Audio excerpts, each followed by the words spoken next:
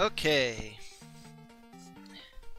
Just about ready to get started now. So this is a speed run of the first two games of the Gold Box series. I'm going to, I call it Pool of Radiance 2-game party continue for now. It's something I've been working on, but I haven't completed a run yet, so this will be a wholly new experience. I've speedrun both games individually, but we're going to do a treat today. We're going to complete Pool of Radiance speedrun, and then continue on with Curse of the Azure Bonds. And this is using the GOG.com downloads for the Gold Box. If you have nostalgia for these games, it is a great thing. It includes the clue book, which is really useful for having the maps and everything. It's got a little program to help you emulate the code wheel if you want to try to translate some of the codes yourself.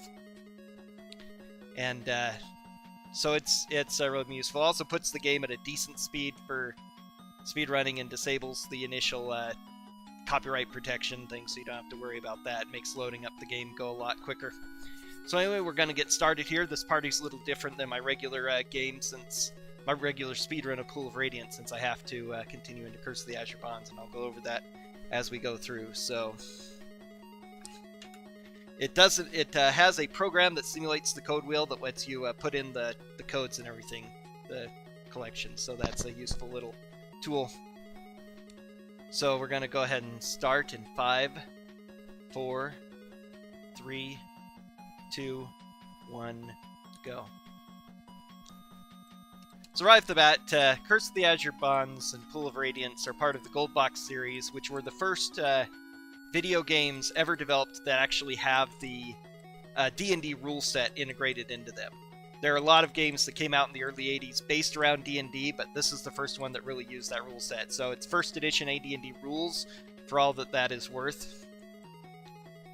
We start out, it takes place in the Forgotten Realms universe near the Dale Lands on the top of the Moon Sea, the north of the Moon Sea, at the city of Flan, which has been taken over by monsters over the centuries, and now humans and other allied races have come to try and claim the thing back. So we're a group of adventurers who've been hired to help retake the city from the forces of the evil Tyranthraxus, who now rules the city with the monsters. So the first thing we have to do is get ourselves equipped for combat, because we start with money but no other equipment. So we're going to buy some short bows, which are relatively cheap for our warriors. I may run out of money, but probably not. I don't need a whole lot.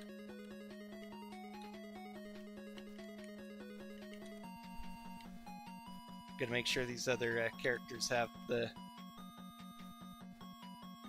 bows first. I haven't tested an initial money route yet with this quite yet, since it's a brand new party, but I did start with a pretty decent amount, so just gonna make sure I have the absolute bare necessities. I can pick up bows and arrows in the place in the slums as well by defeating monsters, so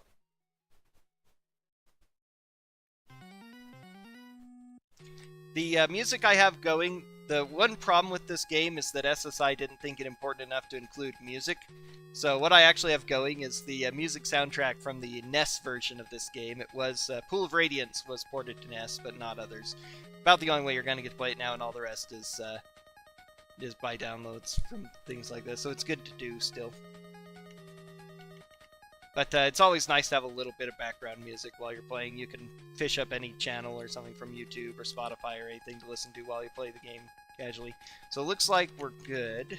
Everybody seems to have had bows and arrows, which is actually unusual. Oh, nope, I did not get armor for it. I forgot that. That's unfortunate. Hopefully I can afford it still. I can. Good. Excellent. So that's actually gonna save me a little bit of time, because I won't have to loot as many arrows and bows from the enemy. So normally I run with a party of 4 fighters and 2 fighter mages and a fighter cleric, because you can only get up to so many levels in the main game. Yes, this game does allow you to modify statistics. The purpose of modifying the statistics is to be able to make the characters just like your favorite D&D characters. However, you can also set them to all 18s, and there's really no reason not to. Because, especially when you're speedrunning, first edition had some really rough rules on it regarding stats. You didn't really get a benefit in most stats until you were at 15 or higher, and the difference between them is pretty extreme. Later editions of D&D fixed that, of course, with streamlining and such of your stat growth and everything, but in early editions, it was all or nothing kind of thing. So, especially for a speedrun where we want to beat up the enemies as quickly as possible, it's best just to go with super high stats. I don't have any thieves because you don't need them, really. There are certain parts of the game where they're useful, but... Oh, I forgot to memorize magic with him, too.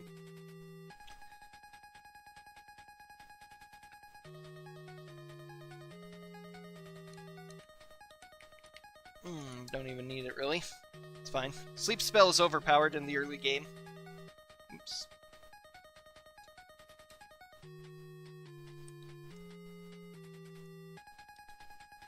It puts enemies to sleep where, according to the rules of this game, they are one-shot. Need to remember where my cleric is in the order. Any attack will one-shot a sleeping or otherwise helpless enemy, so... You don't start with magic missile, but this is just as good.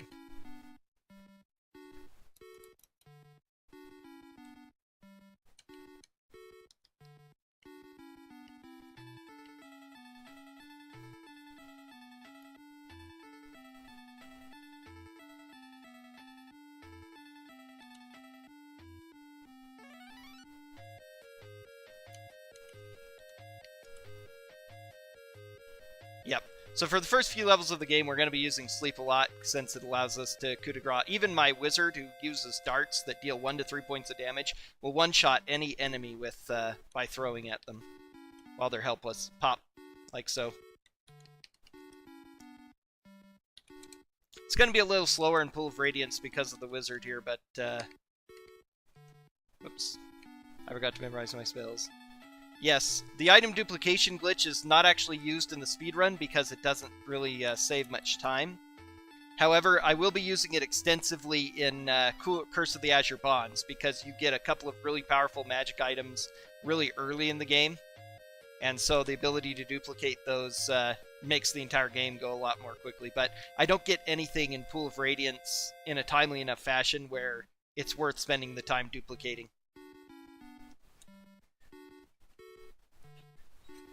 So our first mission, you get various quests in the game, but they don't really... there's no quest log or anything. This is the old-timey games where your quest log was whatever notes you wrote down.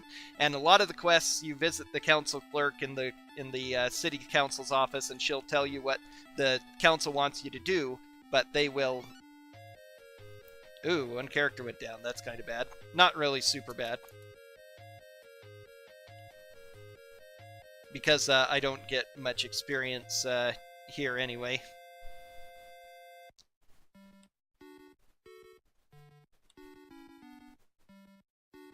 This is just kind of how tough and bad and random the early editions of AD&D can be. But mostly I'm just fighting these encounters because it's part of the quest required to clear out the slums.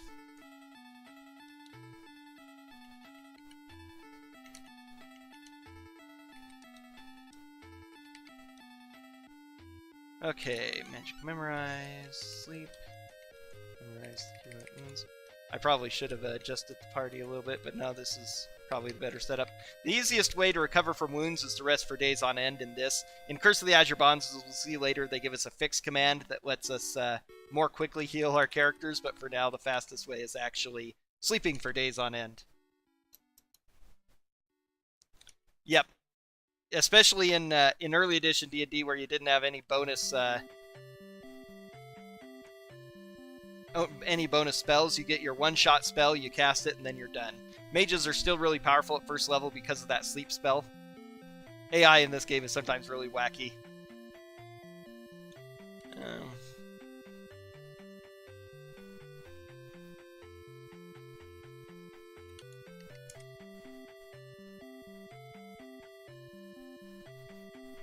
When I first started running this, I did a couple of human cleric mage, but then I eventually found that it isn't really that necessary to do for the speedrun, so I've been running recently on Pool of Radiance with fighter cleric, so everybody could go to battle. It makes it go a little bit quicker, a little bit easier to auto, so I'm forgetting a little bit now that I have to go back to having regular mages that can't rush into combat.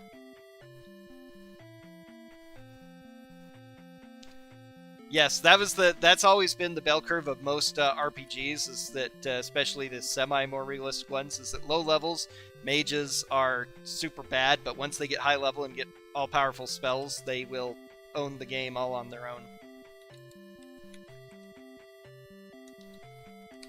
So one of the things I have to do is clear out 15 random encounters, which is what I'm doing here. I wouldn't do this if I didn't need to do it to clear out the quest, because these random encounters aren't worth very much and they take a bit of time, but it's a necessary grind. Clearing out the slums is worth a pretty large amount of experience and doing everything, plus it makes this a safe area to rest in, so I don't have to worry about going to the inn. That's the most important thing. In the slums area, I can rest in any place where I've cleared a set encounter, and I can also rest in anywhere in the slums once I've finished the quest and clear it out.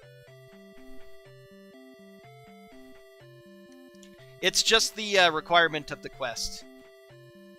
I don't know why they picked 15. They figured it's a good amount of battles to get you used to combat or something.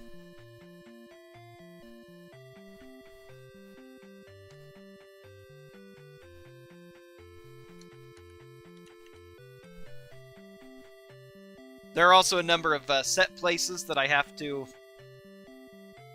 conquer, and I cleared out the first two in order to get to this position. I like doing my encounters right here because of the way the isometric part of the map looks. It's the formations are a little bit weird when you get to areas where things are side by side. So by going up and down here, I basically it's mostly against those goblins. If I go side to side, one of the goblin leaders is far enough away from my party that they'll be able to shoot me with arrows, which I do not want. While if I, in this position up and down, they're all in melee with my main front three fighters, so I can easily take them all out with sleep spells or whatever. I don't have to worry about the arrows. And being this space right here is as soon as I use my sleep spells, I can immediately rest and then use them again for the next encounter. That was a bit of a waste. Oh well. If you aren't familiar with first edition AD&D rules, among the many things that are rough with them is that they are both racist and sexist. Females are worse than males in the sense that they can't get as much maximum strength. So in a normal D&D game, especially rolling normally, it's not a big deal. Even if you're a fighter, it's probably not going to matter too much. You have to get super lucky to get the stats where it matters, but especially when you're min-maxing. Oh, I do have to rest for a few days. Races also have a severe limit to their maximum strength. Only human males can get to an 18,100 strength.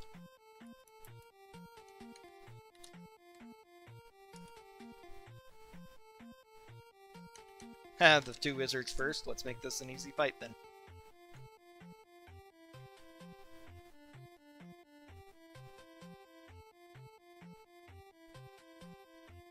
But female non-fighters, since they don't... Human female non-fighters, since they don't reach the strength cap anyway, they're just as good as males. So for my cleric and my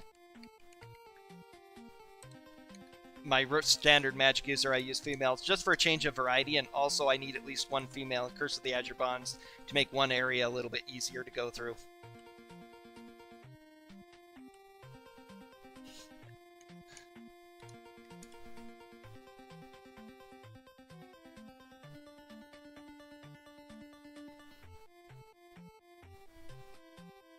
The game has some pretty sophisticated AI, among other things. There is a morale feature. You've seen some of the monsters just vanish. That's when they're surrendering.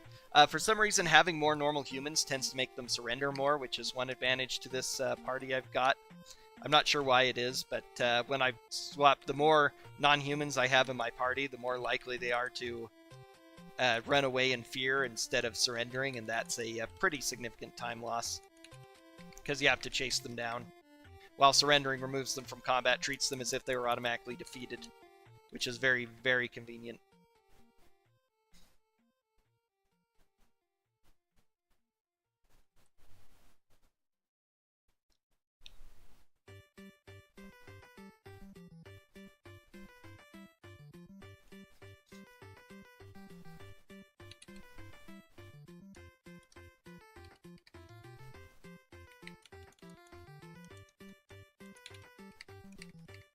I always lose track of how many battles I have, so I just have to go until I go through the down several times, or back and forth through the door several times, and then finally they will...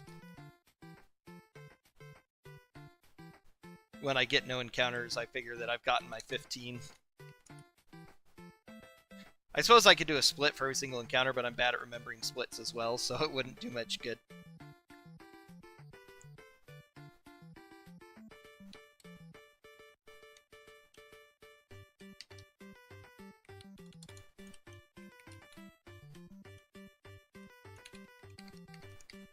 For this game, it runs entirely on keyboard.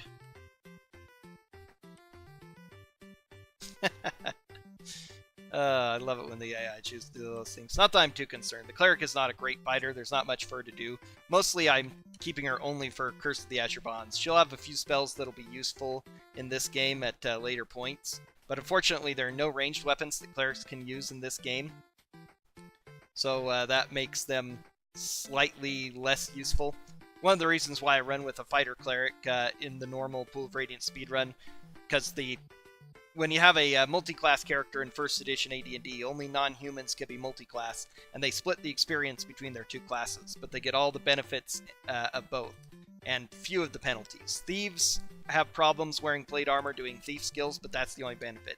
Fighter mages can cast spells in full plate armor, and fighter clerics can use weapons just fine, any weapons, even bladed ones. The later editions of the game restricted you in if you tried to multi-class in a similar fashion.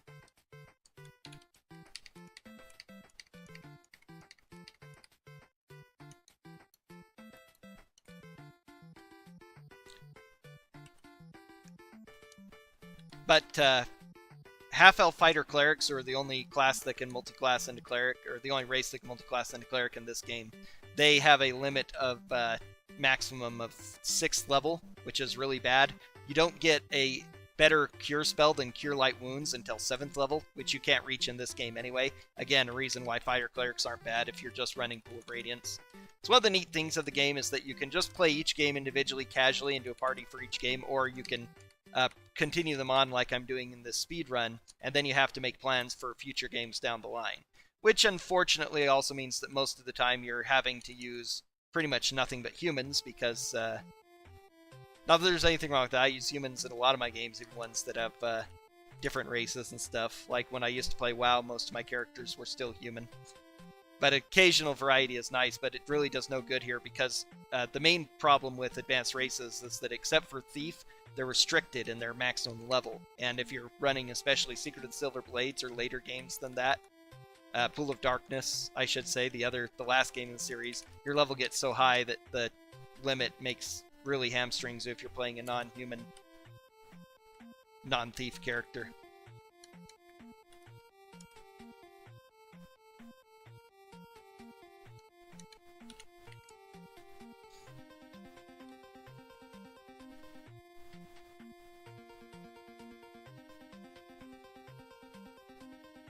Once clerics get up high enough level, they'll be able to cast some pretty impressive spells.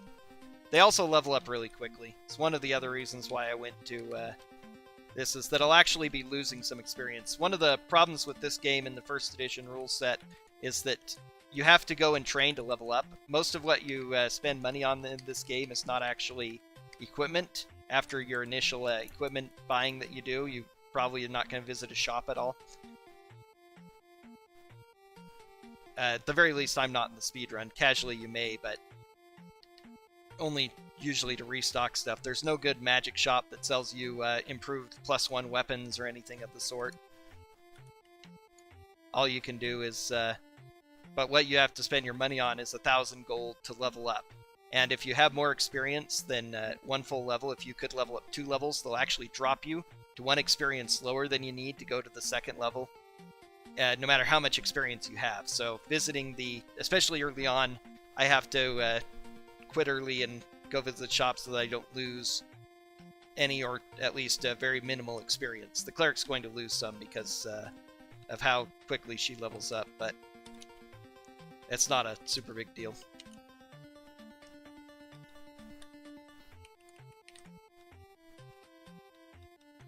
It's a lot smaller loss than it would be having a maximum 6th level cleric in Curse of the Azure Bonds. Almost done with our grinding here, I think. It usually takes me about 18 to 20 minutes to clear out the 15 counters. Which I might have done, it looks like. I'm not getting any more encounters here, so... Okay, now I can do all the set encounters. Here's some orcs we have to fight. No. Again, usually that position is where I've got my fighter cleric, so... I think a bit of mess up there. So these orcs will have the first magical weapons we'll be able to get. We'll be taking these magic broadswords from the cold, dead hands of these orc leaders here.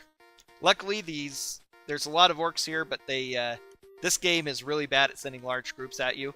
I've never played without modifying my statistics, but I've heard that modifying your statistics actually increases the difficulty level and is what causes so many enemies to appear in a lot of these encounters. Which is probably true. If you level up before coming here and doing the random encounters, they'll actually be higher level as well. So that is something to keep in mind. It's something that I've had to work into my run. But having those advanced stats is far too useful. You could theoretically waste a lot of time rolling until you have perfect stats, and then you don't get the modify bonus before the game starts. But still, I don't think that that's worth the headache of trying to do.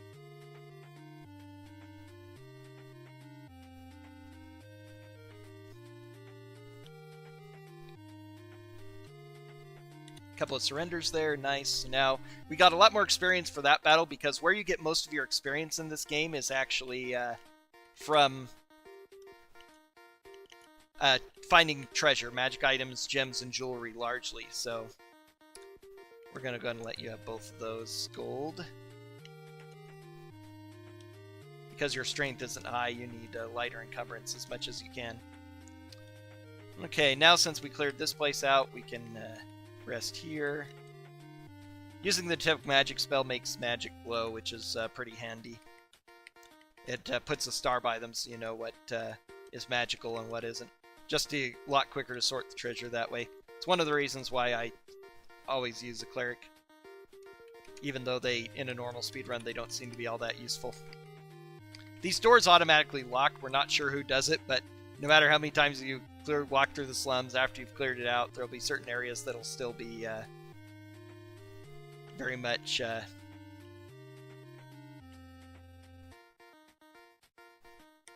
I forgot to join those arrows together. Yeah, starting to run a bit short on arrows. Those are the magic ones. I can drop my normal bow, equip my magic bow, which is going to be increased chance to hit and damage, which is useful, of course. Whoops, that wasn't what I wanted. Oh well. Not a big deal.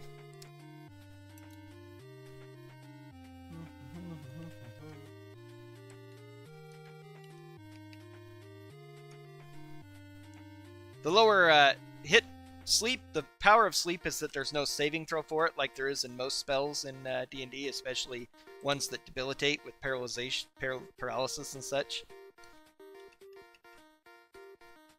It just affects a certain number of hit dice, which is rolled randomly when you cast the spell.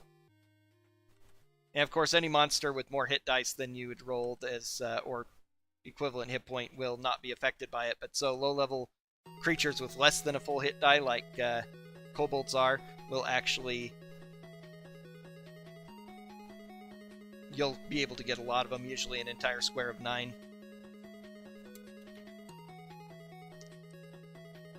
Okay, here are magic bracers for my mage, so she is not a total... Ooh, she's almost used up all her darts already. That's funny. That's because I've been doing auto with her, which I would never do normally.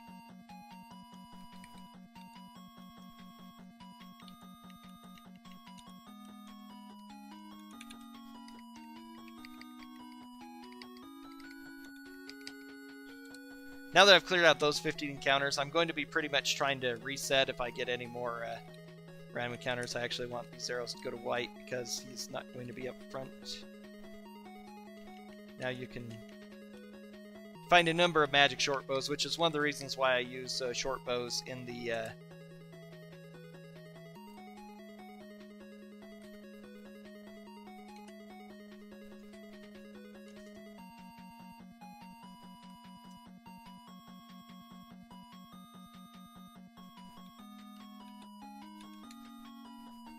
why I buy short bows initially. Hello? Okay, now Blue gets a magic short bow, and Violet gets a magic ring of protection to give her even more armor class. Now with an armor class 1, she's the equivalent of a heavily armored fighter, so... I also dropped that longsword. Okay, didn't use any spells, so I don't need to rest. 2 encounters left here. 3, actually. 3. 2 room areas. This is one of the bigger... The 2 of the last 3 are pretty rough in this area of the slums where I'm going. That was kind of bad. Hello, hello. So, we have this huge horde of orcs here. The only annoying thing is that the archers in the back can shoot at us freely, and there's not a lot we can do about them. Otherwise, this hallway is so congested that their numbers don't do very much for them.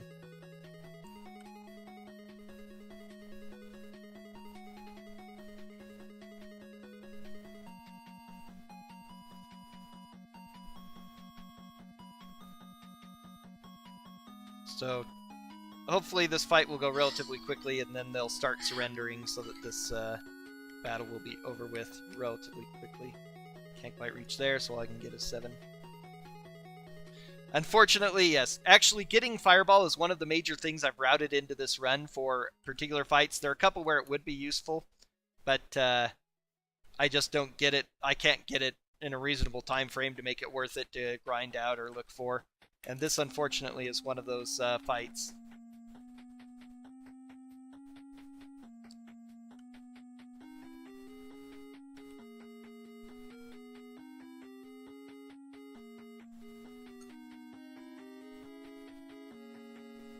Lightning Bolt would also be really useful. You'd take through an entire line of them pretty easily.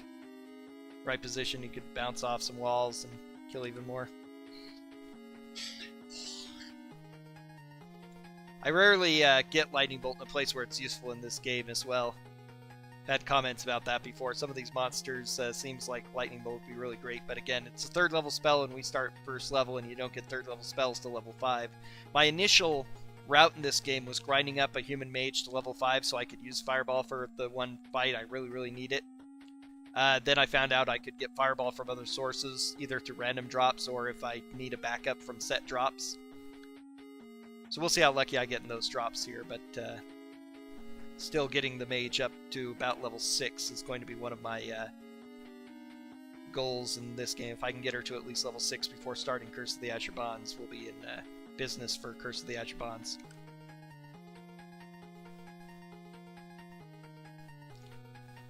Now the Cleric is serving as well because the Cleric has no ranged weapons, so she's rushing into melee and the fighters are hanging back and shooting. I am not going to the Kobold Cavern. It's a pretty big area.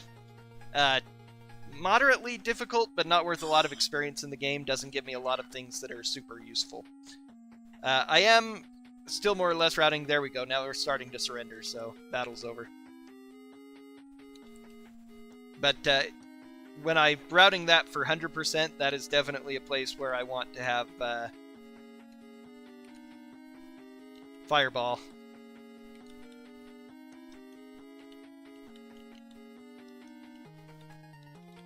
No treasure for doing this, so it wasn't a very big fight. Oh, I need to rest for a few days, though.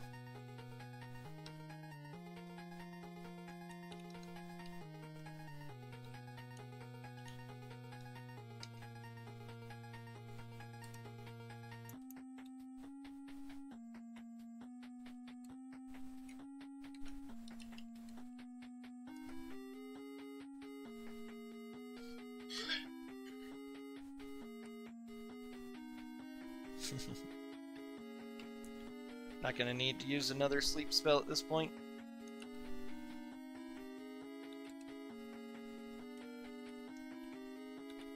I am going to be visiting the shop, I think, at some point to get me some more darts for my mage, since I'm nearly out. That's something I'll have to route in. Forgot to memorize my bless spell. Oh well.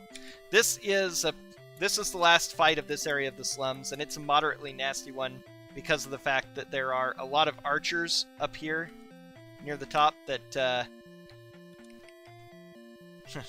gathered in a large collection. Luckily, since I have 2 mages with the sleep spell, I should be able to... Oh, and they all both went first as well. Good. So I should be able to put all of them to sleep so that we'll finish them off quickly and won't have to worry about arrows raining down on us the entire battle. They can kill my mage off, which is only a minor nuisance, but still, you know, slightly rough.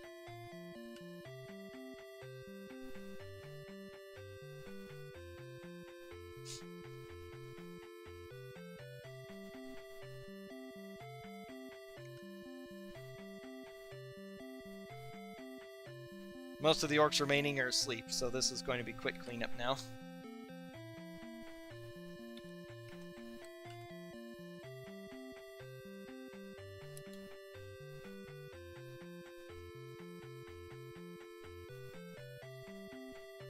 And they've woken up, but now they're surrendering, so...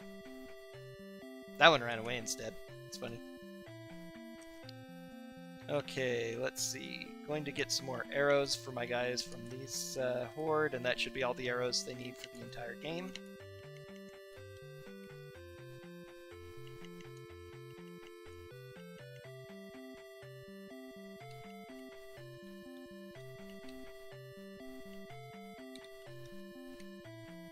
Guys up front have not used up as much arrows, of course.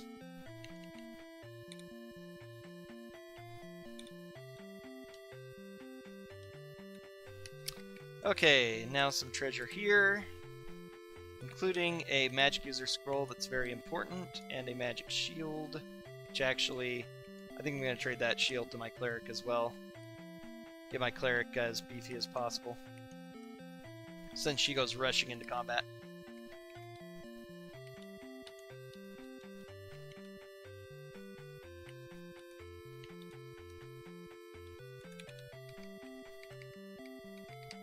Okay, now I'm going to return home and do another quest real quick before coming back, because I have a very, very difficult battle to do. I want as much experience as I can for that. So that's Slums Part 1. First thing, okay, I do need to go buy some darts anyway, so I'll go ahead and do my shopping here. I need to...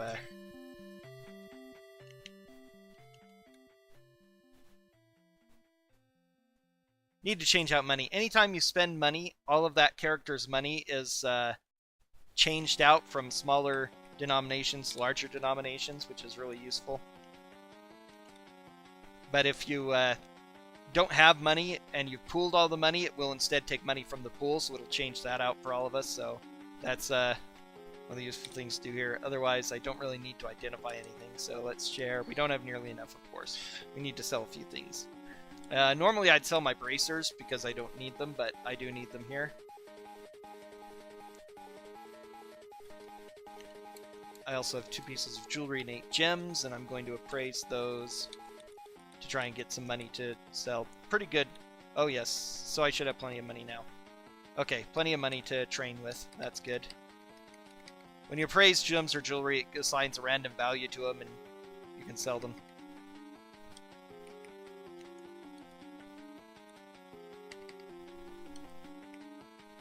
He can't train his magic user yet, but she can. Magic missile. We're going to hire a mercenary. We don't want a robber. A hero. Yes, we want a hero. Hero's going to help us in the next fight. They take a share of experience and money. Hello, hello. But that's not going to be a problem. They're going to be of great use to us.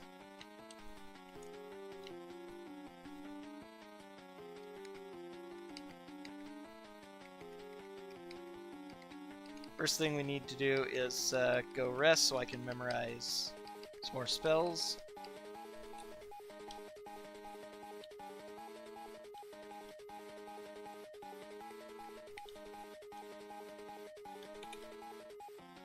I also need to get my hero here. That's going to put him in a prime position for the next battle. Now, I have to take a ship to So-Called Keep. This is one of the first quests. It's technically the second one. I should complete slums first, but I'm going to do it here. So no ships are going out because So-Called Keep is a lighthouse on an island just off the coast of the city. And there's a ghost here that is bothering people.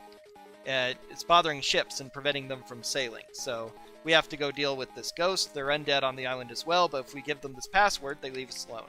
The password's in runes on a in the main area here.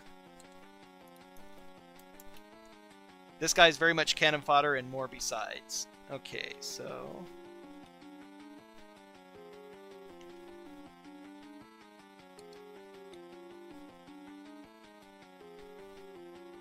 This is a very big room. I would love to have Fireball for this room, but it's way too early to be able to go get a Fireball for it, unfortunately. A lot of orcs here. These orc archers in the middle messing things up. Not only are they shooting at me, they're preventing several of the orcs from coming, which is a bit of a problem. So this hero is going to be cannon fodder, rush forward, soak a few things. This is quite a large enemy army. Good, I didn't get attacked. If you run away from an enemy in melee combat with you, they do get a chance to auto-attack you. But my mage needs to be out of there and not be in melee combat, because that'll be very bad.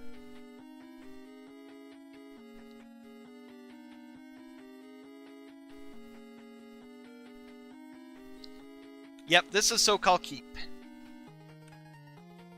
I say, this force, Tyrantthraxis, has already heard of us taking out a lot of the enemies in the slums and has sent these minions to deal with us here on the keep. This is the only battle we have to do on the keep, luckily. It's a very big battle. Yep, as they call it in later editions of D&D, the attack of opportunity. It was a pretty big thing because this kind of tactical combat, with the intricacies of it, was extremely rare for a game at the time. And the system was so successful, they used it in the first Gold Box games, of Pool of Radiance through Pools of Darkness. They did two later editions in the same world, the Savage Frontier, which is also part of the RPG collection from GOG.com. And then they did some 3 games in the Dragonlance universe, the Kryn series. Champions of Kryn, Death Knights of Kryn, something else of Kryn. I can't remember them. I've never played those ones, so I'm thinking about picking them up and learning to speedrun them as well once I've played them casually.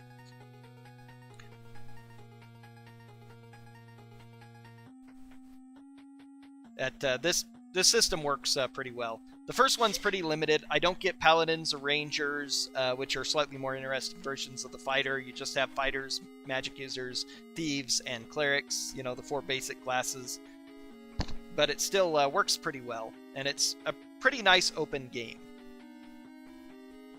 You actually don't need to do anything to finish this game.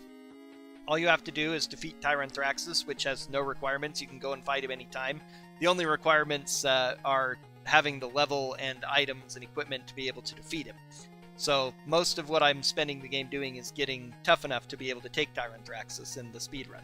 But there's a lot you can do in this game. I've been looking at the 100% doing all quests version of speedrunning the game, and that would take probably at least 8 to 10 hours. You play it casually, you can sink 20, 30, 40 hours in this easily. Okay, Champions, Death Knights, and Dark Queen, right? Is that them? Yeah. Okay, now we're in position to cast a sleep spell. Let's see, perfect. Might not get all 8 because Hobgoblins have a lot of hit points and therefore soak up a lot of sleep. Oh, I did get all 8. That's really useful.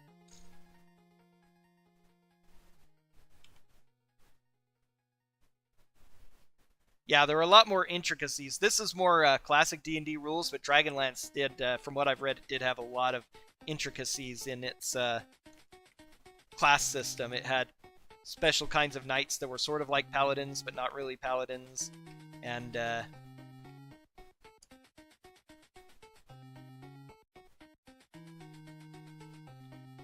couple of other things besides. The different mages, different clerics, depending on their god type as well, I believe, or some such thing. I really do want to check it out at some point. Even just experimenting with that casually should be pretty fun. I'd never even heard of it until I started speedrunning this, and people were asking about it. I'm like, Crin series? For some reason, I just never saw it when I was a kid, but I was really young when this game came out. Let's see. Let's take out some of these sleepers.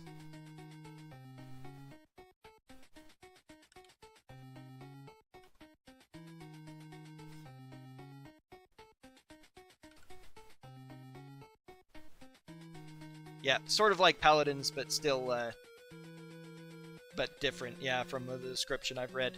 Different enough to make them definitely, you know, not just, oh, paladins by another name. Apparently the first game didn't let you do paladins either, but you could do those knights, but then later games gave you the choice between paladins or the Slumnik knights.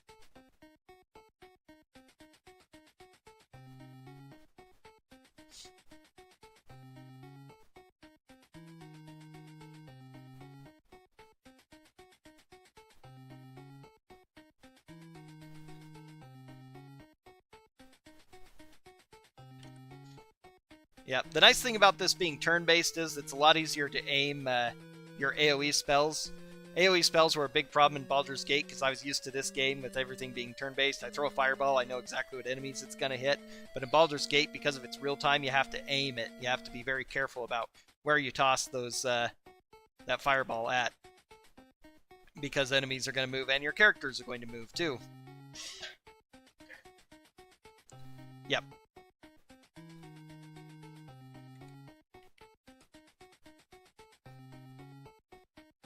Okay, the enemy archers have run out of arrows. That's good. So that means that we should have been clearing out enough of them that soon they're going to start surrendering. Yep. There aren't too many areas where Lightning Bolt is useful in Pool of Radiance, at least when I can possibly get it. There's a bunch of other spells I need to get first, but Lightning Bolt has a lot of uses. Gog Warding. Gog Warding, David DKI.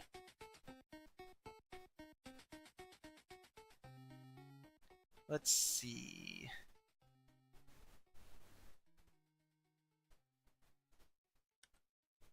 Yep, the surrender has started. This is very good.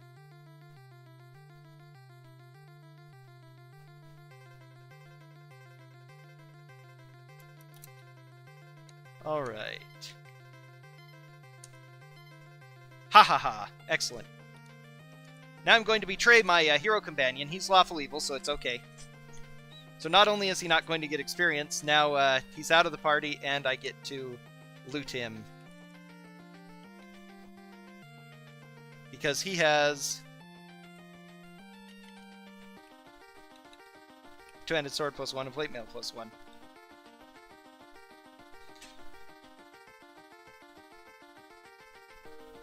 Yep, that is very true.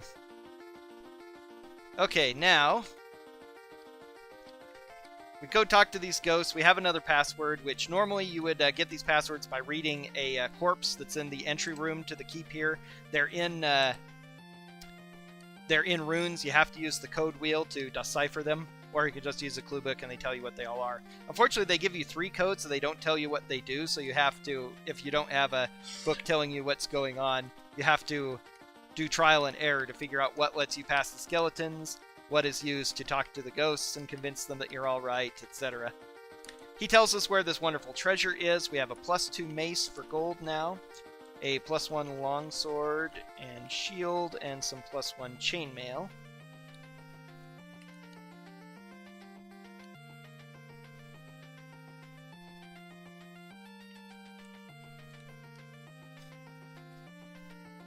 Oh yeah, shield I need to get rid of.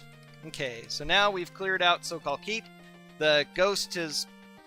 We've told him that the humans are taking back the city, so he says he doesn't need to bother shipping anymore, so he's going to leave it alone. So now ships can go out to other places. This is the only semi-required quest in the game that requires you to do something before doing anything else. You can't leave the city in the boat or go to any of the other areas until you have cleared out this area.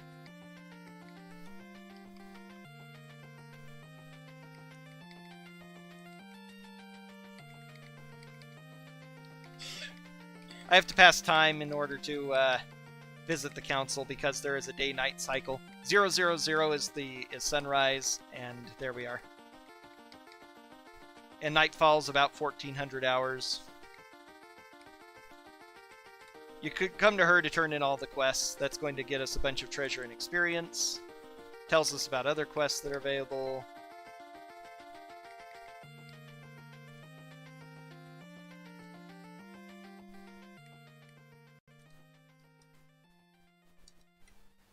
Okay, still enough to level up, which is fine.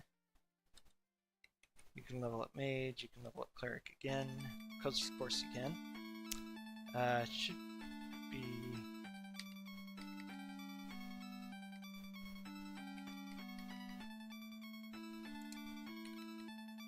oh, I do need one, but not quite yet.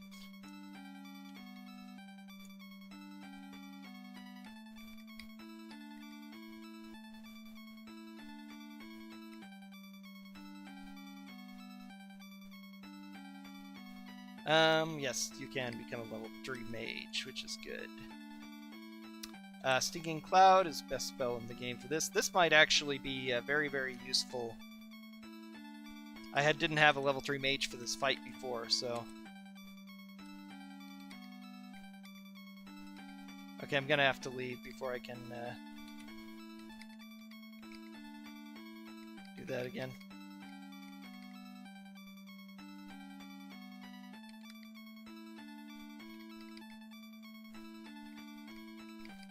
Okay, I need to hire another hero for this fight. Oh, darn. Nope.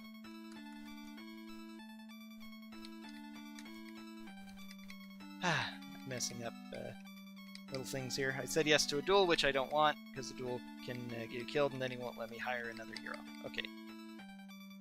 Duel puts you against an exact copy of you, which is generally bad. Acolyte. Now, the names of these characters is their class and level. No one who wants to join me. That's unfortunate. Back in first edition D&D, characters had different titles for the level that they were and their class. So a 4th level fighter is called a hero.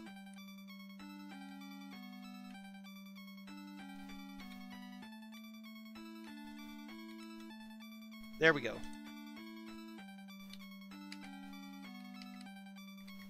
So Evoker, Thurgist. If you have the old first edition AD&D player's handbook around, you can see exactly what somebody is. It is unusual to speedrun longer games, definitely. You have to have a certain kind of idea to do it. I've really enjoyed RPGs, so even though they're long, I really enjoy playing them and even speedrunning them. And the fact that you can speedrun them to such a degree is pretty useful.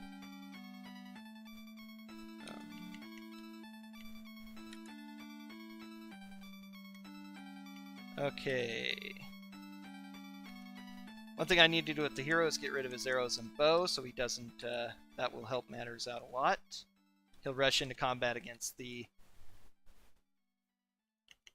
guys for me. You can memorize. Now I can hold person as well, which will be useful. Okay, rest for a few days. Nope, this game is going to finish in about an hour and a half, and then it's going to be about 2.5 hours for Curse of the Azure Bonds. A little bit more than an hour and a half, probably, but...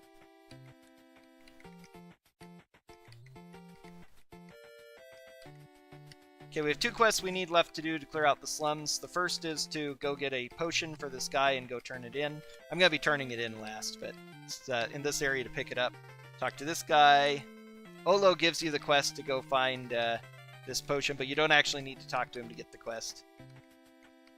Now I have to make it through the maze to go find the trolls.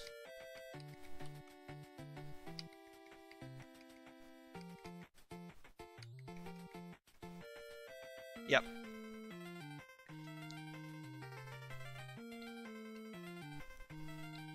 The kind of, the best, let's see. I need to alter the order. Set hero at... very top is fine, actually. Okay.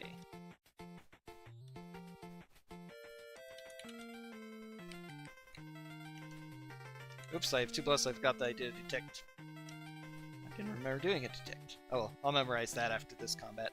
Okay, here we go. This is one of the toughest fights in the game relative to the level where you're able to do it. You stay there for now.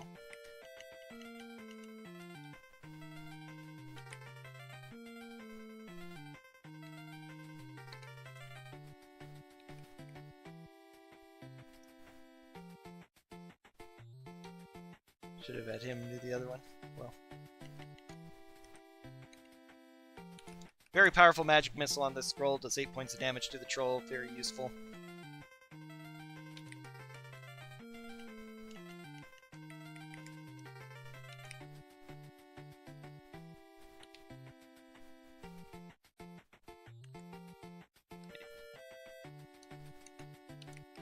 Trolls regenerate. They have a lot of hit points, really good armor class, and they will actually regenerate to stand up if you don't kill them with fire, which is a lot more difficult than you think it would be.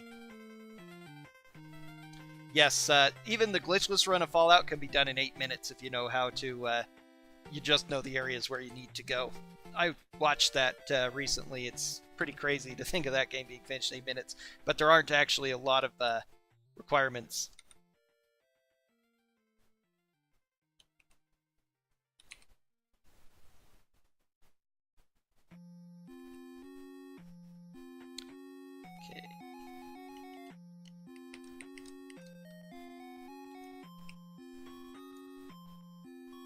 Awesome. That's 2 trolls down. If you stand where the troll is, they won't be able to stand up, though, which is the very convenient thing.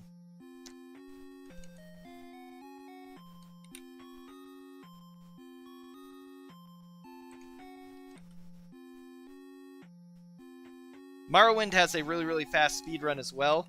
The main reason for that is...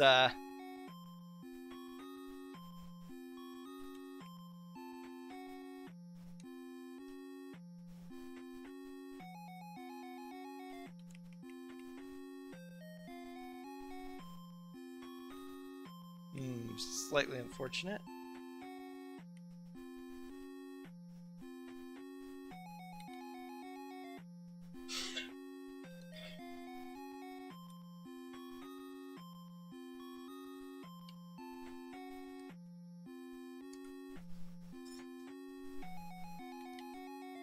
Good.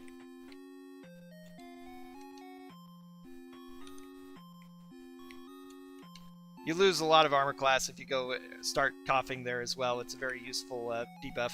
Chokes and gags, unfortunately. Not a super big deal, though.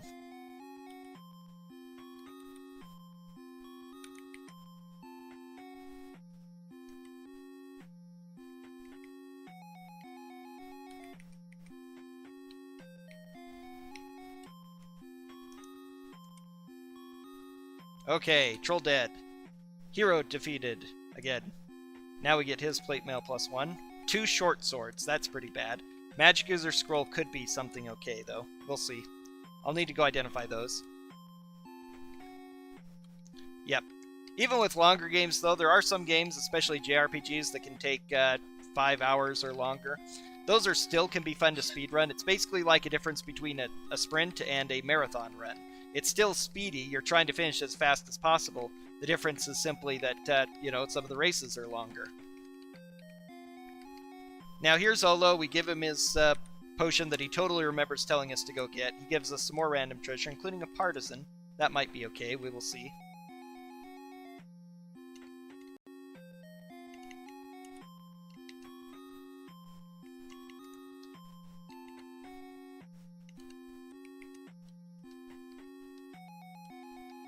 And now, once we turn in this quest, we can use the slums as our personal inn. We can rest anywhere in the slums without problem. We can also travel through the slums without worrying about any encounters. Although, once again, it's actually close to night, so I'm going to go rest somewhere else. Let's see.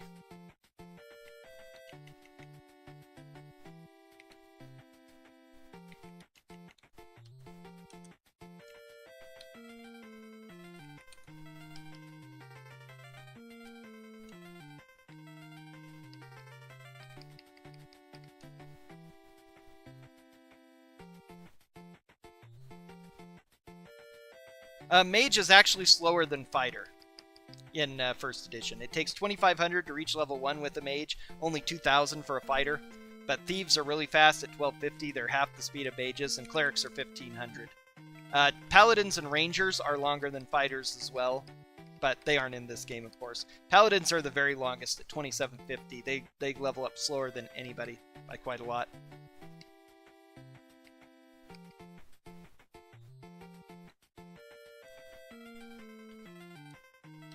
Okay, so now we've cleared out the slums. This guy gives us a quest to find his family treasure. We're going to, but we're going to keep it because he's evil. We are very evil to evil people in this game, if you haven't noticed. Okay, Magic User Scroll. I'll need to find out what that does. I'll need to check out these short swords. You don't need to identify an item. Yeah, just +1 short swords are pretty useless, but they're worth selling. How about the Partisan? If it's +2, that makes it valuable. It's +2. Okay. Let's go ahead and trade this to blue then. Let him have the +2 shield. Yep.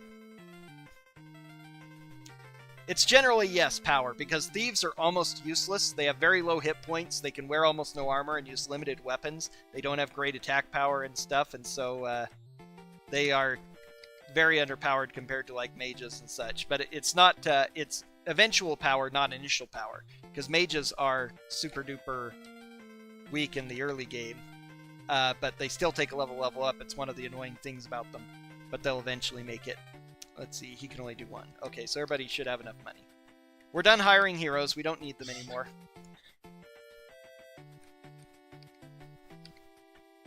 I don't think I can train my mage yet, actually. Yeah, I'm 1,000 short. That's okay.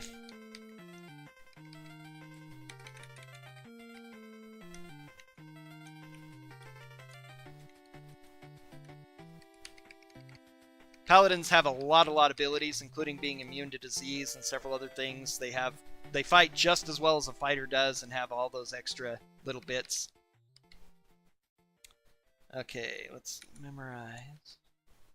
You're the only one who can do a new spell. 2 new spells. A new Cure Light Wounds, and another Hold Person.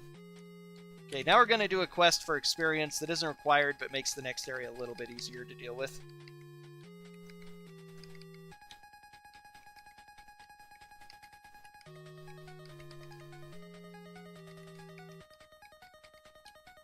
Going to be saving because I don't want encounters if I get in any encounters, because they're slow and don't reward very much at all. It's faster just to reload. Okay, this is a set encounter, this lizard man and his pet lizards.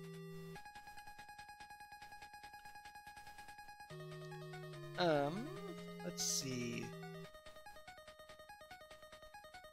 Nah, I'm not going to bother casting. I'm just going to let my fighters deal with these guys.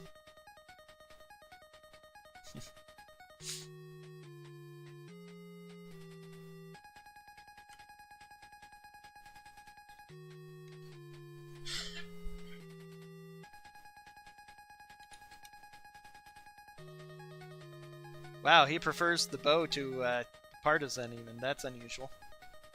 Usually if they have a +2 weapon, that makes them prefer to charge into melee.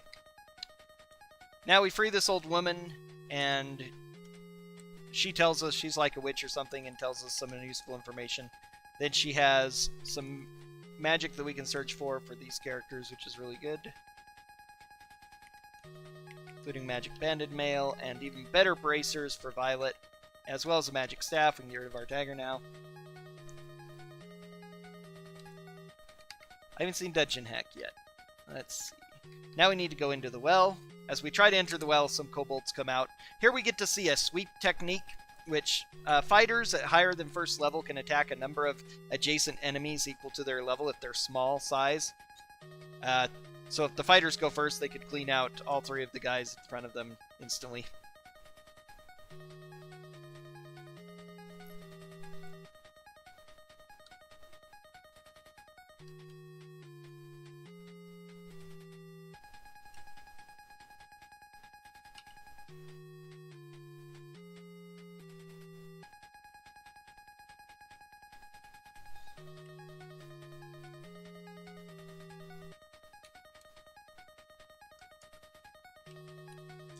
Okay, now we climb down the well. As we come out, kobolds will shoot at us. They might do some damage to some of us, but they didn't. Now we have to fight the bandit leader here. And once we do, we'll have cleared out Kuto's well and done another quest. He wants us to surrender, which would he'd just kick us out after taking some of our money. We don't want that. Gonna sleep some of these kobolds. Oh, a couple lizard men as well. That's actually handy.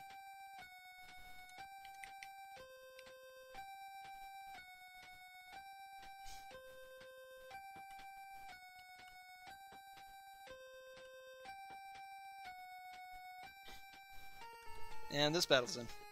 This is indeed based on first edition D&D, with a couple of twists to it. One of the neat things is you don't die in this game if you reach 0 hit points, you go unconscious. Well, this game does not have a record yet. Well, technically doesn't, because I have a record on Pool of Radiance, but I'm not going to be reaching it because I'm continuing on to the other game. This is a special speedrun I've been playing with, but haven't done a full run of yet, so we're witnessing history here. But I want to complete it as fast as possible. Getting pretty good luck so far. I can now rest down here without any issues, so I'm going to do so. Let's see what's next. The pyramid. I'm just going to do magic missile.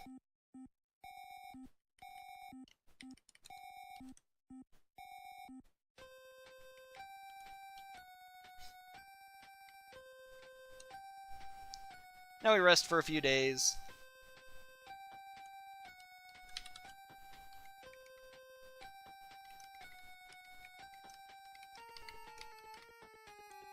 Climb back up the well. Need to save because I can still get some encounters I don't want. If monsters surprise me, they will usually attack. Once you clear out the bandit chief and finish the quest, most of the monsters in Kuto's well will avoid you, but there will still be some that will attack, unlike slums, where once you kill all the monsters, there are none left and they never regenerate.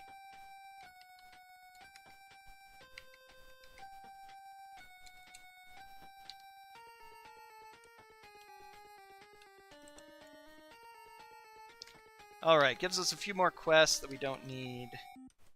I need to find out what that spell is, though. I keep forgetting to check it.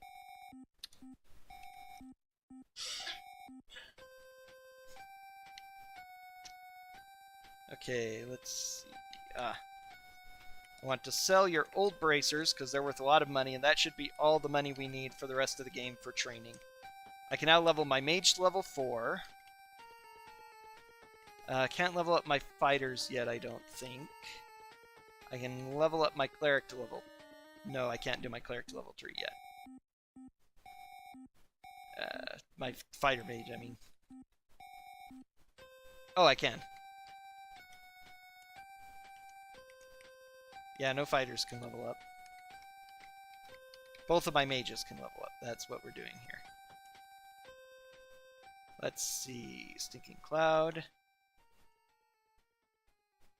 It doesn't matter what I get, really, because I don't use any other second level spells except Thinking Cloud.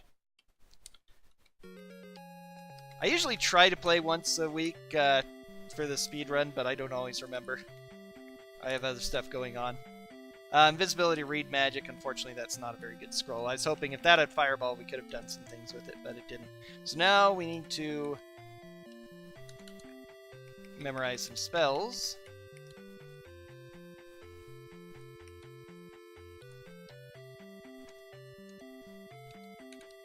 And now we're going to go do a high experience, easy mission outside Yarash's pyramid. You're not intended to come here for quite a while, but it isn't that hard of a quest, and it's worth a lot of experience as well as a lot of good random treasure. Well, could be good random treasure. We hope so. Again, saving because we don't want encounters if we can avoid them. Now, Yarash is polluting the pyramid. You're surprised by a group of bandits. No, we don't want that. Sorry.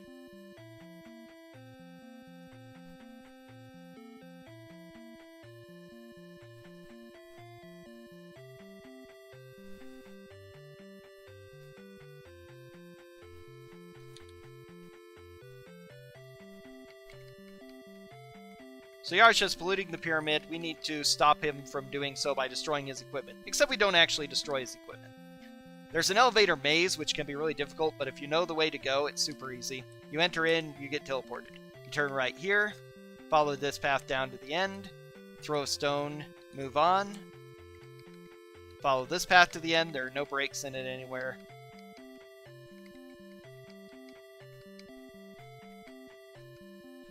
Throw a stone, move on. Here, throw a stone, move on. And here's a point where you need to use your translation of these runes with the rune wheel. You have to say knock knock, otherwise you get insta-killed. A boss comes out and just kills you if you don't enter the right password. It's really crazy. So here's the equipment. We are going to move away quickly and not destroy it because we actually don't need to. Save the game, just in case. Cast Bless.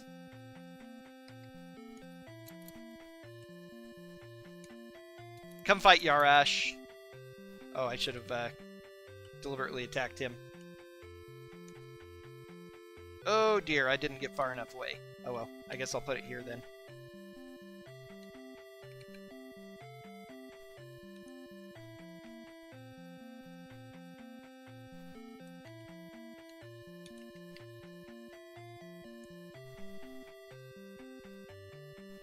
First edition rules of AD&D are really horrible. The later editions did a much better job of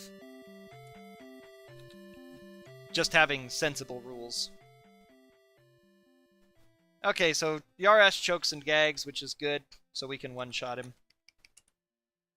I need to change out his arrows too, forgot about that.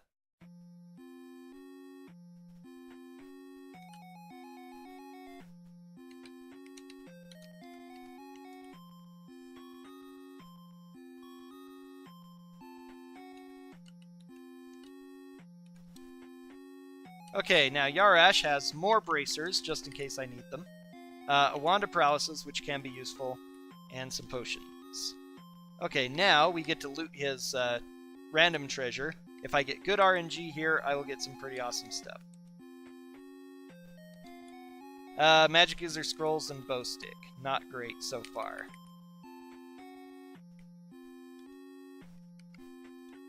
Now I change it to silver. There are 3 different rooms, gold, silver, and copper. A long sword, leather armor, and a javelin are not that great. Change it to gold. And two-handed sword, broadsword, and potion. Nothing super duper great. So, no necklace of missiles, which breaks the game.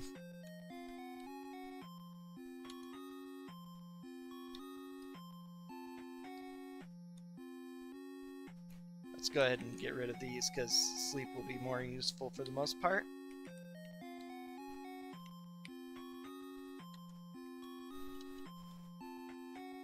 It actually gives a random necklace of missiles is badly named. It actually gives an infinite amount of fireballs. There's one in the game that's set. It has charges, but if you find, I have in my previous speedrun, which broke my world record entirely, my PB or world record. I'm the only one who runs this, so it's all the same, world record, PB. But I finished 15 minutes earlier than I did before because of the fact that I found an necklace of missiles and could just fireball everything. So now with the potion, because we defeated Yarash, the river has gone back to normal. Whoops, I don't want to go back in.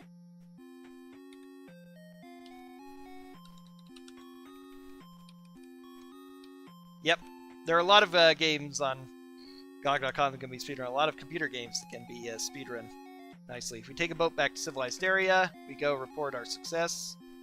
Oh yeah, we need to do this too. Well, I wanted to look at stuff anyway, so.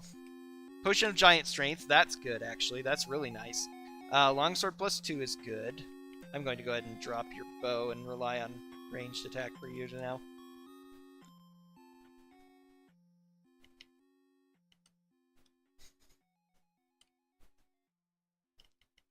Bow stick is +1, which is trash.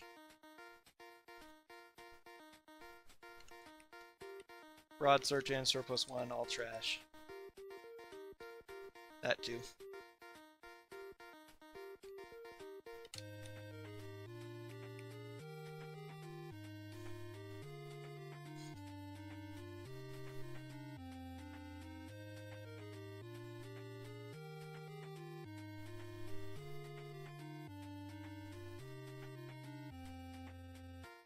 Okay.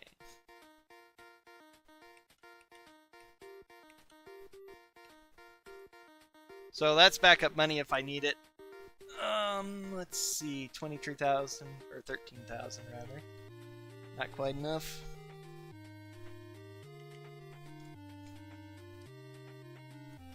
Oops.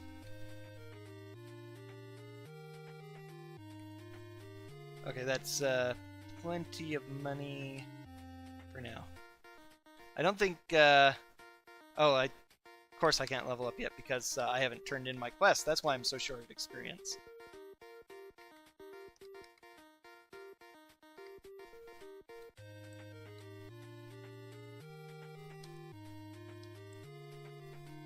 We're going to accept this quest for a bit of experience, but not take the stuff because it's not useful. If they want us to clear out the graveyard, we're never going to go there because that's the worst place in the any % speedrun.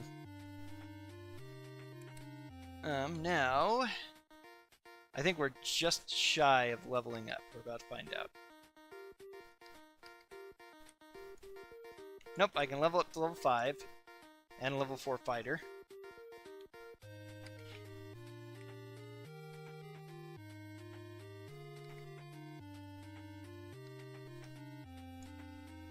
Can train to become a level 5 cleric.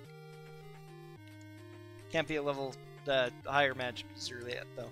Okay. Now, I need to go collect some magic items that will allow me to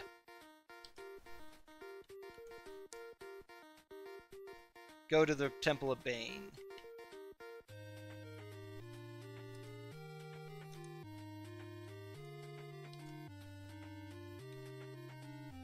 Oh, yes.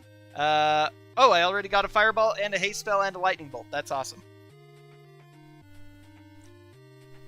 So I don't need to go, actually.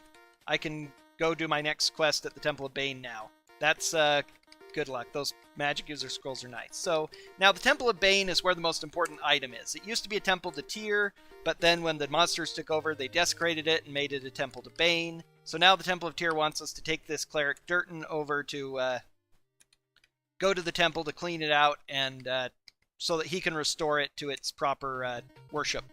And so we're not going to betray him. He's going to be a handy companion, and I totally went the wrong way.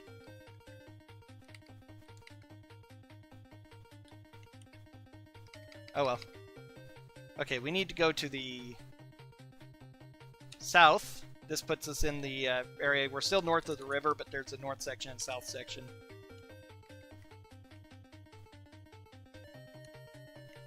Durton's going to cast a bless spell for us. We only need to do 2 fights to clear out this area and make it totally safe, so this is one of them.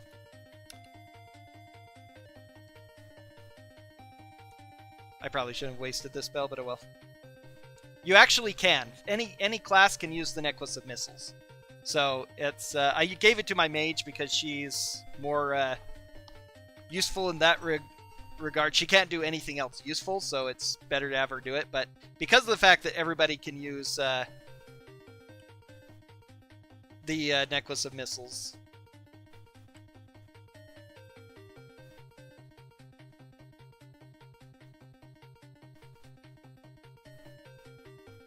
yeah, he used prayer. Oh well. I have my own prayer, so it's not as big a deal.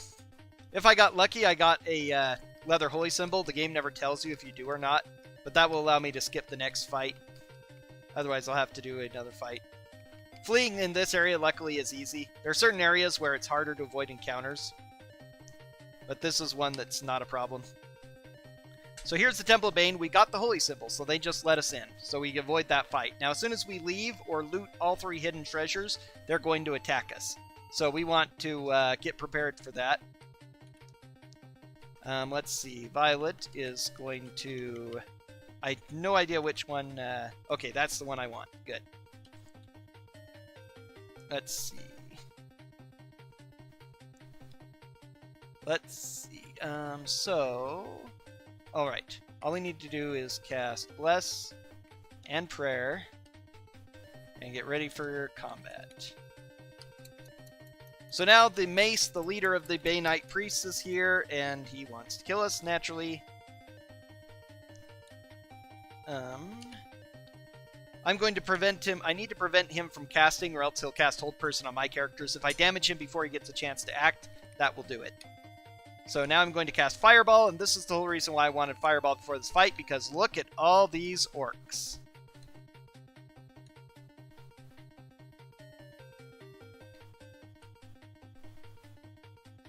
And check this out. Unfortunately, you can't get, unless you're super duper lucky with a couple of other drops, you can't get a Fireball spell early enough in the game for those other big fights, but you can here, and that makes this go a lot faster.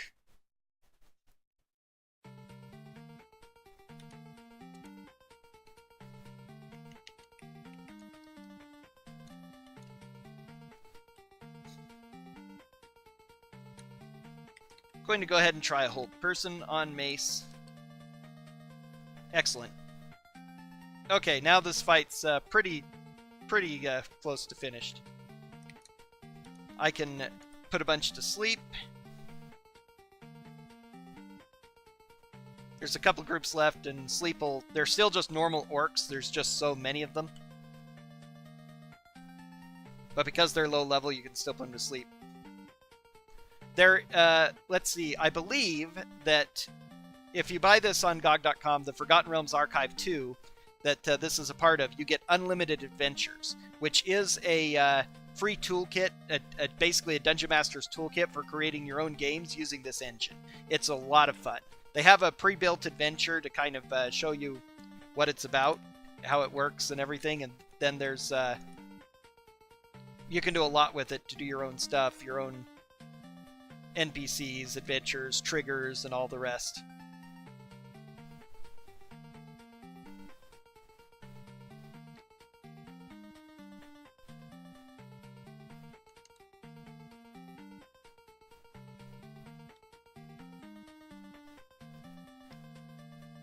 Yep, these ones are already sleeping. Okay, and that's that battle. There's a magic mace here. I don't really care about it, though. Durton leaves. He says, thanks. Now I can finish my work of taking care of this place. Adios. We get another good magic user scroll with another fireball on it that I can use. I'm probably not going to, but just in case. Now, this is the whole reason I come here, because there's a particular magic item here called the Dust of Disappearance, as well as a wand of magic missiles that my wizard can use freely to do some damage. And this will make the end fight totally easy. Without it, the end fight's really, really tough, but this definitely is... If you want to play casually without cheesing out the ending, don't worry about the Dust of Disappearance. Otherwise, take the easy way out and grab it, because it is awesome. You're about to see just what it does in just a couple of minutes here.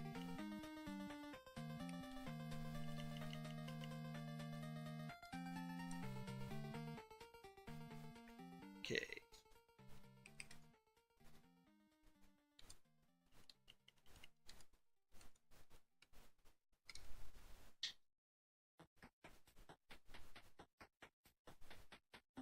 I'm not sure if you can add your own assets or not. I was never all that skilled at doing things like that. You probably can, especially since it's or could find guides online to do a little bit more hacking with it, since it's a pretty, you know, primitive computer game.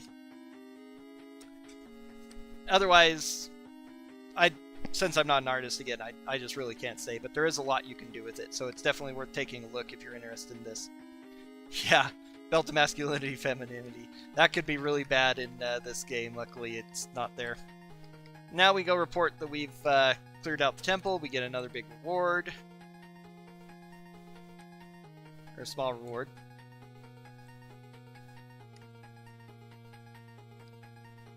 Okay, let's see. I don't think that I can level again right now in any way that's important. So it's just going to be on to the end game. I have pretty much all the levels that I need. Let's see. Giant strength and speed, so now I can give a giant strength and speed to blue. Disappearance. Don't think I really need to memorize anything else. That and that, just for the sake of it. Share. Just shy of being able to level mage. It's kind of but whatever. Not a big deal. I didn't find a way. Okay.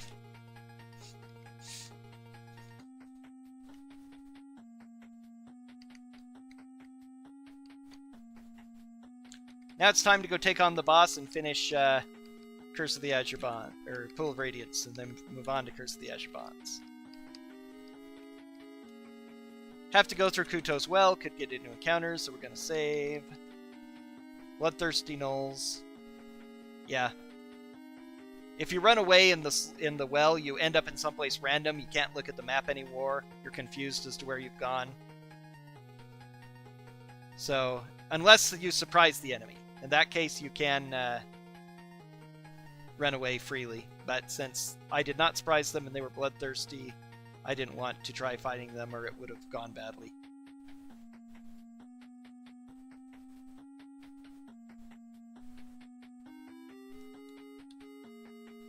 Yep. I've largely memorized the places I go in this game, but oh god. That's incredible. Walk through immediately, bloodthirsty kobolds. The worst part about this RNG is not only is it bad RNG that I'm fighting guys who want to fight, but since I've cleared out Kuto's Well, they're supposed to be less common. But, there is a nice little area map in the game which you can use when you're first learning it and everything. I generally don't need it anymore for most of the areas I go through. But you lose that auto map if you flee in this area, so it's a really bad thing. Surprise party of lizard men, so we can flee, but the monsters flee. Surprise party of gnolls. I'm going to save it after that. Too many encounters. Okay, we are going to disguise the party as monsters. In Poldo Plaza, where there's an auction going on for a magic item, we're supposed to go attend it, pretending to be monsters. We don't. This guy sells us a wagon for 250 gold so that we can sneak into the castle. These bugbears, we bribe them and they let us through. And voila, we've entered the castle. Now we get another disguise for the third place in a row. We're nice to these laundry ladies. They dress up as monsters. And now we'll avoid combat.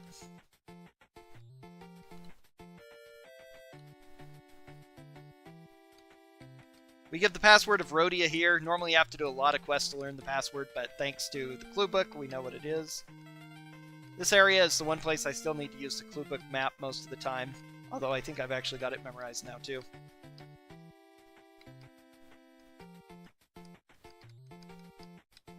Amazing. Whoops, went too far there. Okay, now we come through here. This is the secret wall. We go up these stairs. We don't go down these stairs. Instead, we turn to the left and go up these stairs. Then we turn over here, and voila. The last two fights in the game are right here. We'll be able to cast Prayer. We'll be able to cast Bless. Let's see. View items. We're actually going to cast Haste. Maybe I should have kept it for memorizing, but oh well.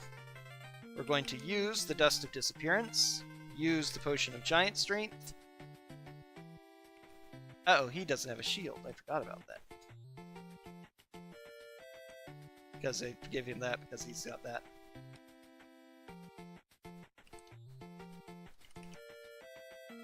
Okay, save the game just in case, but these fights are easy. I'm just neurotic, so I always want to save. So we meet in, Tyrantthraxis throws his guards at us. We are fighting 12 guards that are 8th level fighters with 87 hit points. We are 5th level fighters with 50-ish hit points. This is a relatively unfair thing, but we have used the wonderful, wonderful Dust of Disappearance.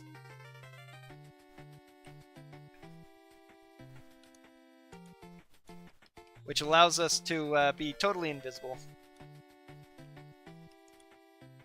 And since they can't see us, they can't even walk up and attack us. If they're next to us, they will see us and can fight, but their allies cannot see us, so they won't move up into combat. We throw some stinking clouds out, and these 87 hit point fighters are instantly choking and gagging, so they'll be one shot.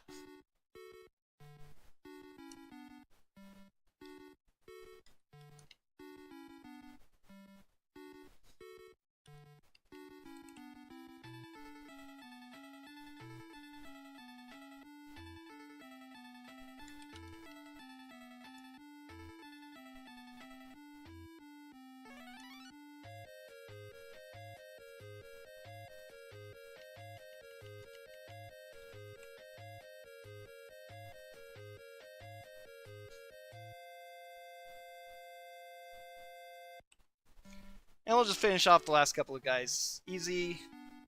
With our haste spells, giant strength things, and wands of magic missiles, we do enough damage to blow through these guys. 8,000 experience for that. Now, they all have +2 plate mail and +2 two-handed sword, so we're going to take those for beating up the dragon with. As well as +3 rings of protection, but they're not actually useful.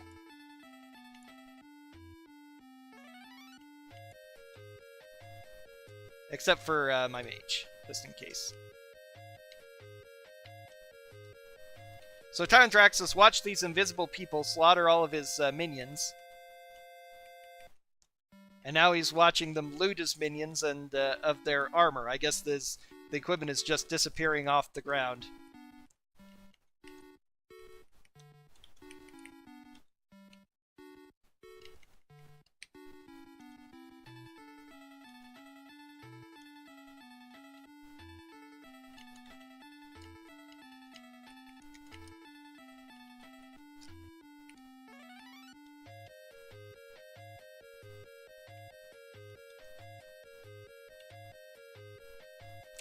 So now Tyrantthraxis offers us to join him. Each character has to choose individually, and anyone who chooses to join Tyrantthraxis is actually added to his party. Now he's in the body of a big bronze dragon, and he wants to breathe lightning at us, but because of the way targeting rules work, he can't target us because we're invisible, so he wastes his turn. And with that, he's dead. Mortally wounded, the dragon roars, the spirit of Tyrantthraxis flares up from the dragon's body. Fools, you but slain the body I possessed. I cannot be defeated. With the power of the Pool of Radiance, which I moved here, to my lair, I will still rule by possessing one of you. I can't skip this deck, so I always just quote it. The next one goes by too fast to read, though, as Bane pulls him through the pool, and he's like, no, don't do it, Bane. I have not failed. Now we return home. The first thing we're actually going to do is go train, because we got a lot of experience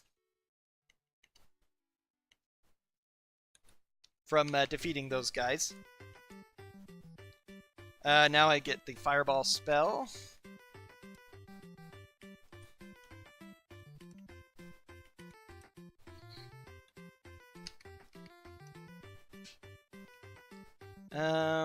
You still have the money? You don't. I need to get a bit of money real quick. Selling these other bracers. Full share. Okay, now we have enough, well, not quite. Let's go ahead and appraise and get him some more money. Okay, good. Now he has enough. Yes, share.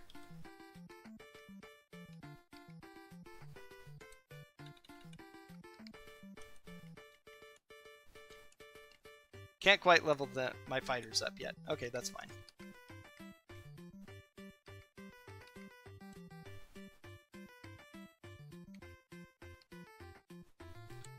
Okay, we freed them. 45,000 experience for this. Yay, that's the end of Pool of Radiance.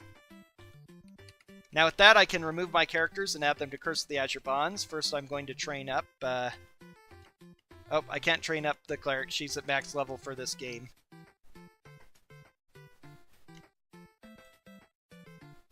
Okay, now I'm going to get a haste spell. Oh, I can go Scribe Lightning Bolt real fast, too. Since I have a Lightning Bolt scroll, that's useful. I'm going to go do that. That'll be worth doing. White can train to be level 5 and pick up his own Fireball spell.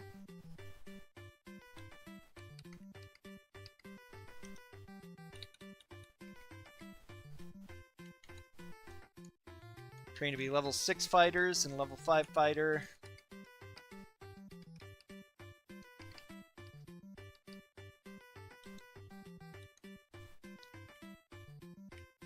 I should have scribed something else with him since I have another Fireball spell. I forgot about it. Oh well.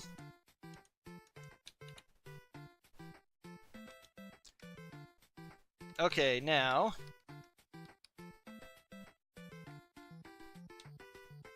I will remove my party members.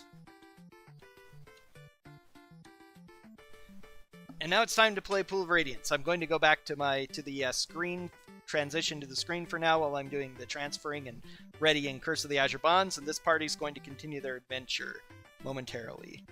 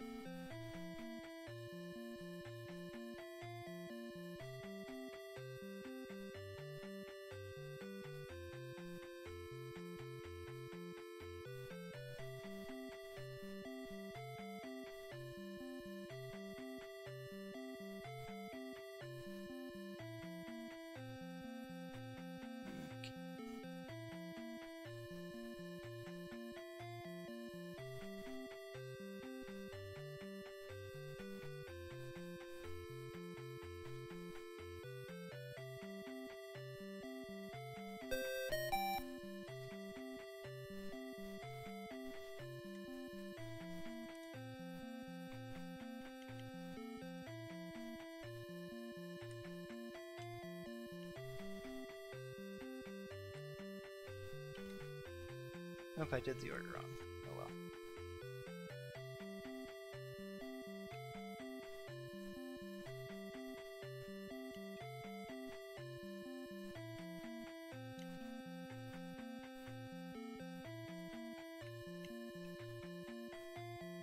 Okay.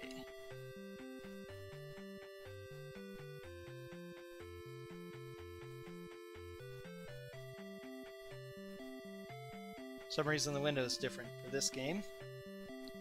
Okay. Yes, now we are going to Curse of the Azure Bonds.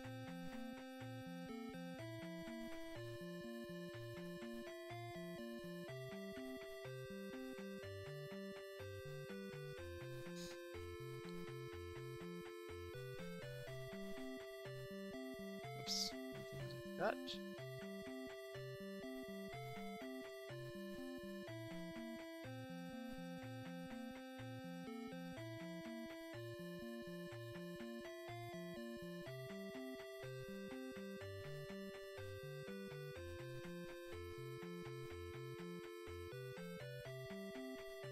I have to get all my windows in the right places. Okay. So now, after freeing Flan, we've gone adventuring around the Dale Lands, and we have found that we've suddenly awoken in Tilverton. We've been stripped of all our gear, and we've been left in this inn with some money.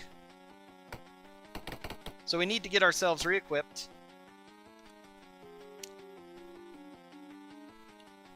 And I put the party in the wrong order, so this is going to be slightly tricky.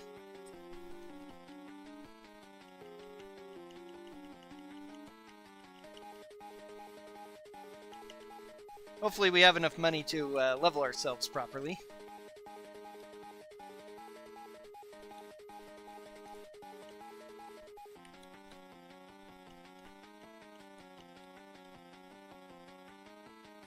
Oops.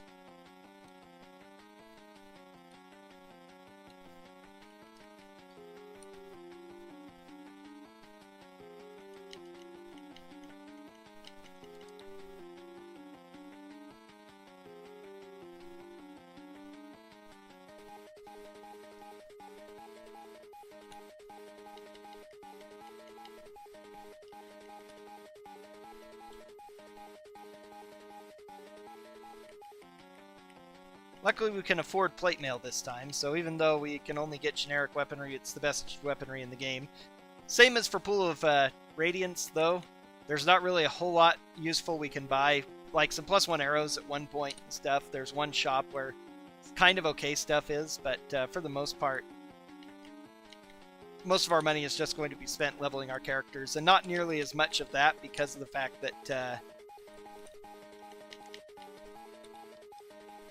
we don't gain as many levels in this game, of course, since we're already, you gain a lot, levels go a lot slower as you level up. Okay, I need to get the order set properly. Okay, that's actually great. That's fine right there. There's actually sound effects in this game. I do have enough to level up, but just the once and that's it. So, well, let's go ahead and we're going to fight a brawl here. This is going to give my cleric enough experience to level up as well, because they basically stopped her just shy of being able to level. Or a couple of my characters. Well, no, the cleric's the only one who could level, I think, without this. But I just need one experience to level up, so a quick fight against these guys will get me the experience to level.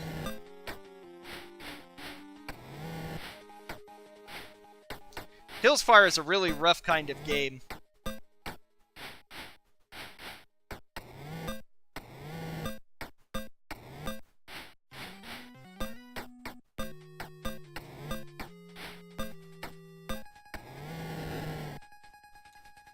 .58 experience, which isn't much, but it's enough to, whoops. Something happened and I wasn't ready for it. It wasn't supposed to happen. Okay, Sage Filani, but first we want to go to the Hall of Training. Become a level 7 fighter, 7 fighter, 6 fighter, 7 cleric, 7 magic user. Now I get 4th level spells, so I can learn... Probably Ice Storm is the most useful. Other ones can be useful, but in a speedrun setting especially, it takes a lot to set them up properly. Okay, now I go to the Sage Filani and pay her half of our money so that she'll tell us about sigils. She doesn't know much, but it's required to advance in the game. So now we try to leave the city, and the king's coming, and suddenly, when the king's voice calls out talking to us, are these weird blue tattoos we woke up with, magic tattoos on our wrists. They start glowing, and we're forced to attack the king. But it turns out not to be the king. It's a guy pretending to be the king, who can mimic voices and such. And so then our curse goes away, but we attack the king's carriage, so the guards come out to fight us, and we have to beat them up. More guards come, and we're going to surrender because that's much faster. They throw us in jail, but then thieves let us out of jail and take us down to their hideout. They give us a chance to rest, which we're very grateful for, because now we'll be able to memorize some spells. Rip Sleep, it's no longer useful.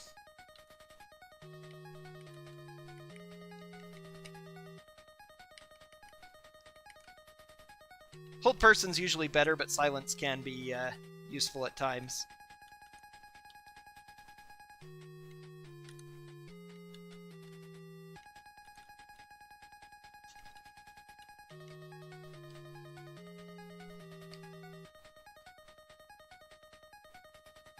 And now there's a fix command, which will quickly heal us up, which is so convenient. Okay, now we want to go to north.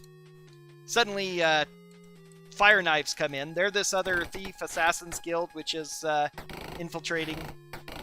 They're trying to take over the regular thieves. The fire knives are one of the people who put sigils on us, and so they're trying to overthrow the whole kingdom. Kind of situation. Pretty nasty thing. Let's see. Yeah, probably easiest just to fireball here. He took some damage, so he can't cast this turn. Yes, it's actually a good tactic is to cast silence on your character and then run them into combat. It affects an area around whoever gets hit by it and makes them unable to cast. So yeah, you put it on your fighter and move them next to the enemy, and suddenly the enemy can't cast spells. Enemies casting spells is the biggest problem in the game, at least early on. Later on, it's not going to be much of a big deal because nobody's going to be able to cast anything on us. Because, as I said before, there is a duplication glitch in these games. It isn't useful in the Pool of Radiance speedrun, but in the Curse of the Azure Bonds speedrun, it's incredible.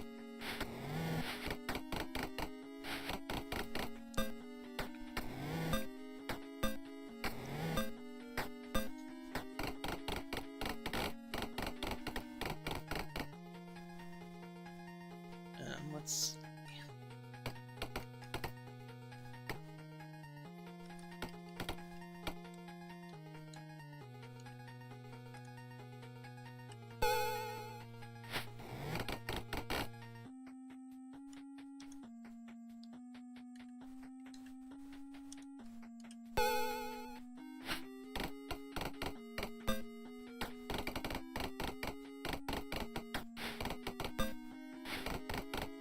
So we have a couple of the thief allies with us, but this is going to be the only fight we get them, unfortunately. Now we're going to have to escape from the fire knives by going through the sewers into their lair, finding their leader, and convincing him very nicely to remove the bonds from us.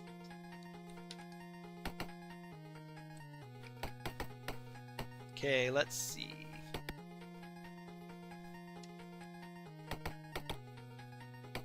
Okay, now they're trying to lead us astray, this weird halfling bard with a harp. We're ignoring her.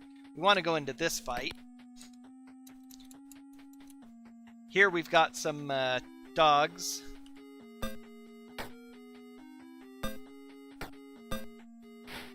I actually shouldn't auto him. He can cast a spell to help get rid of these guys.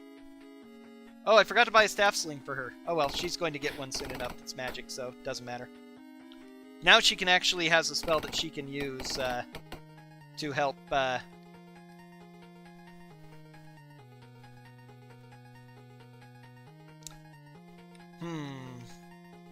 Darn, I'm gonna hit my own guy. Oh well, he can take it.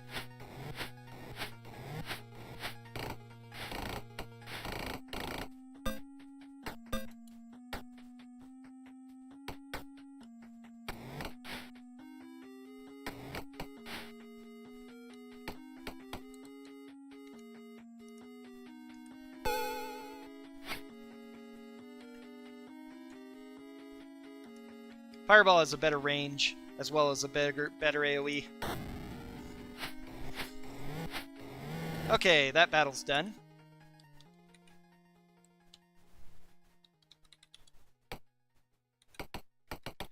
Now, here's a treasure. Oh, dear. There we go. We actually failed to bash it in. That's unusual, so we have to move. Not a big deal, though. Okay, now there's some magic treasure here. We have a bunch of potions. Dust, which may sound familiar. It's exactly what you're thinking it is. Ion Stone Deep Red is useless. A magic longsword and banded mail for red, though.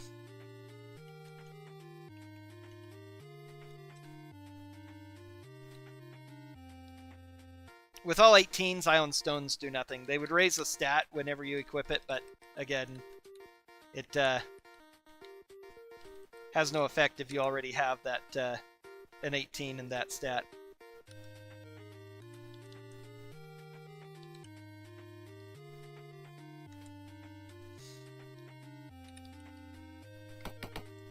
Okay, now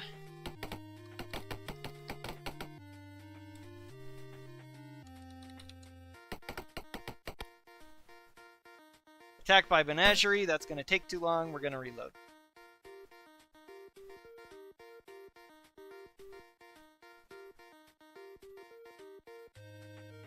Curse of the Azure Bonds still has intro music, but it still has no actual game music, so always good to have. I can't remember. I didn't play with the stones much because I always did easy mode and had characters with 18 stats. The only time you need it is if you've got like a non-human who has less than an 18 in dexterity or something. But it's very probable that someone didn't do what they were supposed to. Okay, now we enter the sewers. And this is where the run starts to get pretty interesting. We're in an area where we don't have to worry much about random encounters.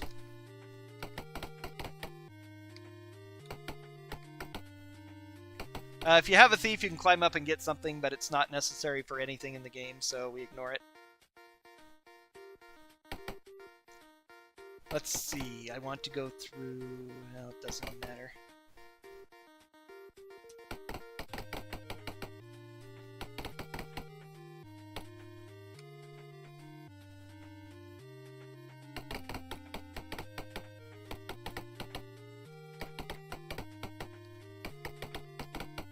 Your movement is halved in the sewers.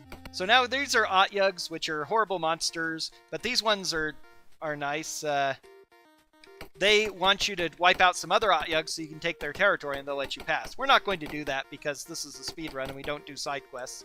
But it does allow us to move through without getting into any combat. Actually, though, there are pieces of troll around. You can, if you watch them, they'll grow into regular trolls and you'll get into a fight. That's bad. That place I just avoided was actually where the regular trolls would, the regular Otyugs would be that we're supposed to be fighting.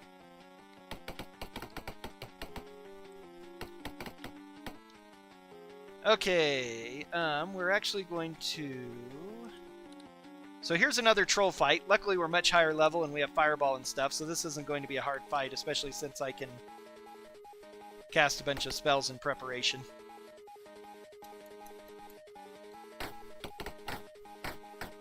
Wow, that's a lot of damage.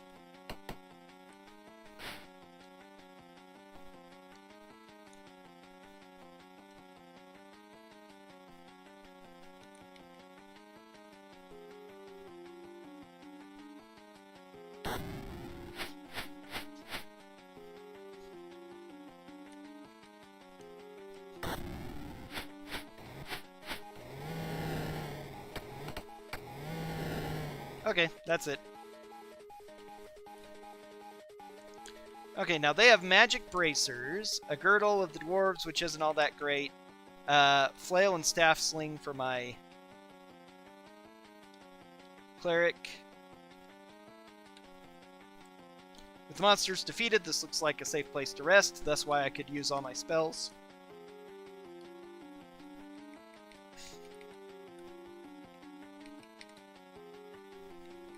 I can also rest in another place here too, but just as easy to do it here.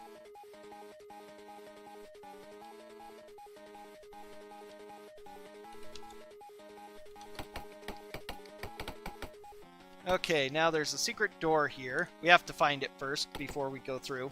And this is a hidden training hall. Unfortunately, we are not going to have the money to train our characters at the moment. We could possibly train some of them if we...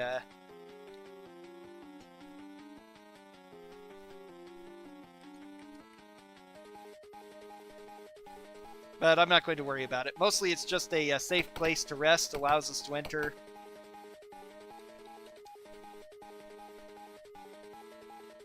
Now we're going to come back here in a minute.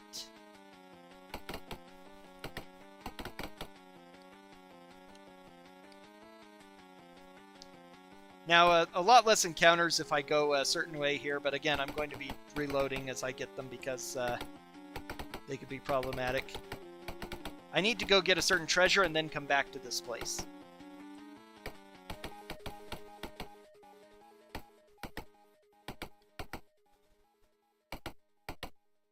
There's a checkpoint. Here's the armory. with a couple more magic long swords. Elven chainmail I don't need. The necklace is going to be very nice. The mace is actually +2, I think. The bracers are cursed. We don't wear those bracers. Those are the bracers we want.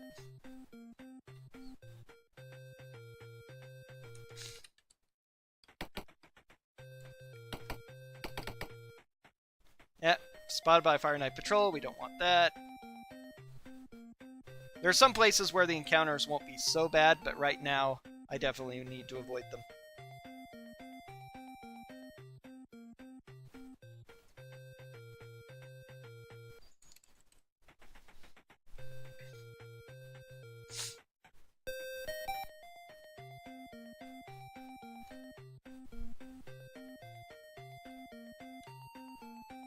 Yep.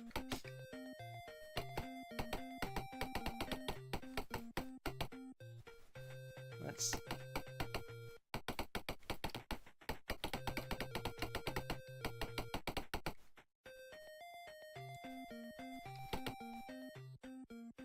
Okay, now we're going to save C. We're going to remove Violet from the game. And now we're going to add a character named Bags. Bags is a very special purpose we want him to do for us. We're going to check out this dust and trade it to Bags. And we're going to check out this necklace and trade it to Bags. And now we're going to remove Bags from the party. And now we're going to drop the party. This takes us back to the title screen and lets us load a new game. We load C. We remove Violet from the party. I need to save after that. And now we add Bags. Oh look, Bags has this dust we're going to trade to gold, and this necklace we're going to trade to gold. Now we're going to remove Bags from the party. Save the game as C. Add Bags back to the party. And now I have this dust, I have a necklace, I have another necklace. Oh yeah, and Red has this dust too. Let's trade that to Bags. Bags, hold on to this for us. And now let's drop the party.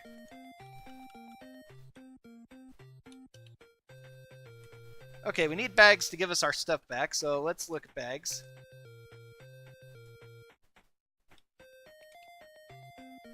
Remove Bags from the party. Add Bags back to the party. Look, now I have lots of necklaces and dust.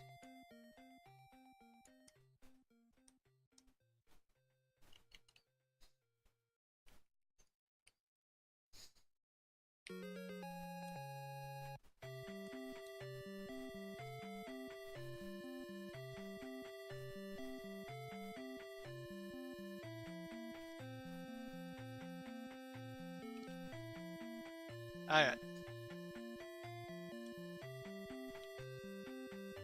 I think I might have messed up there. Oh well. Yeah, I did. Oh well. Just slightly put myself behind.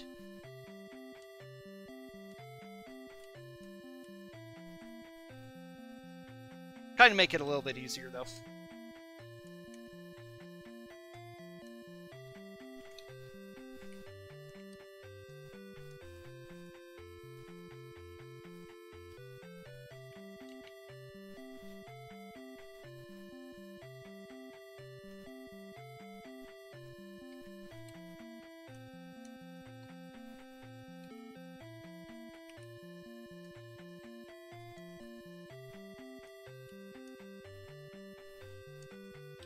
Okay, we're going to do one more Bags. Transfer.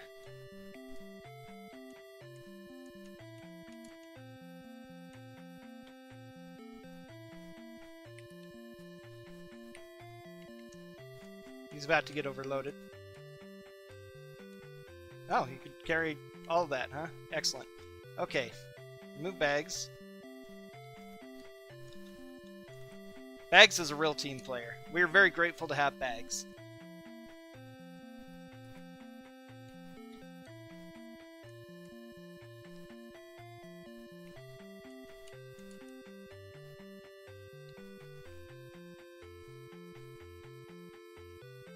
Okay, we're all done with bags now.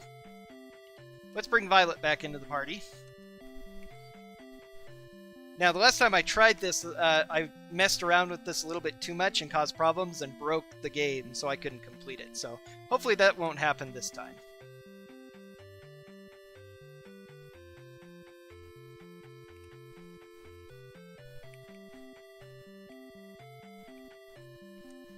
Okay.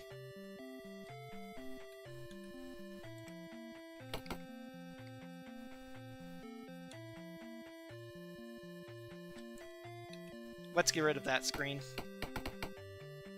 Oops. Spotted by Fire Knife Patrol. This is a pretty small group. We're going to just deal with them.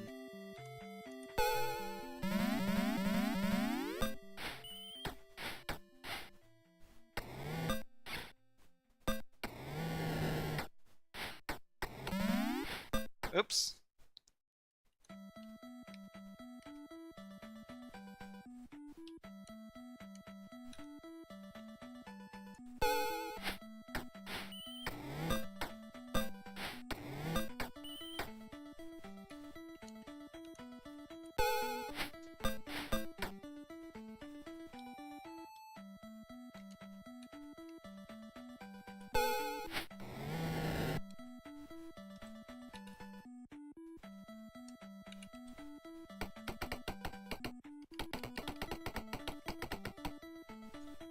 Let's see.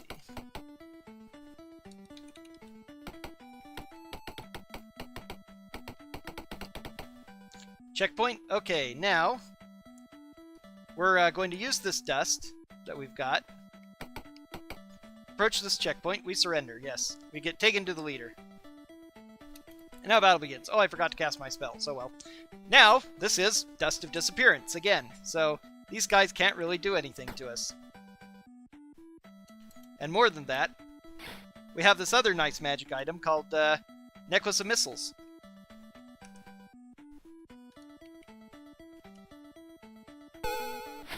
Which allows us to throw out a number. It has a number of charges, so these won't last forever, which is why I got so many of them. But now the party can just use these Necklace of Missile fireballs to wipe out the fire knives.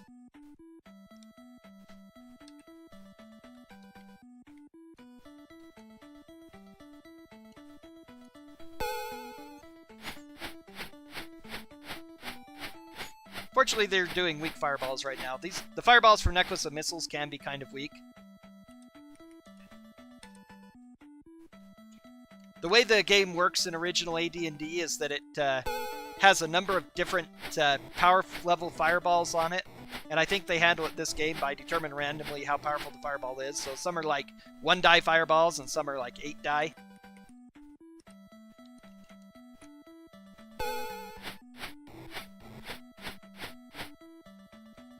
One of the cool things about running these games side by side is that they have two totally different ways. When you speedrun games, there's heavily glitched ways, and then there's the glitchless or legitimate ways of playing the game.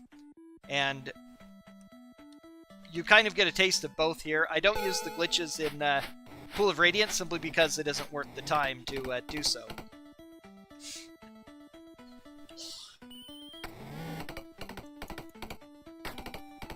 Now they're running in fear because we've killed so many of them.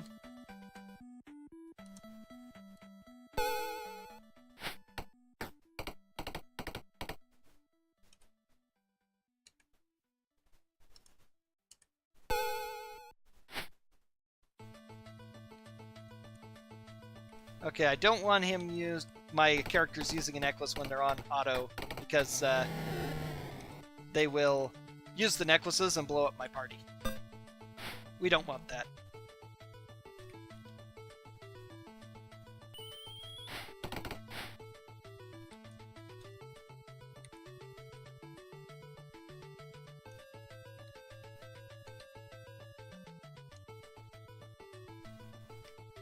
Oh darn. Can't throw it that far. Have to get closer.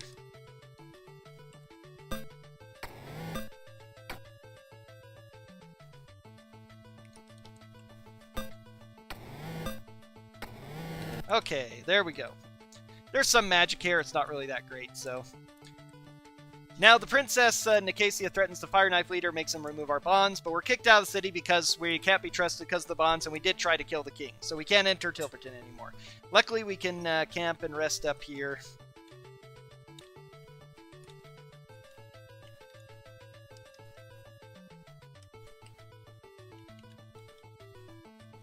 Now we have to track down the other 4 people who put the bonds on us and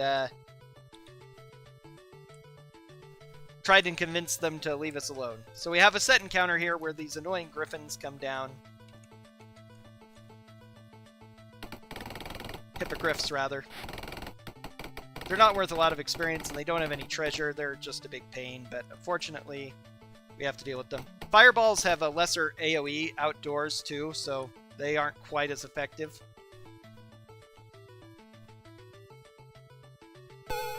But they're still pretty useful for these dealing with these hippogriffs.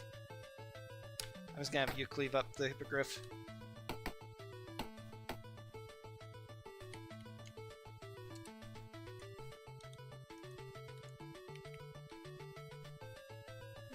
Yeah, that'll do.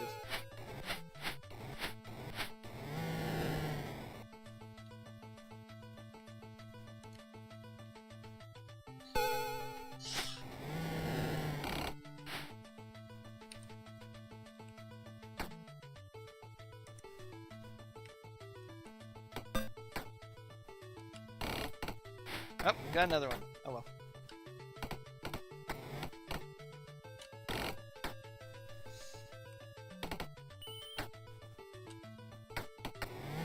Okay, that should be all the hippogriffs. Oh, I cleared the fire knives. I need to split. Always forget that. Okay, now we've entered Ashbin Ford. We need to go to the store. Need to pool all our money. We're going to take the jewelry and the gems and get those appraised, so I have enough money to do my training and stuff. I need to do a lot more here because of how I'm behind. That was pretty good, so I might need to, might not need to... Okay, that's the sword I want. This is the sword I don't want.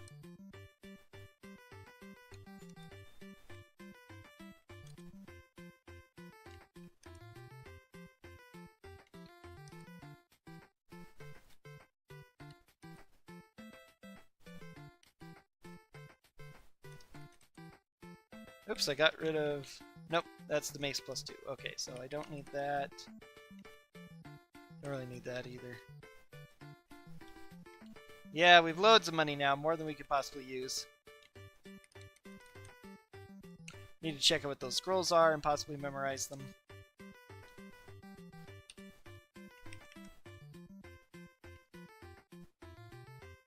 Level 6 magic user. I'm going to give you Lightning Bolt.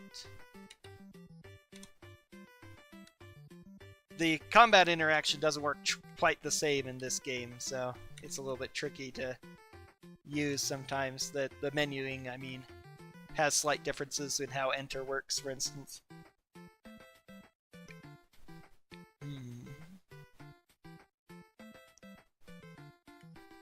Fire shield, I guess. Although that's probably one I could have memorized. Okay, that's all I can do here. Inns don't cost any money in this game, I guess because of the amount of money that... Yeah.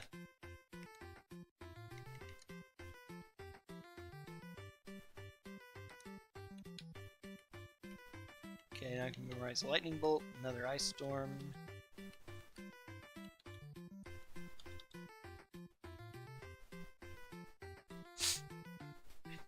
Okay. That's going to be it, I guess. Okay, rest up, fix.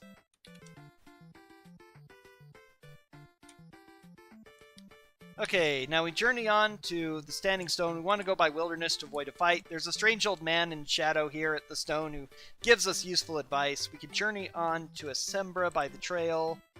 Let's see, we want to camp and save here before this fight. Journey on to Hap. Doesn't matter how we go, we'll be attacked by dragons here. 3 black dragons coming. Dragons are really nasty. Even though they only have 48 hit points, they can do attacks that do 48 points of damage, so I have to be very careful of how I deal with them.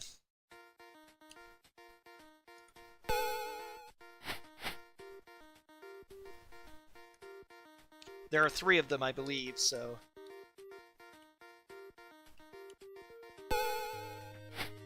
Five points. Yes, excellent.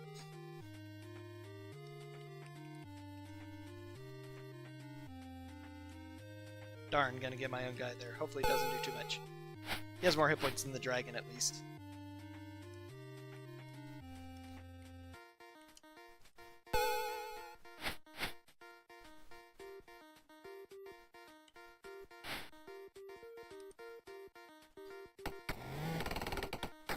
There's the third one.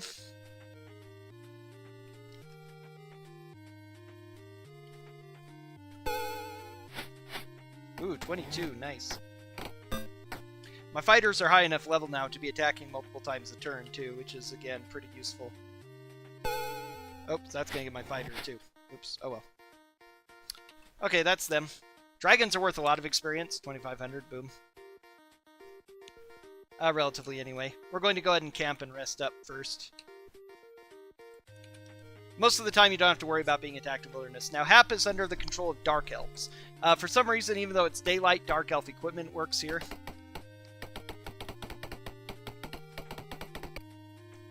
Dark Elf patrol lives. If we're meek to them, they will leave us alone. If we try to run, they attack us, so they get angry. Okay, now, unfortunately, Dark Elves are mostly immune to Necklace of Missiles, so I won't be able to use this, the Necklace of Missiles trick for a bit now. However, what I can still do is use Dust of Disappearance. If you fight these guys in town, you'll fight less enemies here, but I'd rather fight them all at once anyway, especially since I have the wonder of...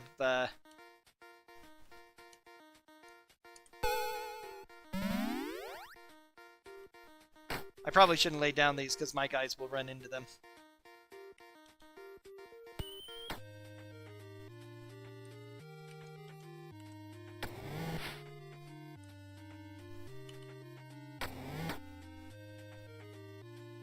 So the magic user is mostly worthless in this. There's an NPC I can pick up, Akbar Belakash.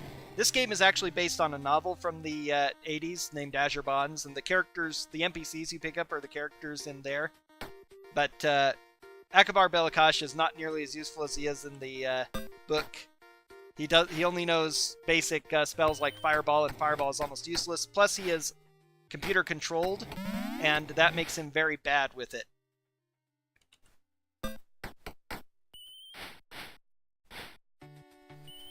He will throw fireballs and stinking clouds in the middle of your party and be more of a hindrance than a help.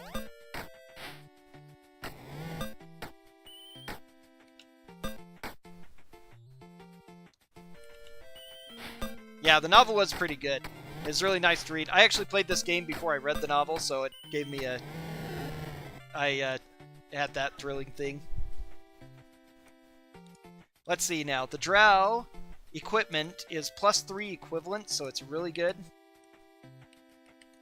Unfortunately, it will disappear when we leave the Hap area. It shouldn't work here either because of sunlight, but it does, so we're taking advantage of it. Now, with these +3 weapons, our guys are going to pretty much be not worrying about ranged weapons anymore. He doesn't need it, though, because he has the other +3 weapon. So now we've freed the town. They're really happy. They'll let us rest pretty much anywhere, including right here. We can still go get Akbar, but again, he's, as a computer-controlled mage, you can't use any spells that really are useful most of the time. He's largely just a hindrance to the speedrun. I always get him anyway when I play casually because, you know, I like Akbar. He's a pretty cool guy and all that, but just not useful for the speedrun.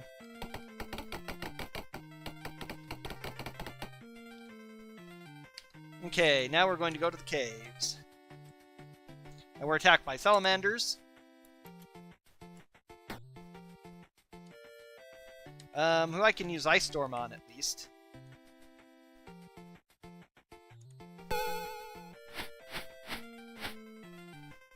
Yes, that is very true. He actually has less spells than he does in the book, though. He uses the haste spell in the book, I remember, on the dragon. I remember that quite distinctly because I'm angry at him for not having the haste spell in the game.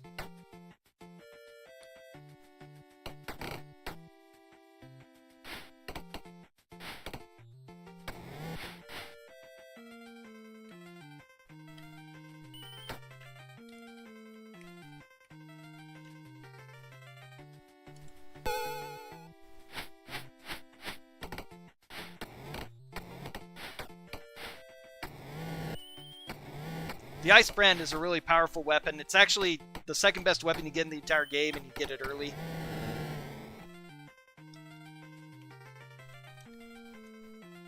We're going to be spreading that love around a bit here. Okay, now we're going to save the game to avoid encounters.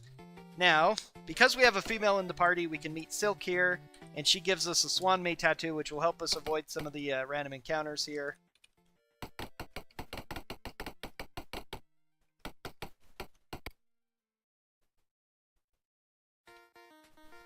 Luckily, we can run away from most of the encounters without too much trouble.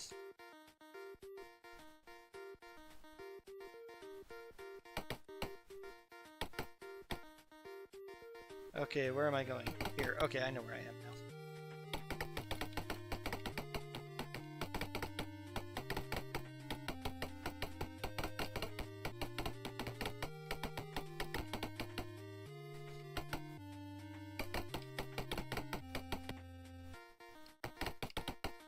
Okay, another fight about to break out, so let's see, I'm not going to... Oh, I'm going to go ahead and use some dust. Make this fight and the next one a little easier.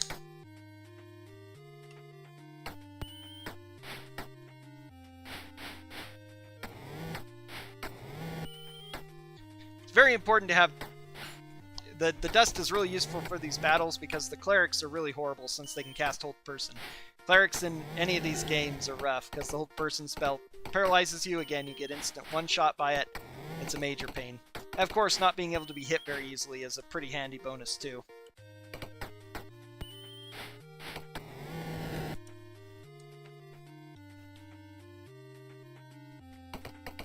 Okay, now's the battle that I want my haste and buff spells for. I forgot to identify those potions. That's what I need to spend money on.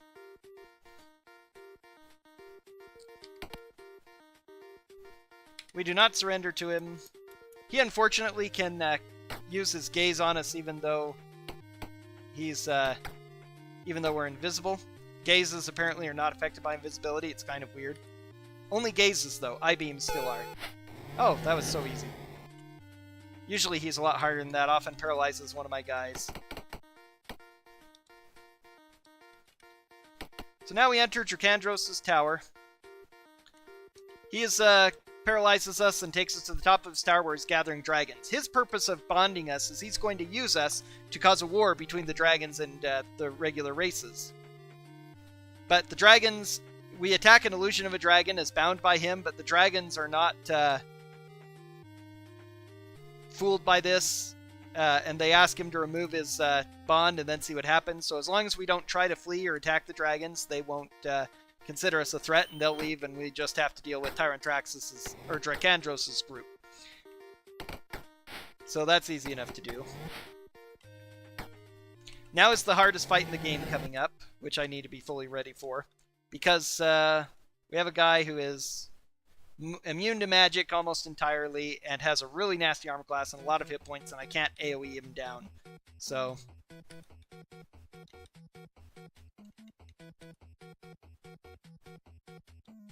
yeah, I already checked the scribe.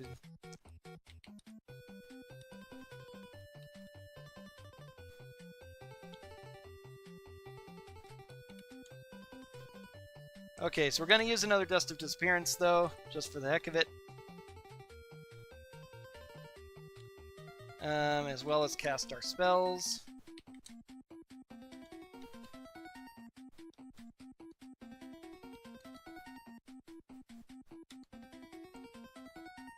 Oh dear. We didn't get the encounter. The game might not be finishable again. Well, let's keep playing and see what happens. So we didn't get the encounter with him, which is bad on numerous levels. He does have really awesome equipment that we want, that unfortunately we can't get now.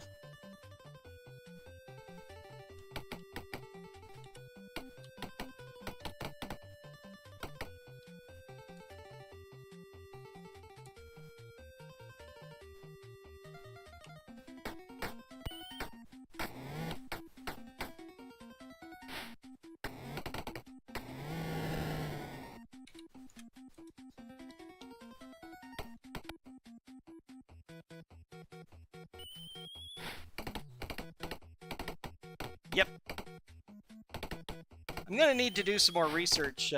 There were a lot of things I was messing up with last time, and I figured that was what disabled these... disabled the runes. Golly, the triggers. The triggers are flags that happen on the map when you reach various places. Just suddenly found some not working, like that one, the fight with the Dark Elf Lord there. And I did a lot better this time, did not mess up as much, so I hoped that the same thing wouldn't happen, but it looks like it has anyway. We will see, we'll see what happens because of this.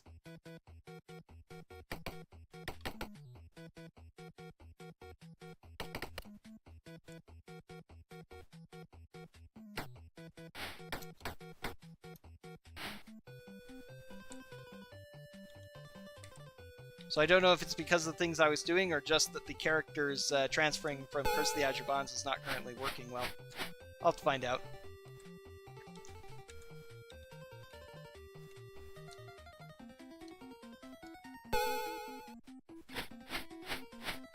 Ooh, the necklaces are actually working on the fighters. That's unusual.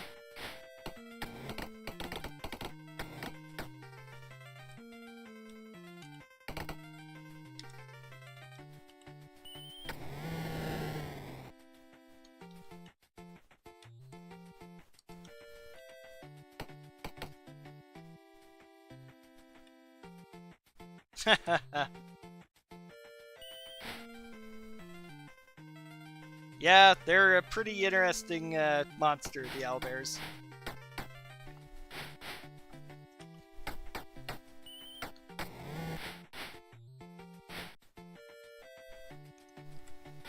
But you wonder about the ancient Greeks inventing things like the Manticore, the Chimera, Minotaur, and all the rest. Owlbears are pretty much the same thing.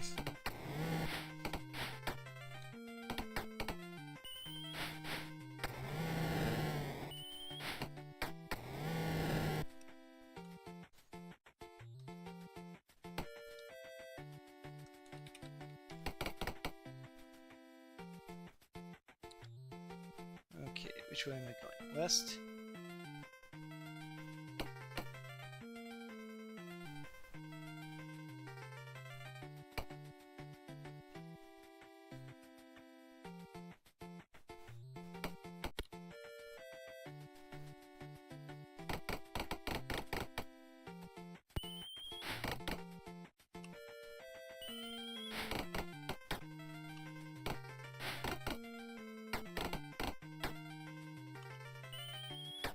Yeah, Aberhulks are pretty crazy triggers too. You don't run into them in this game, though you do in Secret of the Silver Blades.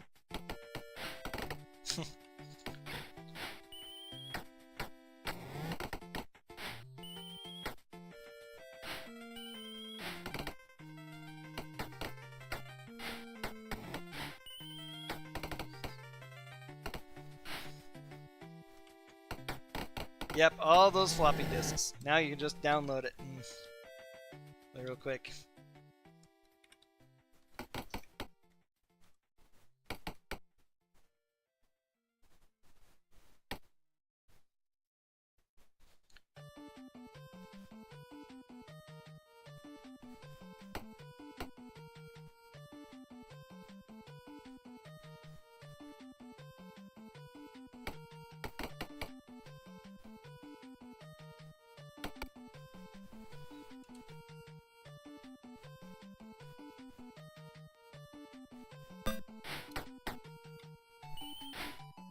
My earliest memories are the 5 1/4 inch floppies.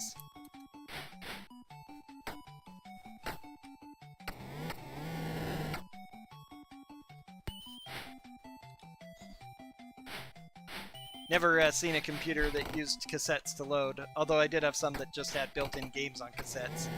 The Atari XE had a cassette adapter and a few cassettes to go with it, in addition to the external floppy drive you could add to it. Atari 2600, 5200.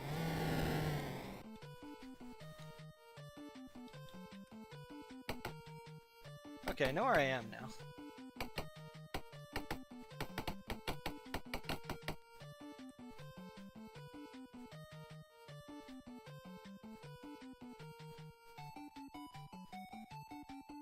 Okay, so somehow I got turned around and I'm going backwards. Alright.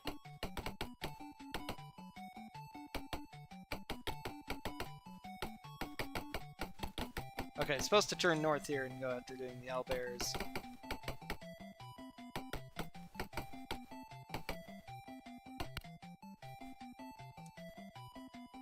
More owlbears.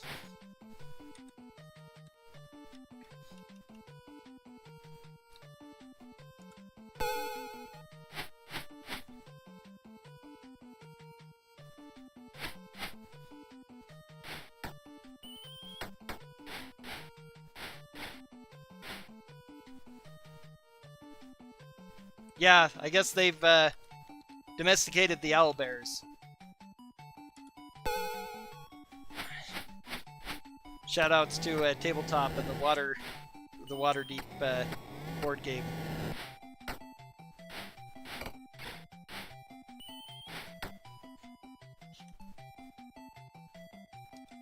Okay, she's used up one necklace of missiles. Luckily, I have a lot more, including on other characters that I can give to her.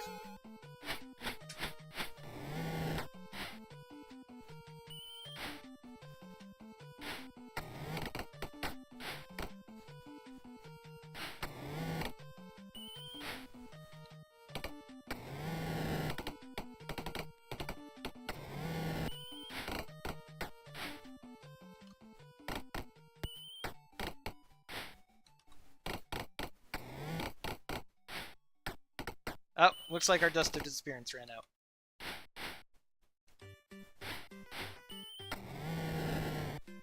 Either that or she tried to run away and ran into us.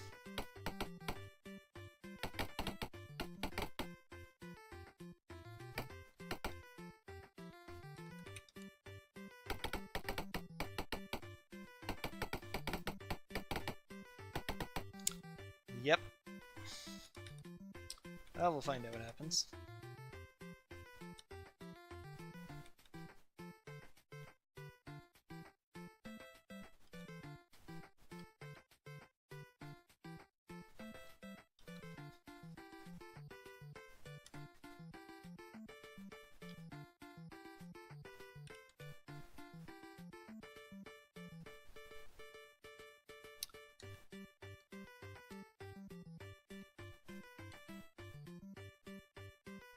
Okay.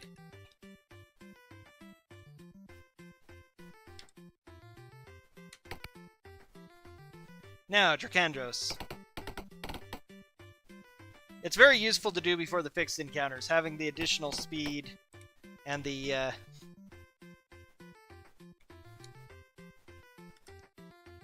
extra attacks you get is pretty awesome. Oddly enough, Ifriti are not immune to fireballs.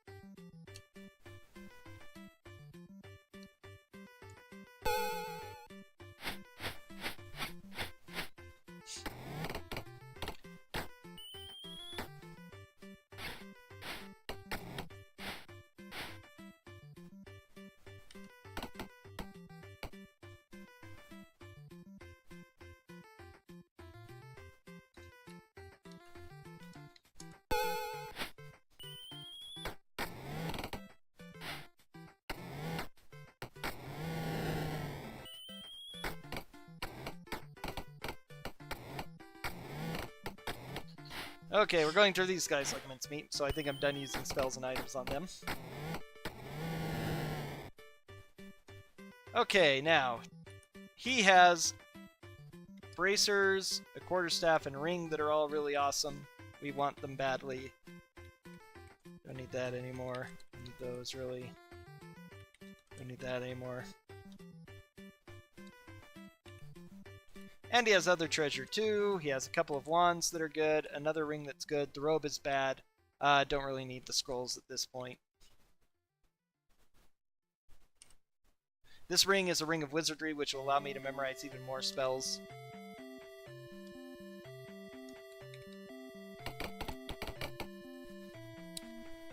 Okay, now we're going out to the wilderness. And now our dark elf weapons are useless. Too bad. Whoops, I went to the wilderness. I accidentally entered the city, that's what happened. Okay, so that's Dracandros.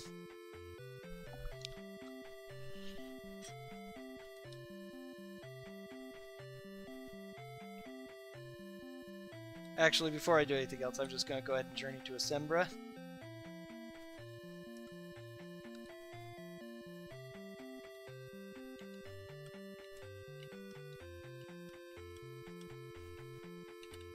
Now I get level 5 spells.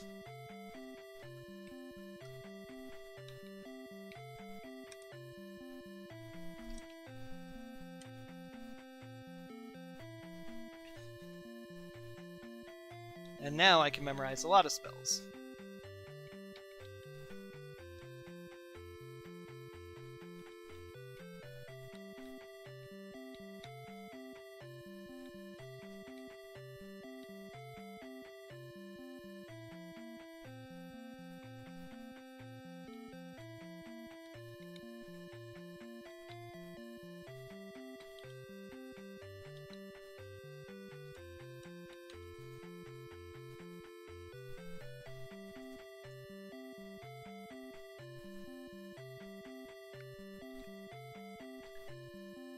Yeah, Stone Skin doesn't work nearly as well in this game. It takes forever to get it. It is pretty powerful, but let's see. So I can use those properly.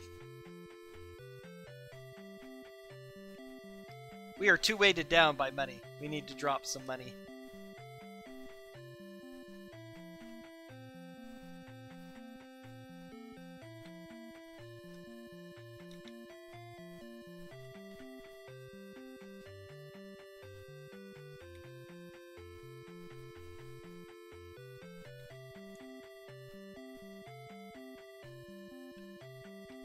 Money has weight in this game, and that's what the encumbrance level is. It isn't pounds or anything. It's gold pieces of weight, which is what old-fashioned D&D used. Old first edition AD&D.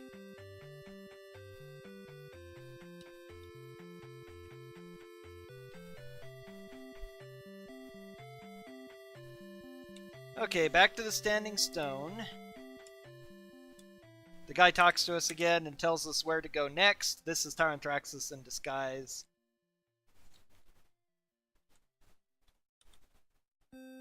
Impossible Guardian, what is your quest? Favorite fruit? Identify this. It's disabled, we don't need to worry about it. Making fun of Monty Python, of course. Okay, I want to save because I don't want the encounters here because they're very long.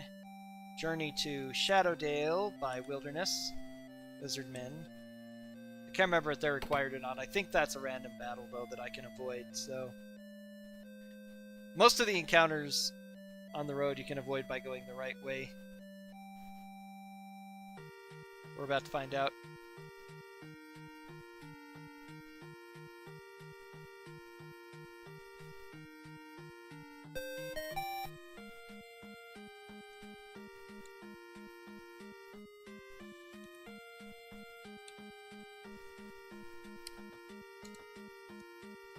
Nah, Lizardman rushed up. I'm just gonna fight him. You done. Gonna let them come to me, though. It's something like that, yeah. But it's like each coin has this weight, so it takes thousands of coins will weigh you down quite a lot.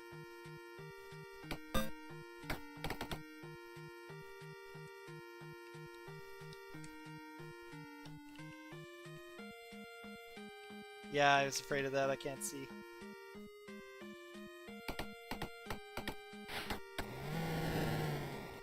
I'm just going to quick combat them and be done. That's probably going to be quicker.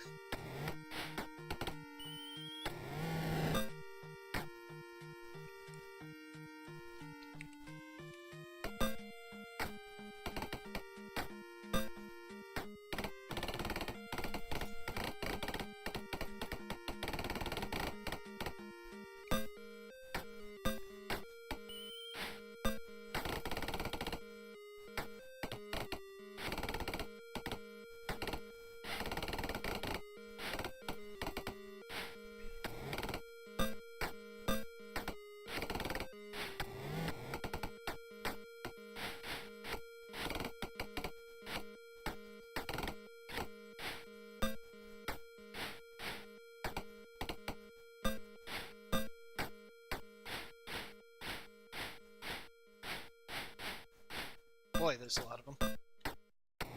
This must be a random encounter. I remember getting it before. Golly, it's annoying to get it twice in a row. Well, we're gonna fight through it. We've done it.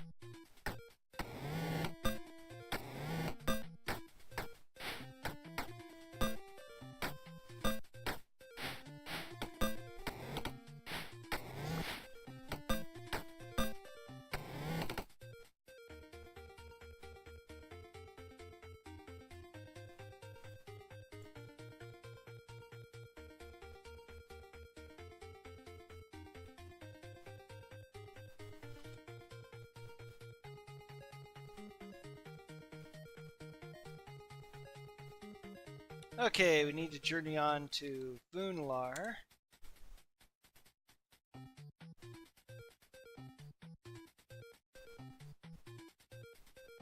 And we're going to go ahead and head to the city so we can rest up, fix. I don't think we used... Did we use spells? We apparently used some spells. Oh, I apparently didn't memorize my spells. Interesting. Or not all of them, anyway.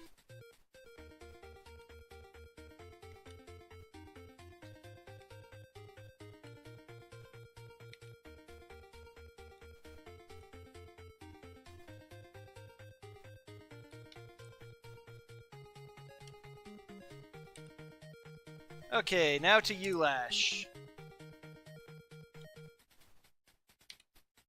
There's an area you can enter. There's a bunch of hidden areas with optional dungeons and stuff. They're pretty interesting. Now we enter Yarash. We ask permission. We get hit by a horse on the way out of town.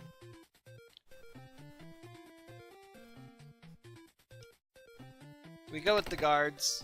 They take us into this room. These guys come out, spies come out, we let them go.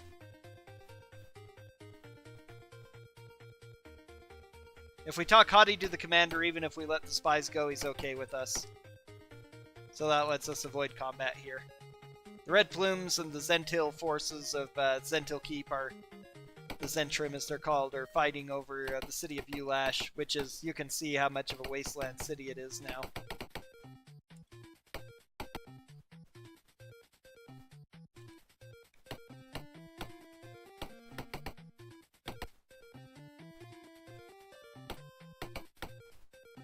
Goodness, bunch of encounters. Okay, set encounter here, so we're going to go ahead and use some dust.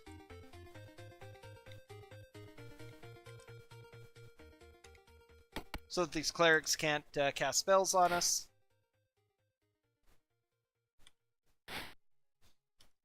However, this is a really great place to cast some lightning bolts.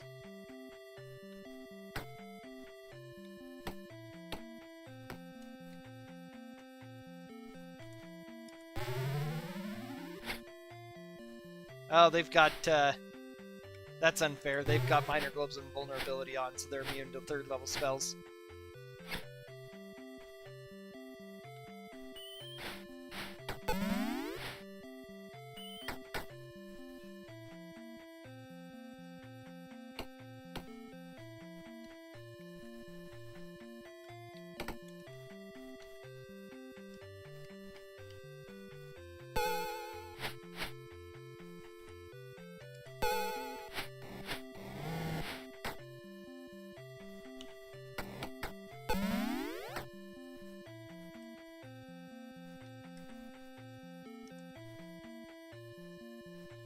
Darn.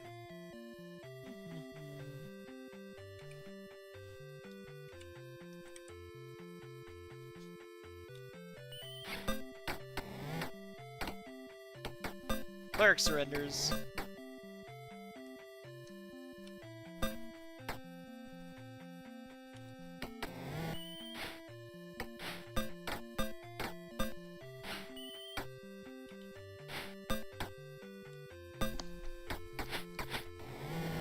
Ouch, fire shield. Guy cast fire shield on himself, which had us take a whole lot of damage. Oh, I forgot to identify those potions again, didn't I? That's unfortunate. Oh well.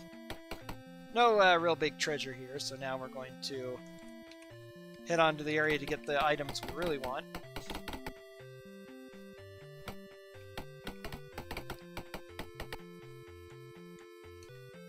These shambling mounds are an annoying, powerful monster that take half damage from Ice Storm and are immune to fireballs, so...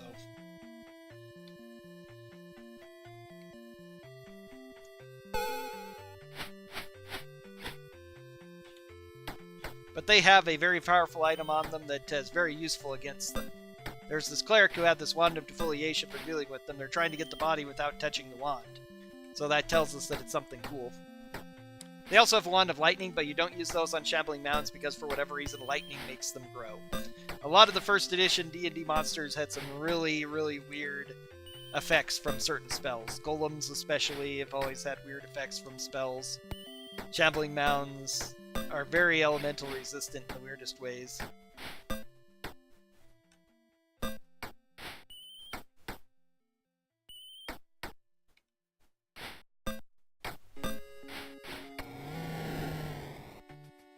What the...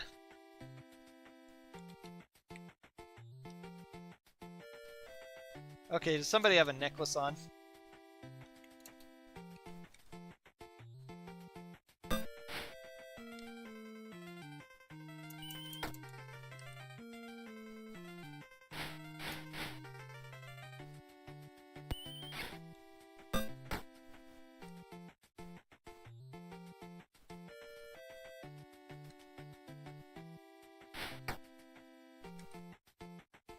No. Where'd the spell effect come from? Okay, need to use this wand of ice storms. This music is not actually from the game itself. I'm running it. It's actually Pool of Radiance's NES theme, because when released for all the computer versions, the games did not have a soundtrack on them, any kind of background music whatsoever. So to add a little bit of background music, I'm running the NES's Pool of Radiance. I figure there's no better soundtrack for it. It's an old game, so it needs an old soundtrack.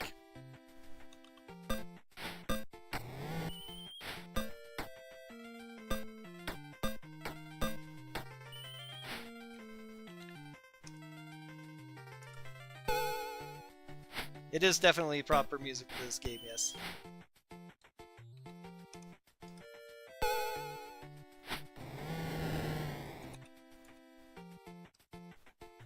Dead Cleric clutches a bone wand, which is a wand of lightning and defoliation.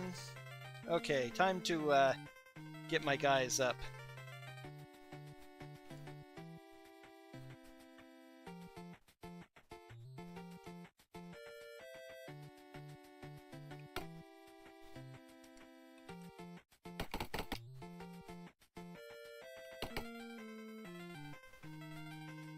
There's a pit. We can avoid it if we have a dwarf. We don't, so we take a little bit of damage.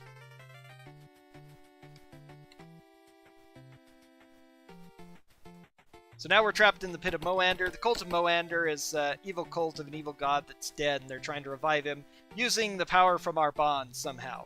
They also featured prominently in the first game, or in the novel, I mean.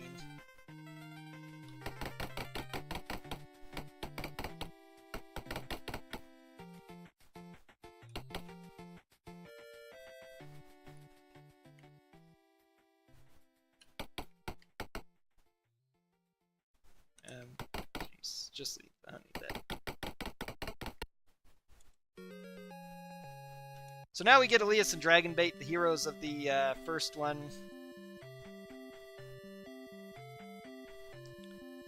So they're going to add to our party a little bit of stuff.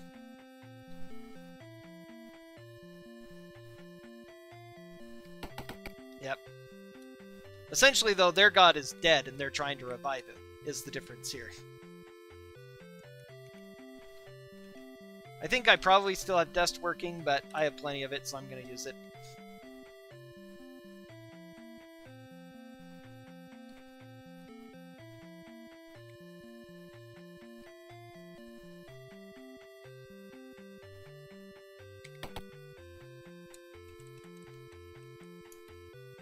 But while they're trying to summon Moander from this gate that they create with our bonds, the bonds break for some reason.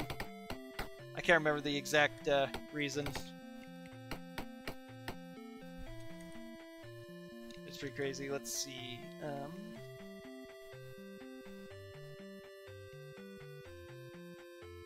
What else do I have? Oh, the darts. That's what I have in my hand. Yeah.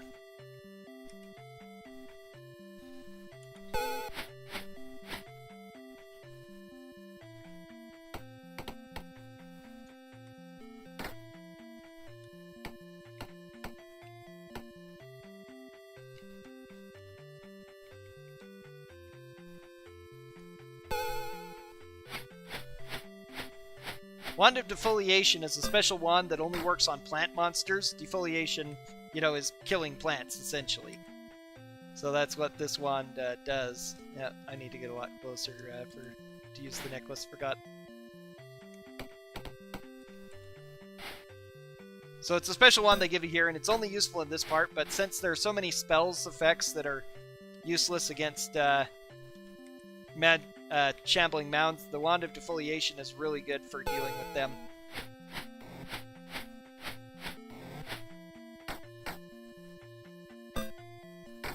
Yep, it's an unusual wand. I don't remember seeing it anywhere else in any D&D game except for this one, so...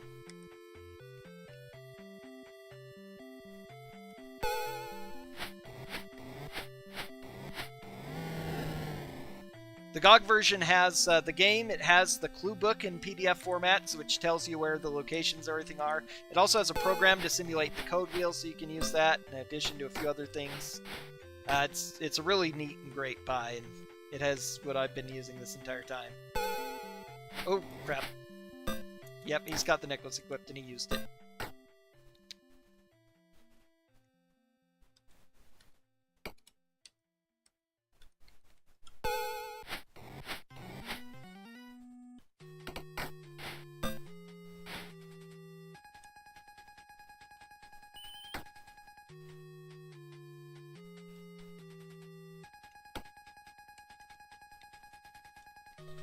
It's short range, but it does like a conal area against most of the shambling mounds, so they die really fast with that up.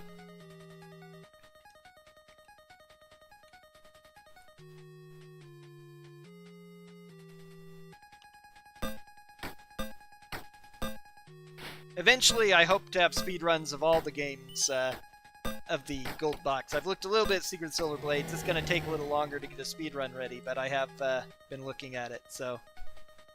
Okay, now...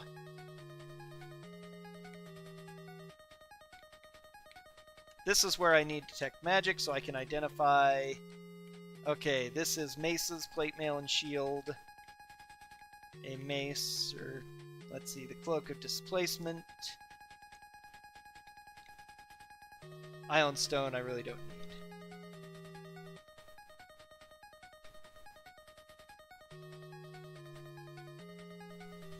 Now we have to fight the bits of Moander.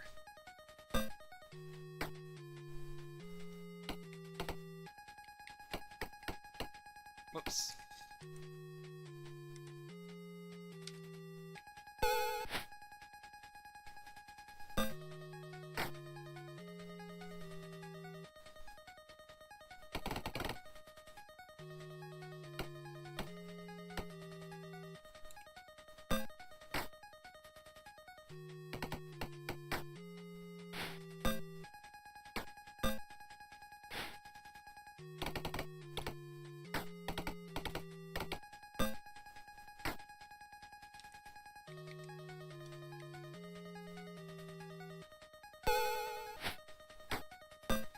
These things each have 100 hit points, so these little bits of the god Moander that have come through the portal and are trying to kill us are pretty tough to deal with. Glacier's pretty bad. I will need to finish Pool of Darkness casually before I can speedrun it, though. I was never able to beat the final battle in Pool of Darkness. It's pretty insane. Hopefully now, after years of experience and such, I'll be able to do that.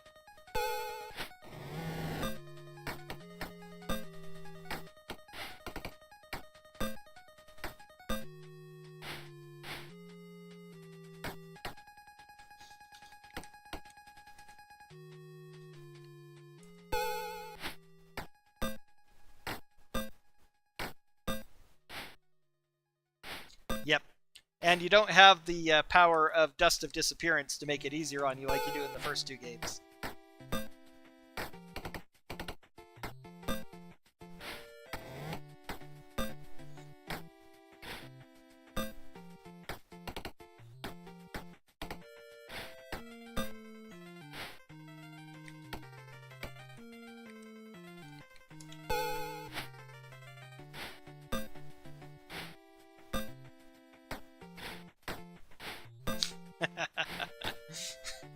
That's what you call her, huh? Wolverine, I guess.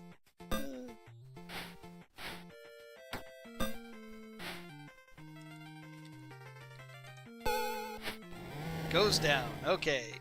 Battle 1. They've killed our god! Yes, indeed, we did. So now we need to memorize all of our spells.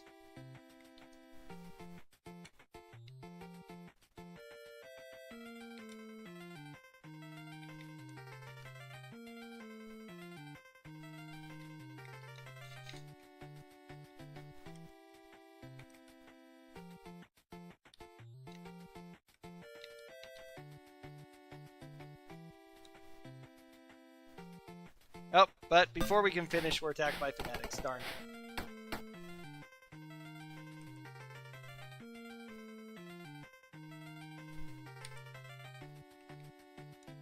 Luckily, they go down fast. Yeah. Of course, in the lore of Forgotten Realms, a lot of gods are about to die because this takes place shortly before the Time of Troubles. Which you know a lot more about if you played Baldur's Gate, for instance.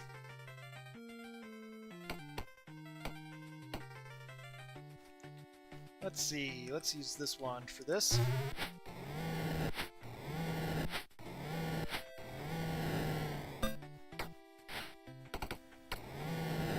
Okay, so otherwise we're not going to be able to rest up anymore to get out of here, it looks like, so we're just going to have to go.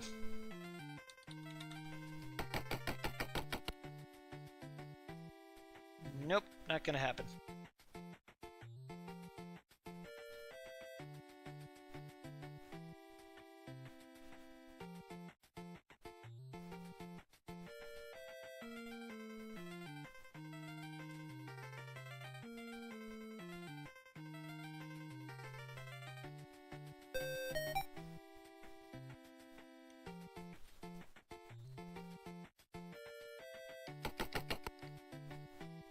We can evade slugs, luckily.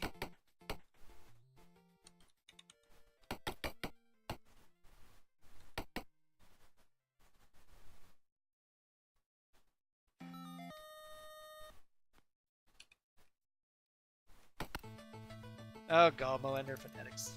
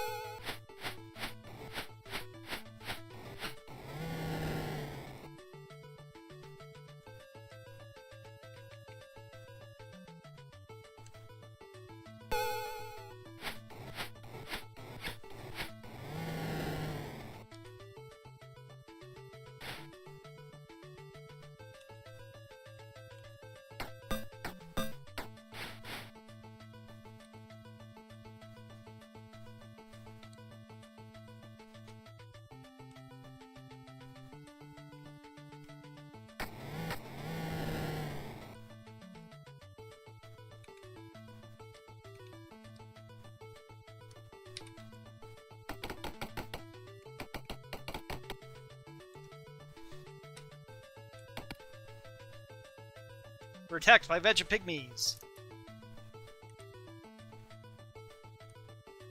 Vegapygmies, unlike shambling mounds, are not immune to fireballs. So finally now, starting here, we can start using these necklace of missiles for what they're intended to do, which is make this a speedrun.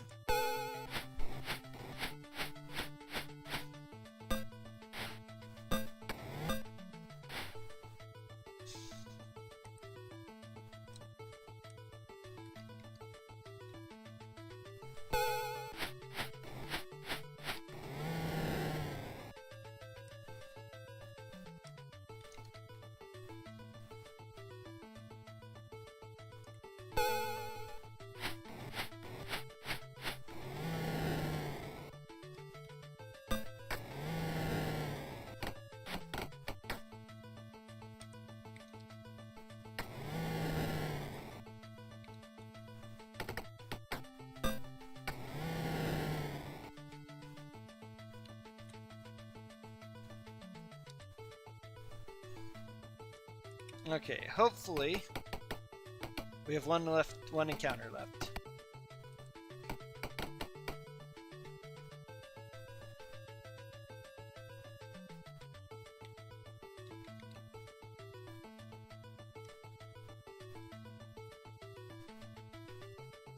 Good, plenty of dust left, right? Oh yeah, plenty of dust left. Last-ditch effort to stop us. Oh no, we are so worried.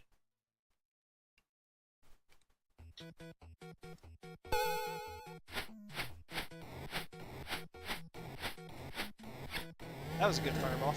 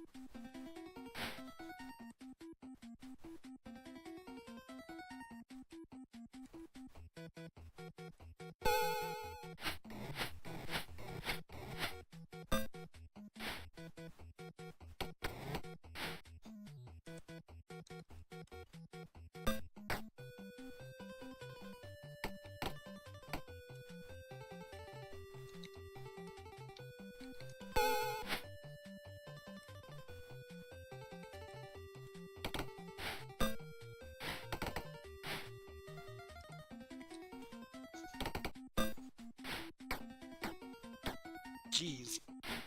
They're hitting us an awful lot. Of course, I don't have the super armor I would normally have at this time, because of that encounter not loading.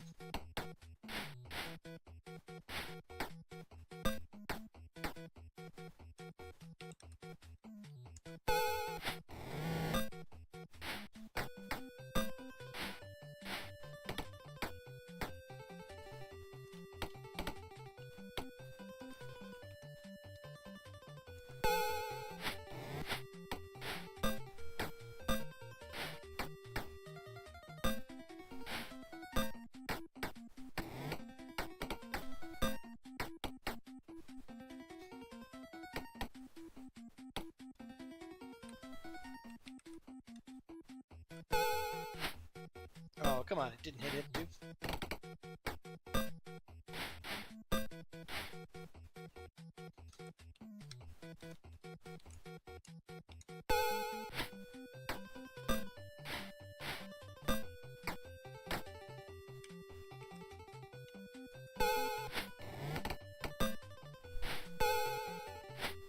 jeez. He still hasn't equipped again.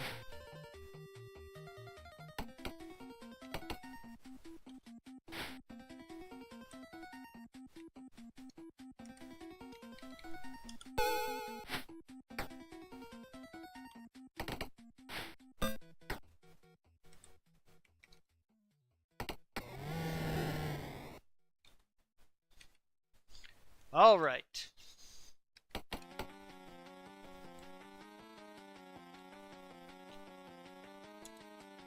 Okay, now we need to camp and very much rest.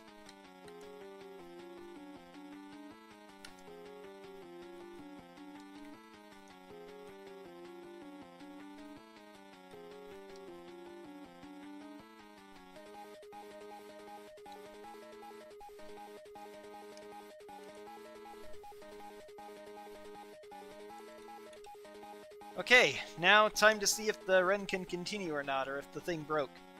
I normally would... Let's go ahead and journey to Vunwar first. See if we can train. First, let's go to the store.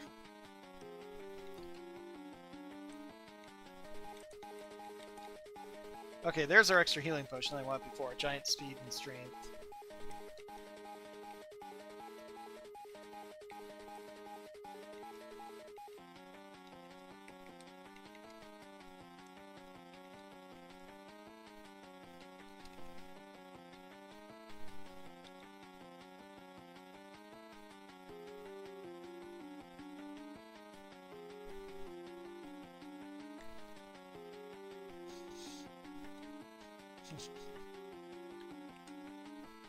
Okay, cloak.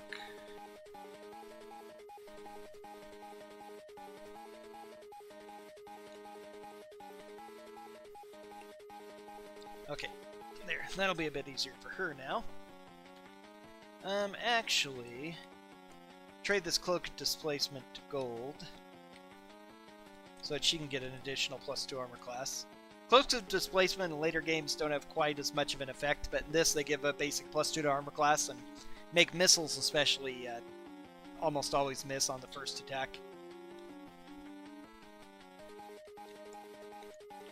Can anybody train after all that? Nope, not at all. Okay.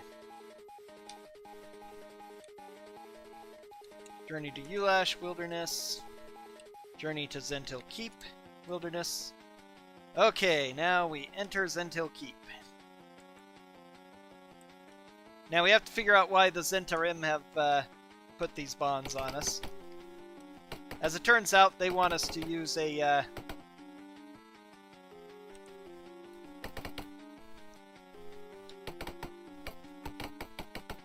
They want to use us to wield some lawful good, powerful magic items for them. But there's a bit of a...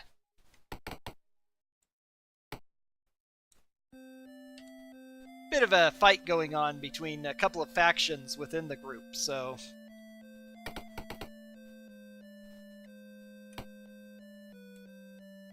Okay, now we take Dimsword along to rescue him.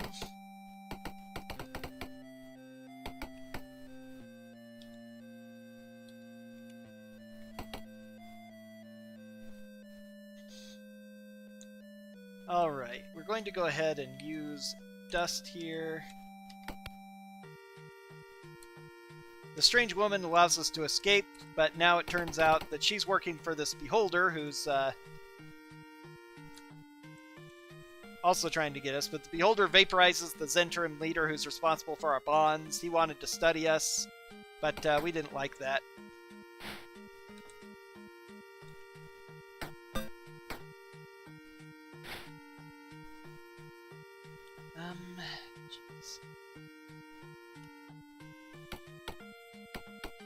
This is a really bad place because there's just not a lot of AoE.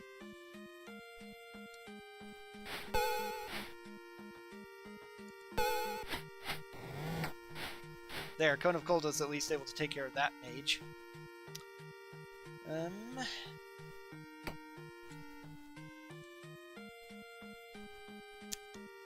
I don't have a wand of magic missiles or anything that'll be useful against him.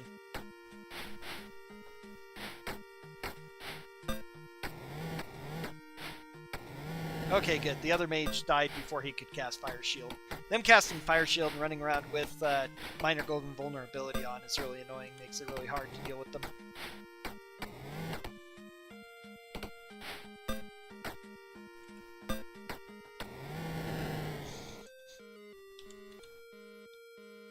Okay, I can get into a lot of fights here. I don't want to. I want to get out without, so...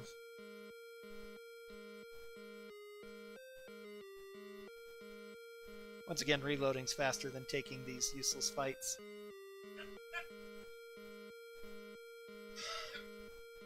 They do have a limited use. They don't tell you how many charges they have, unfortunately, which is why I multiplied so many necklaces of missiles. Otherwise, I would have just given each party member one. Yeah, Fazal you don't fight. He just gets straight disintegrated by Dexum the Beholder. So then you have to fight your way out, but the Beholder has the Amulet of Lathander, which is one of the items you need to beat the game. And so this is... We're going to see what happens here in a minute, if my game can continue or not. Maybe because I didn't do any extra, it'll be okay.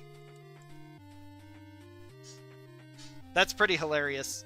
Must be a Fazal impersonator. But yeah, these games are not very canon in... they're not canon at all in the... Oh, goodness. What horrible... There's a high encounter rate in this room, but I'm having horrible luck. I may need to save it every step or something, or just fight out. I should have kept the first game. The Beholder is going to be pretty easy here, though.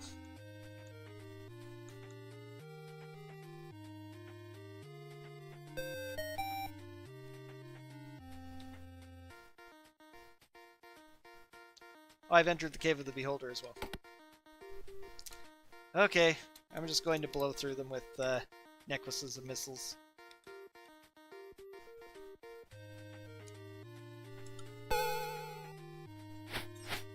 Yep.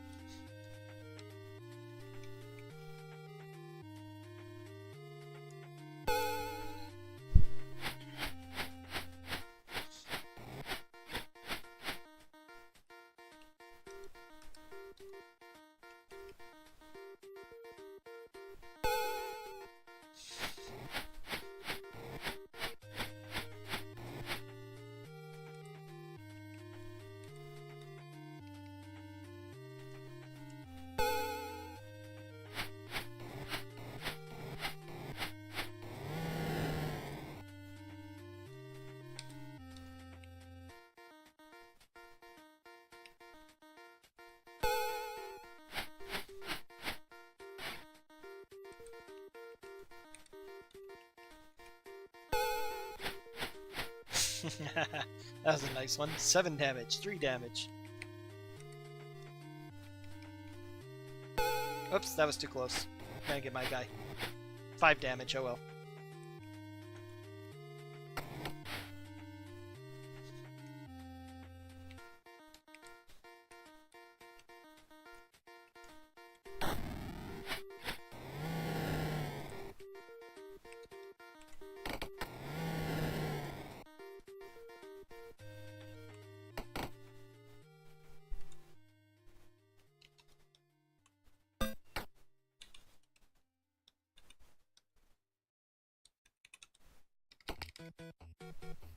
Goodness, no, not every step. Let me out of here. I only have 3 steps to go. Give them to me.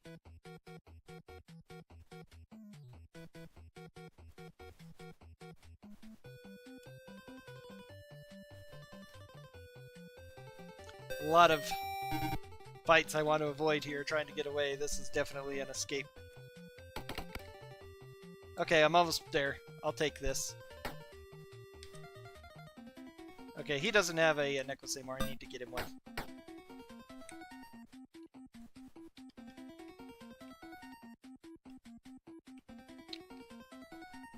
Darn, too close again. Oh, I can't put that anywhere.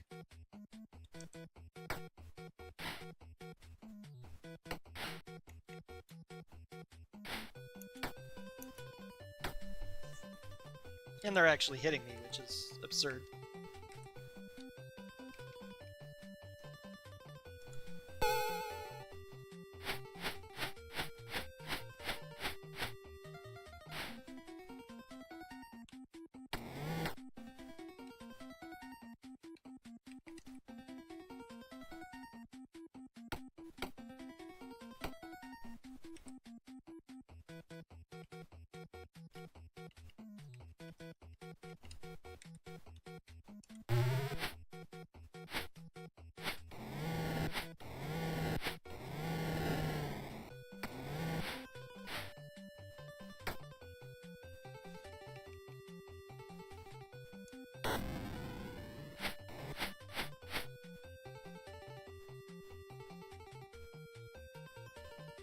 Oh, whoops. No, that's not the spell I wanted to use, definitely. Ah, goodness.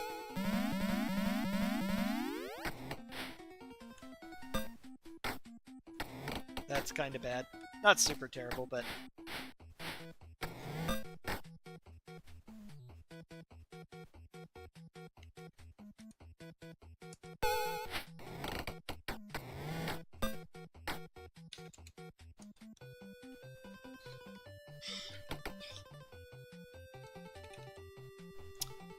Okay.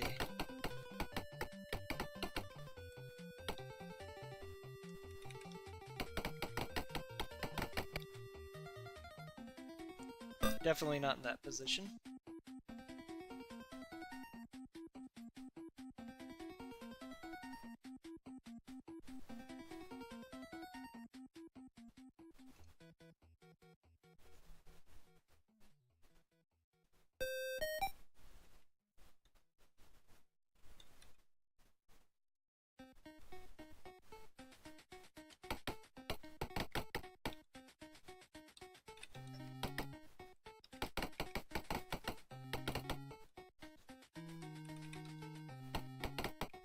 Okay, set encounter here. Kind of glad I've got a set encounter here. It means that the game is working properly.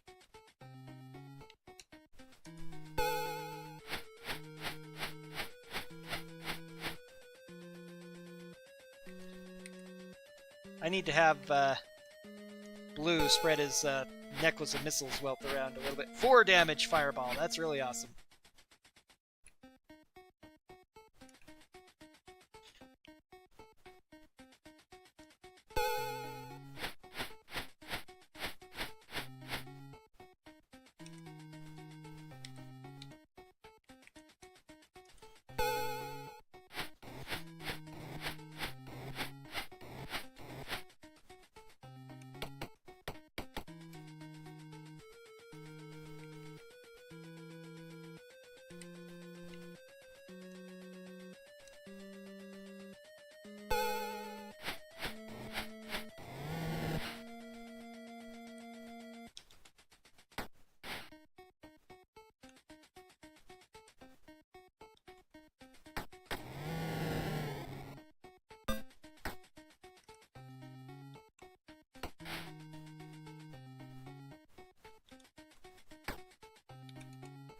Okay.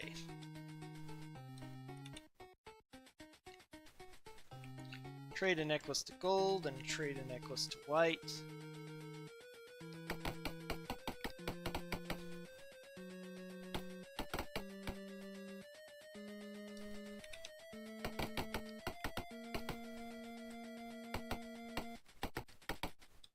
Okay.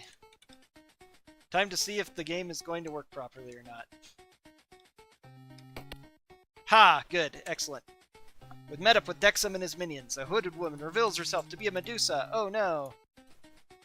Now, Medusa gaze can work on you when you're invisible for some reason, even with Dust of Disappearance. I don't know why.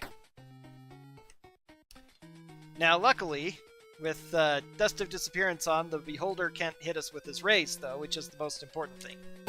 He's immune to magic, but he doesn't protect any of his minions with his anti-magic ray from his middle eye.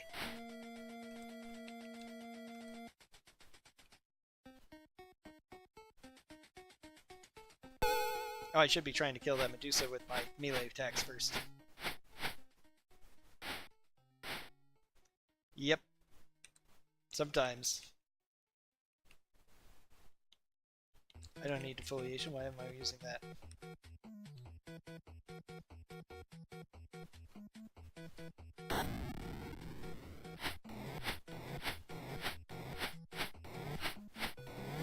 Much better.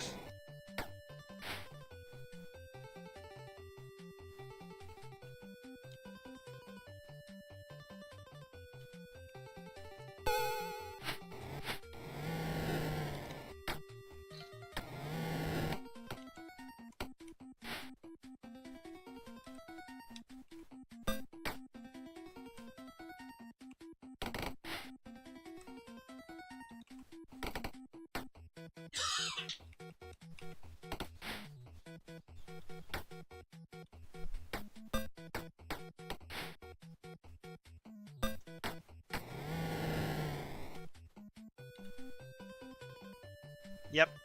Yeah, beholders are supposed to be huge creatures, but for some reason he only takes up 1 space. And we're attacked by forces of Zentil Keep for some reason. That we're waiting like right there.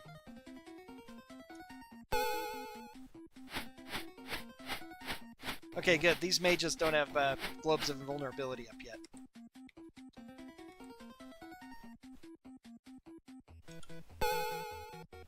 Okay, so now we've got all but one of our bonds removed, and it's just Tyranthraxus left, our enemy from the previous game. He was part of this bonding, and you don't find out it's him for a while, and only if you investigate stuff, but it doesn't really matter, of course, in the game itself.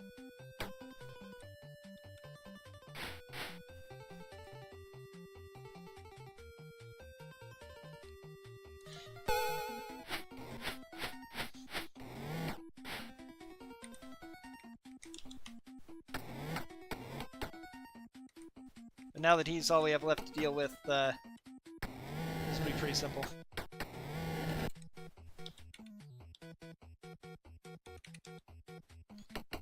Okay, a couple more set encounters that we have to do, including Minotaurs with priests here.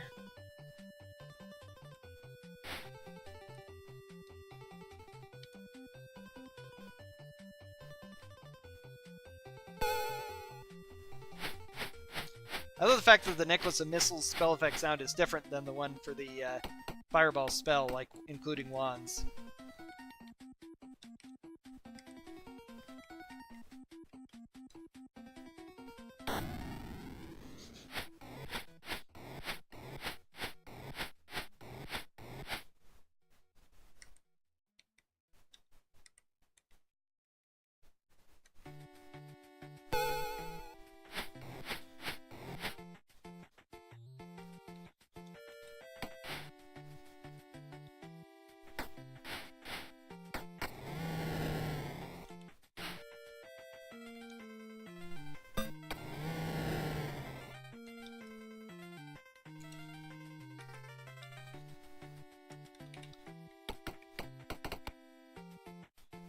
Golly, that was a quick battle. No, not want.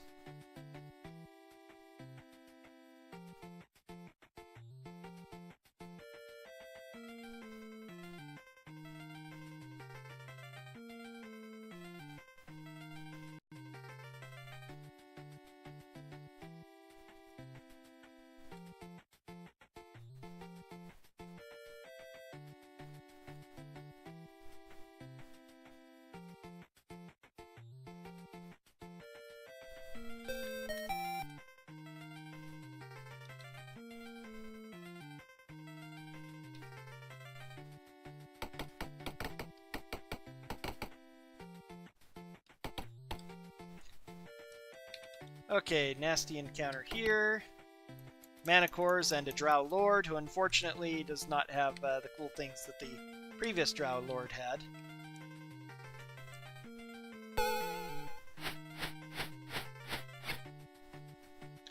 Sometimes it does, but also I'm quitting the game to if I get encounters that are just random that I don't want. It's faster to save and reload than it is to fight these battles, usually.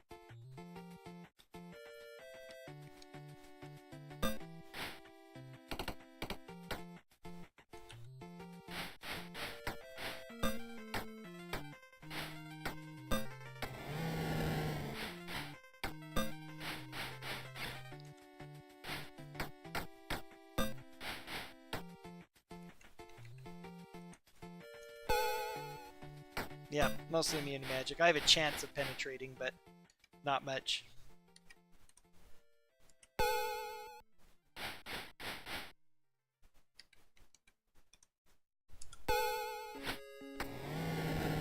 There we go. Okay. Should be no more encounters, so...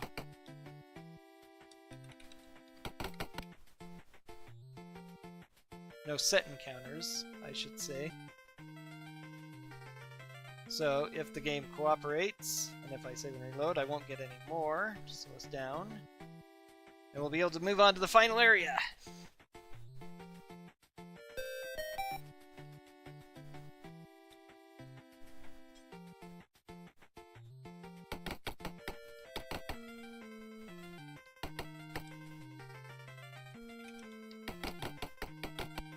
Aha!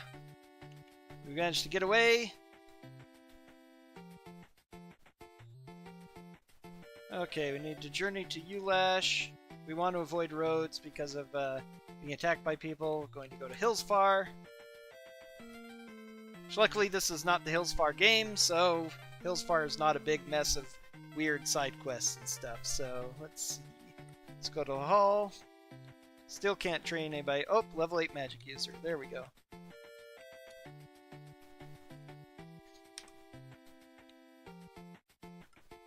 Level 9 cleric. Good.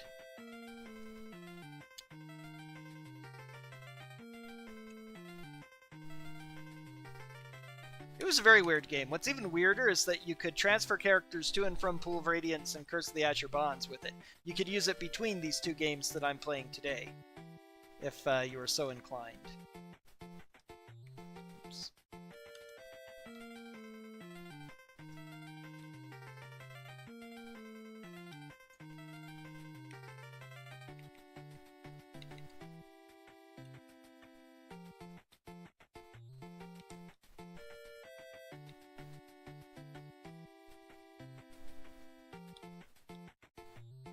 Yep.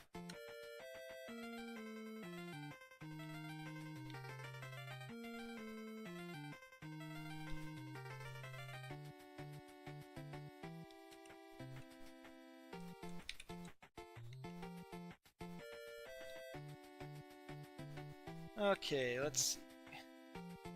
Do I need to do anything with any of this stuff? I don't believe so. Nothing memorized, so that's going to be it, in fact. Okay. Journey to the Standing Stone. And here at the Standing Stone, the man reveals himself as Tyrantthraxis. You have done well to serve me by eliminating all of my... Oh, I just accidentally went patrolling. That could be bad. What are we fighting? A bunch of hippogriffs. Okay, well, whatever. I'm just gonna kill him and be done. Hillsfar actually has a few more speedrunners than this game does. I'm the only speedrunner of the regular Gold Box games, but there are apparently people who speedrun different modes of Hillsfar, either thief, magic user, fighter, or cleric route. Bunch of weird mini games and stuff in it. I can never get very far in it. I just like the regular tactical fighting, tactical RPGs.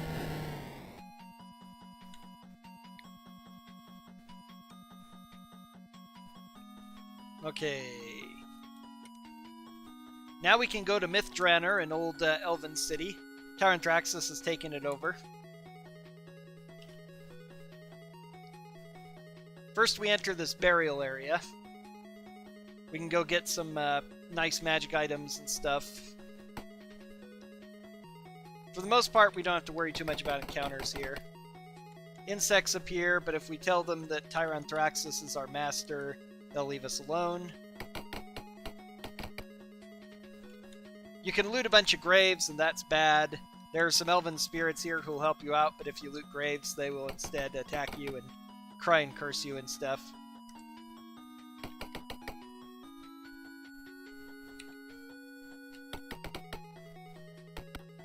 So now the elven spirit appears, gives us a bunch of treasure, which is nice. Blue is going to take the light crossbow and the quarrels. The rings, I can't remember exactly they are. The scroll isn't all that great, but the staff sling is nice. It's like a +5 staff sling or something.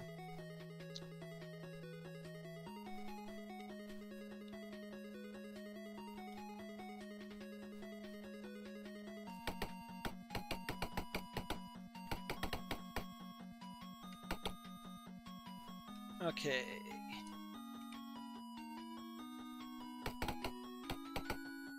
See a group of knights. These knights are nice. They will create a distraction for us, they say. I'm not sure it ever happens, but you don't need to fight them, so... Regular insects we do have to fight, spiders and such. This is annoying.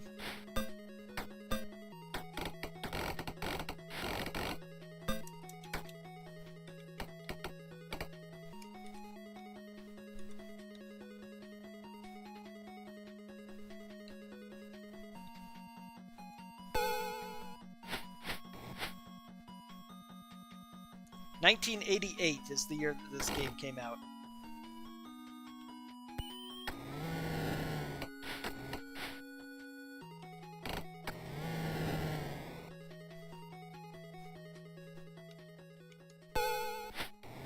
Yes, you were very close. Oh god, the last spider has gotten itself trapped somewhere weird. Maybe it's in running in fear and it's gonna run away now. Looks like it escaped. Nope.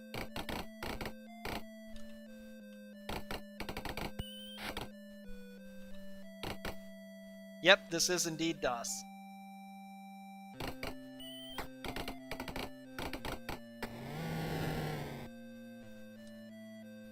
Okay, now before I go any further, I'm going to use some of my dust.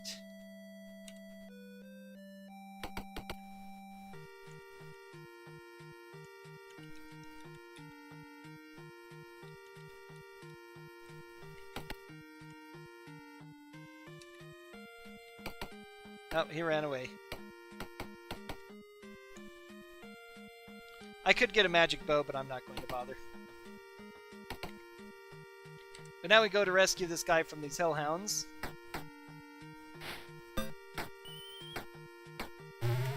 Oop. Yep, she's using her wands and stuff. We don't want her to do that. Accidentally set her to quick and don't want it.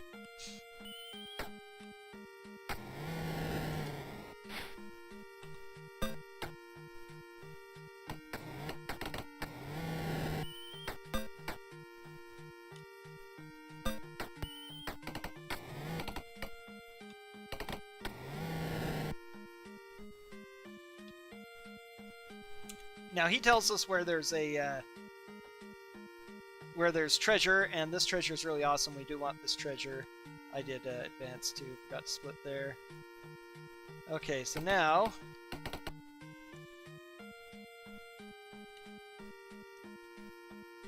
we bribe these guys to let us alone. These Rakshasa will keep telling us that they will, you know, that if we bribe them, they'll leave us alone. Don't let us find you again, they say, but we can just keep avoiding money by avoiding combat by getting those things. So this is a longsword +5, a girdle of giant strength, gauntlets of ogre power, I believe. Nope, they're gauntlets of something else instead. Dexterity, maybe? Which only, yeah, to 19 dexterity. Woo, does nothing really. Now I can trade his sword to green, because now he has this. 100 strength. I wonder how he got 100 strength. That something seems to be wrong with that. Okay, something went in error.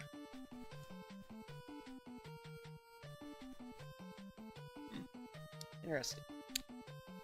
Well, he has a potion of giant strength, so let's maybe that will... Nope, the girdle of giant strength is not working properly.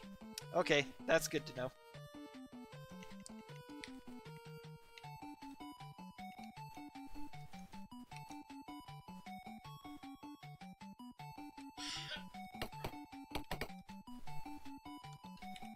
Yeah, unfortunately, having 100 strength doesn't seem to do us any good.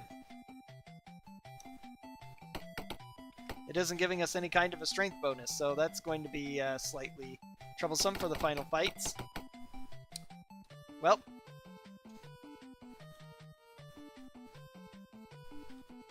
They go 10, they go 8, they go 9, because he's got a normal strength.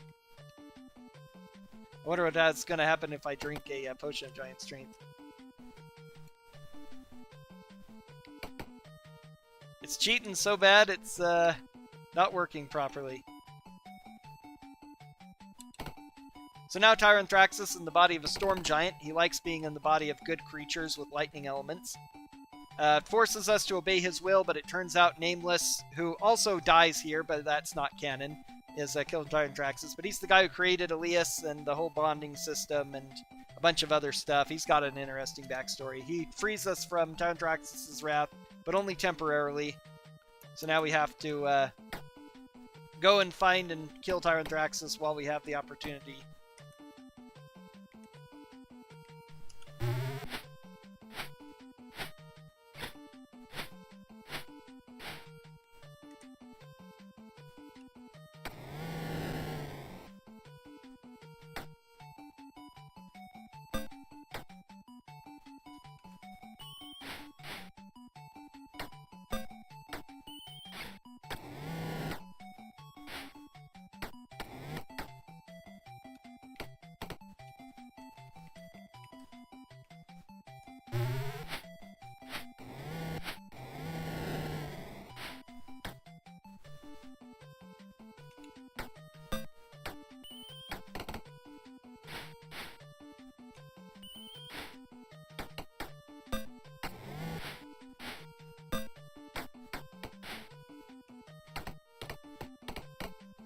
Oh dear.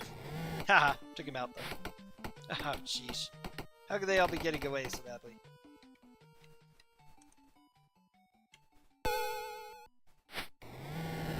Okay, there we go. Once again, I want to avoid as many combats as possible going forward. It's because my strength is so bad now, my movement is all jacked up.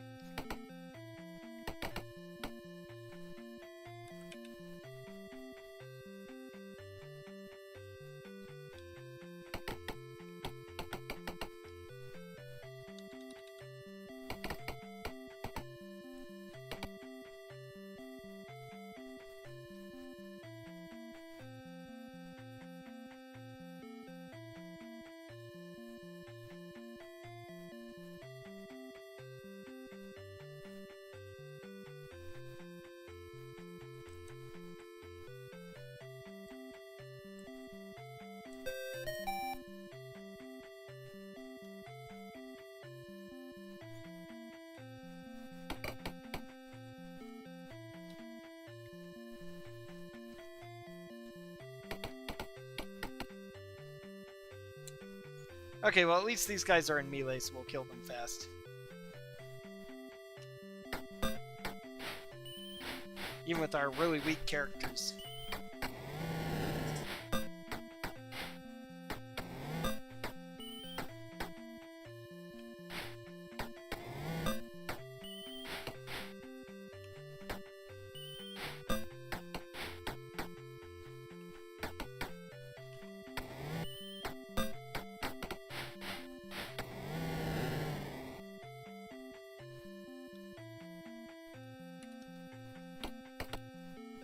Oh goodness, I'm a couple steps away.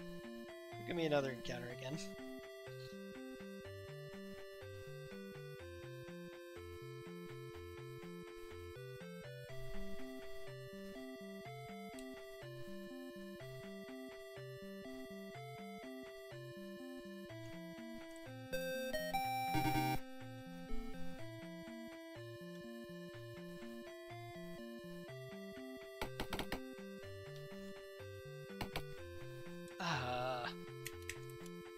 Okay, well they're far away, so we're going to... There's only 2 of them. That's great.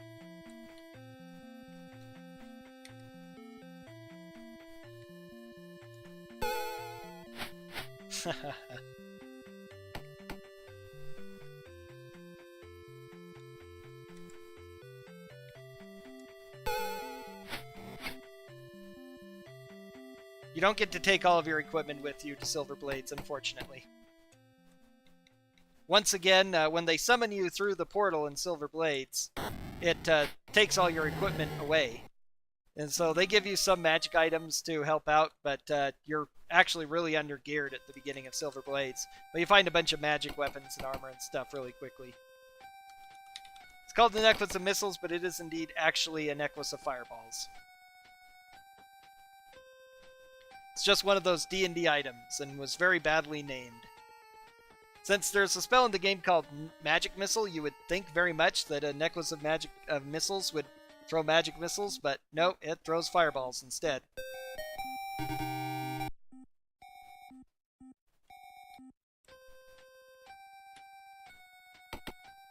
Oh. Counter rate is unreal today.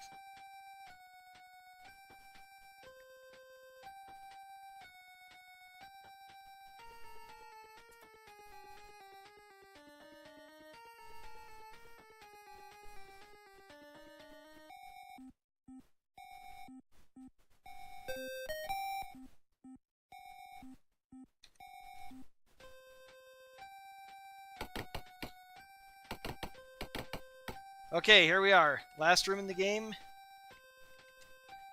Use our Dust of Disappearance one more time. Cast our spells. Oh, I forgot to memorize prayer. That's unfortunate. Not a super big deal, though. Okay, Red. Go ahead and use a potion of giant strength and see what it does. Nope, still an 18 strength. That's unfortunate, so... Wow, I've never seen that happen before, that this girdle gives me 100 strength, and which is useless. Oh well, I guess we'll just have to go with it. Mostly I'm going to be blowing people up with fireballs anyway. So, wow, here's a big room. If you go around and search the other rooms, there'll be less people here, but who wants to bother doing that when you can just blow them all up with fireballs at once?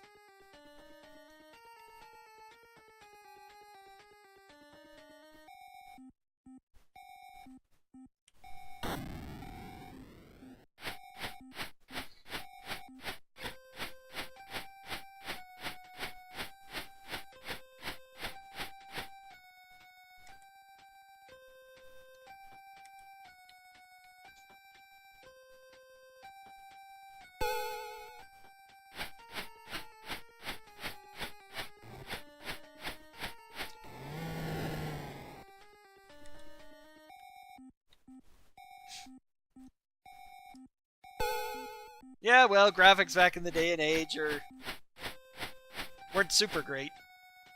There are a lot of funny things in early games that you have no idea what they actually look like.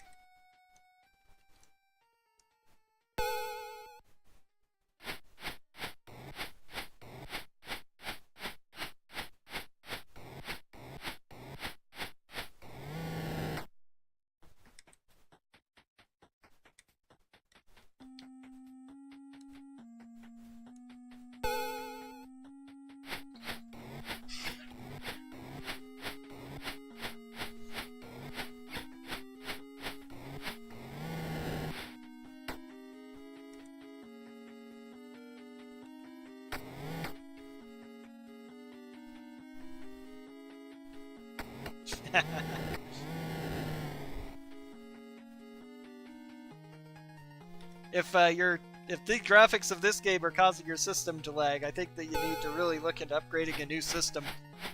Maybe one that's only 10 years old instead of 30.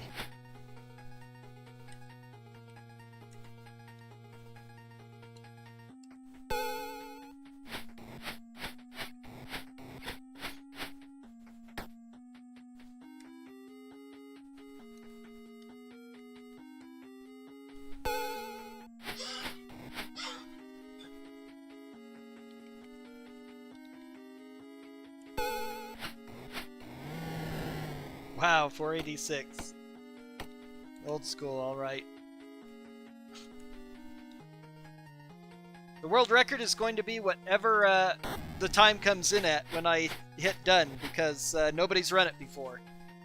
This is a all-time first. Well, no, I've run it once before, but I couldn't complete it because I broke the game somehow. I almost broke the game this time, but we made it. So once this battle's over, we're going to be hitting world record for the 2-game dual combo, as it were.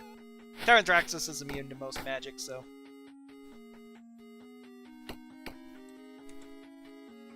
The fireballs unfortunately don't hit him, but that's what we have fighters with big swords for.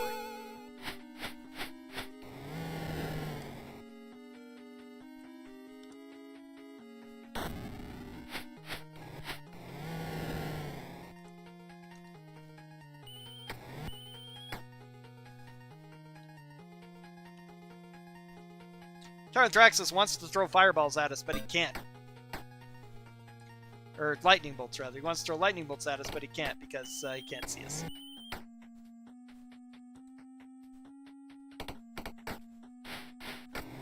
Okay. Boss down. Tyrantthraxis' spirit coalesces as slain storm giant. His spirit comes out, but before he can retreat into the pool, we use the gauntlet of Moander and melt the pool, so Tyrantthraxis is done. The curse has been lifted. We are free at last.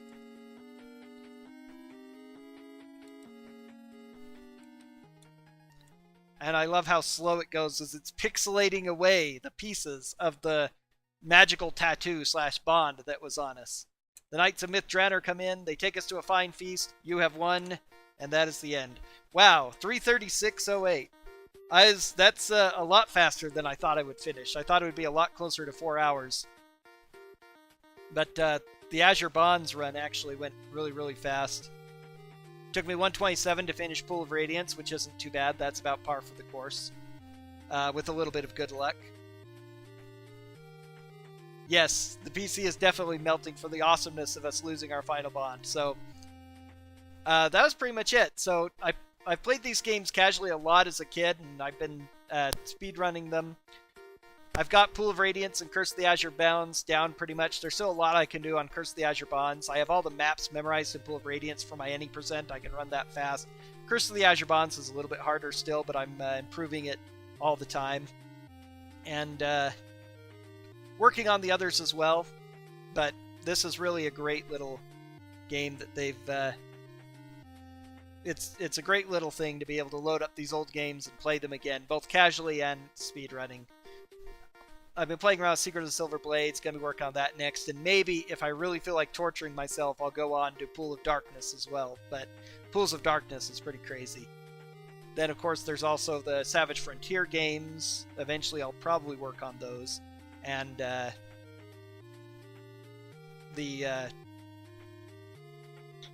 and also, since I've heard a lot about them, I'll probably go look into Kryn in a while back. A bunch of other games I'm doing too, but...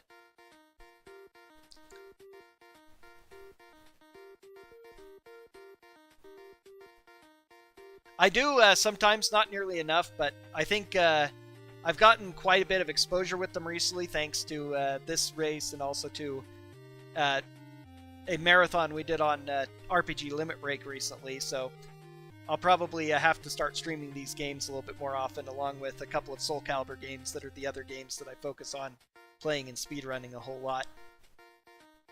So unfortunately, the one unfortunate thing is I went so fast that we're actually 45 minutes away from the next run that's supposed to be being done here on GOG's Twitch stream, so I don't know how we want to handle it from here. I mean, I can show off a few things and play some more stuff with this casually if I just need to fill up the time.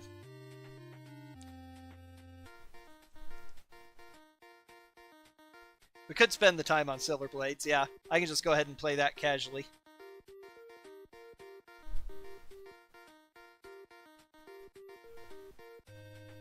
Silver Blades is, there's a lot of optional stuff. Yeah, I figured as much, so, yep, I'll just fill some of the time in and such.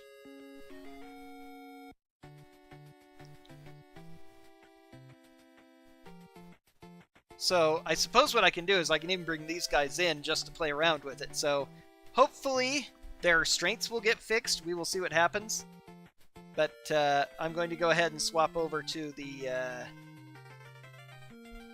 intro screen for a little bit while I get this set up.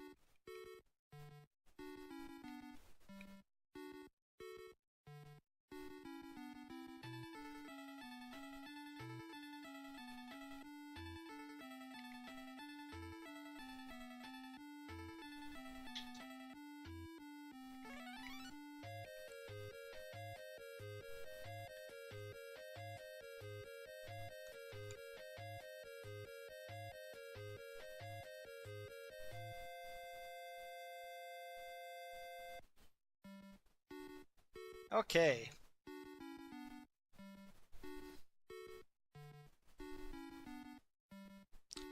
Collection's really great. It's got the 4 games in this series. It has Gateway and Treasures of the Savage Frontier, and I believe Unlimited Adventures as well, all in one little package. So Unlimited Adventures is the toolkit that allows you to play this game yourself. It's pretty awesome. Had a lot of fun with that, especially when I was younger.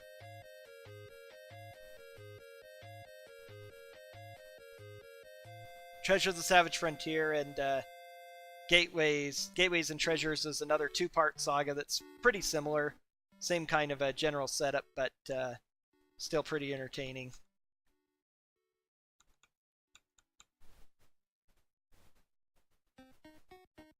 Okay, so looks like we're ready to begin. I went ahead and ported in the party from last time, so we've still got them all. We're going to be missing thieves, but that's okay. We're just going to be playing for roughly a half hour or so until my time is up. So let's see how far we can get in that time period. This is there's situations about this that are going to make it a lot more difficult to speedrun compared to the others, especially since the setup is different. Before, you had to use keys on the keyboard to do all the simulate all, B to begin adventuring and such things, but here the letters don't work. Instead, you have to use the mouse arrows to go through menus, which actually makes it a little slower. You can use the mouse now, but it isn't that fast. So we met this guy once before in Curse of the Azure Bonds in the city of Yarash. He was the guy in charge of the city there. Let's see. We have 100 strength, which is doing us no good. Maybe these gauntlets of ogre powers will do something. They set our strength 8 to 100, so he's fixed, at least.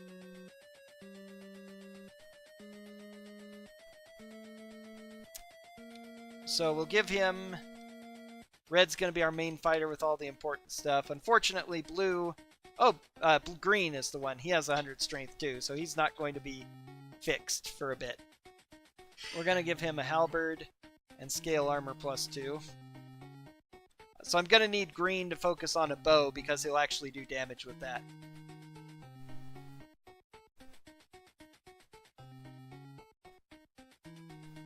I still have most of my games on floppies or on old CD compilations that they equipped. They're pretty neat stuff. Okay, gold can take a mace. I don't need the leather armor, I'll take it to sell. Mage scroll 3 spells can go to violet along with that. 30 arrows are going to go to green. So actually, let's go ahead and trade that halberd to blue. So he has a magic item. Yeah, if only it did anything. Unfortunately, the game doesn't recognize 100 strength, so he gets no damage bonus and no Thaco bonus. It's pretty awful. So we can sleep here. There's called, he tells us about the Black Circle that are bothering things. So their city has come under attack by a dragon. They're in the north area. The one problem with the area map is it doesn't tell you where doors are. You have to find them yourself. Which I should be using my map for, but...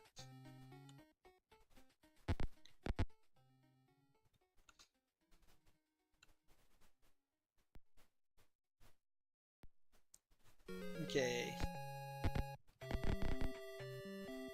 Hall of Training, Minotaur and Mermaid Pub, Temple of Gond, General's Armory. Unfortunately, they don't have a lot of equipment here.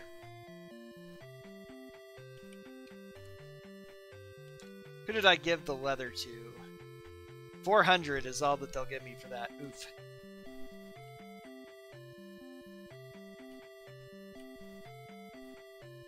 $80 platinum. That's not a lot to buy stuff. Well, they don't have a lot anyway.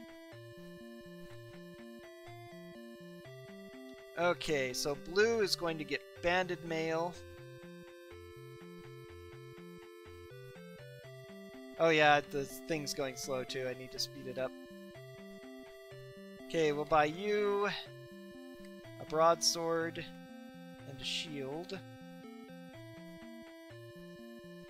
A longbow and a bunch of arrows.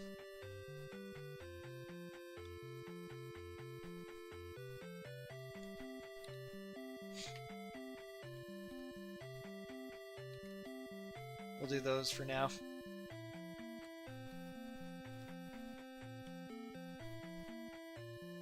Okay, we're going to buy you a short bow and arrows, added mail, shield, broadsword as well.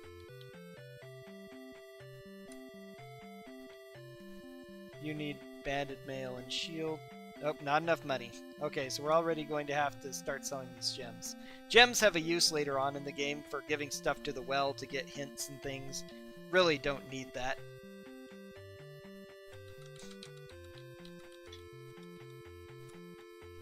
We want you to save the town, and we'll give you some stuff because accidentally we pulled you without giving you anything, but, you know, you still have to buy all of the equipment you want that we didn't give you.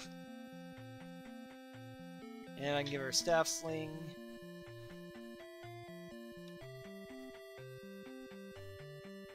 Oops.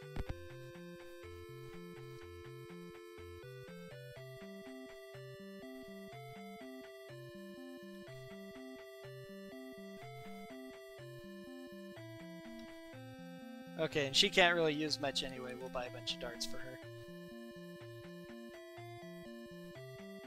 Yep, since these games don't have music, I've got just the Pool of Radiance soundtrack from NES going on in the background. It's better than having no background music, basically.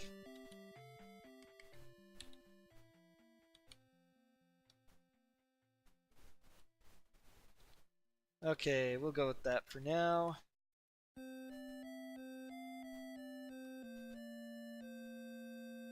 Okay.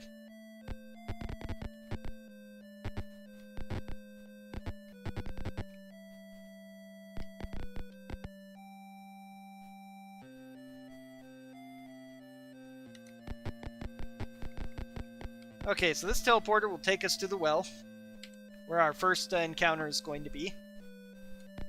The Black Circle and Zentarim are fighting over this place. Oh, I forgot to rest and memorize my spells, too. The well is ours! We're going to duck and let them kill each other. Till there's only a few left.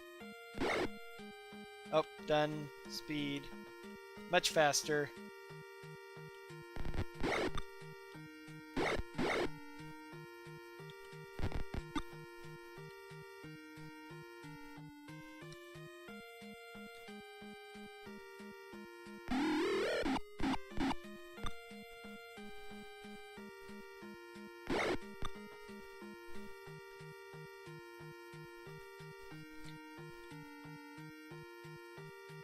Wasn't exclusive as far as I remember.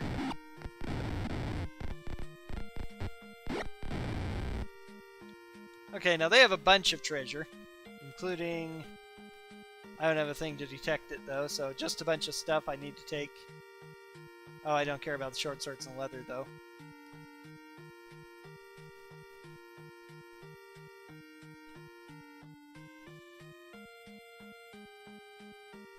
He babbles. Now we can, now that we've encountered Black Circle.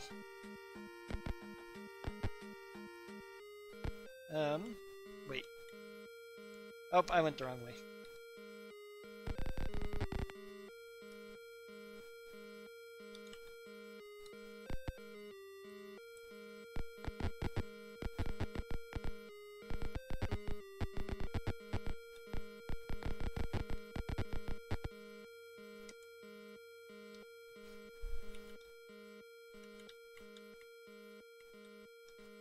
Now we got some good stuff. Leather armor is +1, which just makes it okay.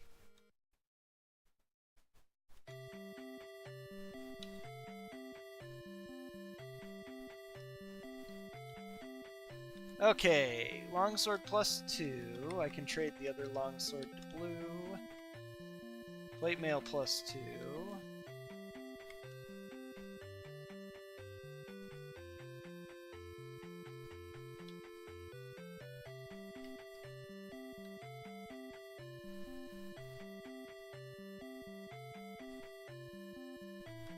Yep.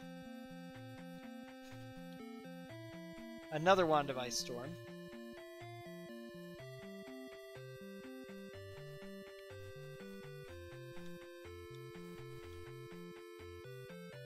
That's just as good. We're going to trade that to green, actually, because he's weak.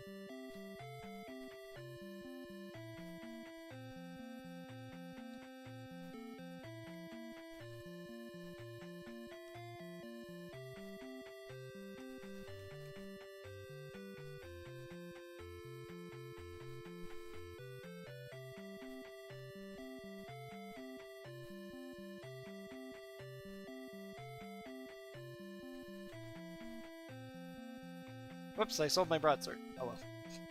I'll get another magic sword soon enough.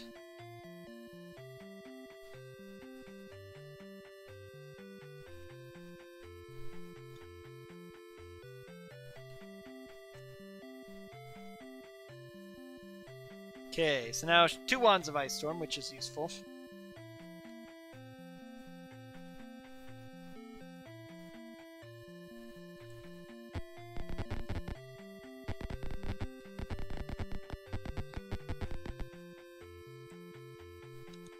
Okay, now we need to memorize our magic.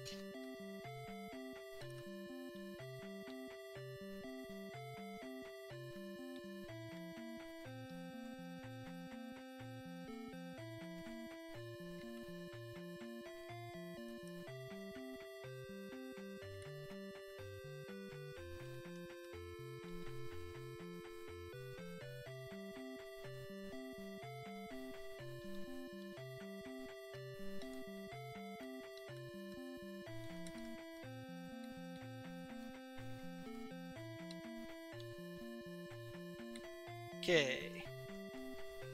Memorize all these spells. Takes a long time. Later editions, of course, they make it so it doesn't take more time to memorize higher level spells. You just memorize them all overnight, which generally works better.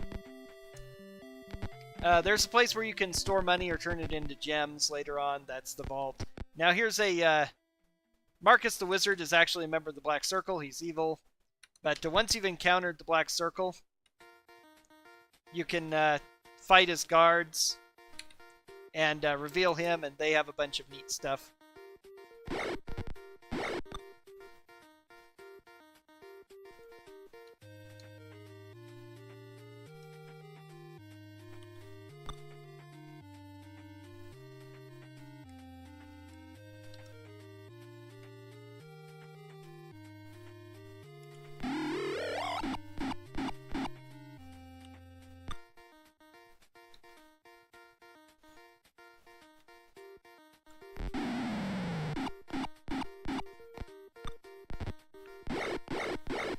Boy, what weak magic.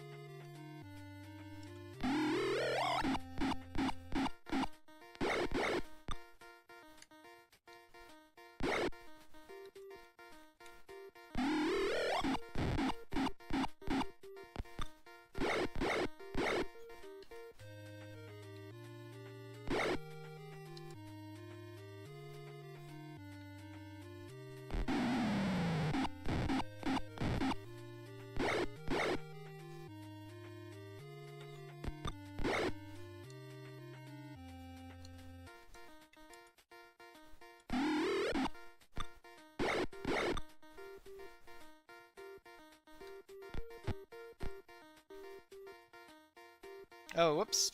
Nope, don't want that. I'm still used to the controls of the other game. Controls are so different in this one.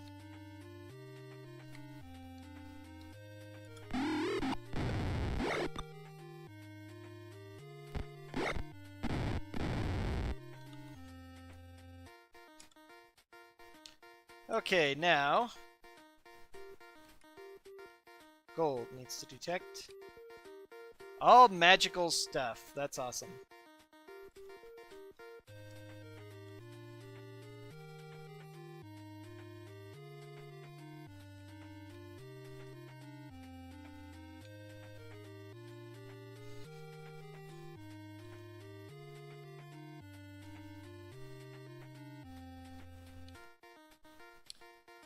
Okay.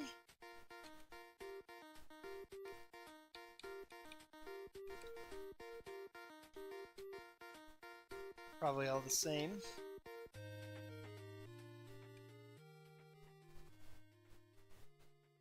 Ah, with 100 strength, he isn't strong enough to use the longbow, it seems. That's kind of hilarious. He can't use a short bow either. Awesome. Oh, because he's got a shield, he can't. That'd be why. Haha, I'm silly.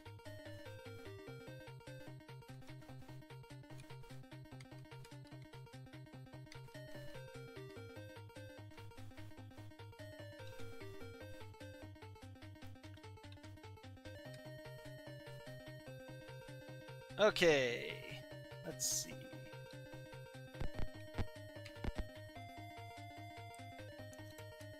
Fire knives, plotting an assassination of somebody. Hint, hint, us.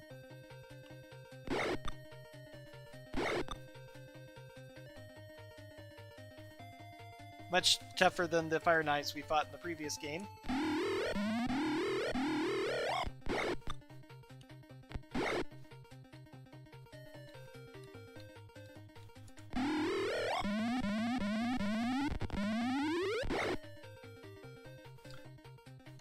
Generally, they are. There are a few things that change up. The general way that the GameWorks rules remain first edition AD&D.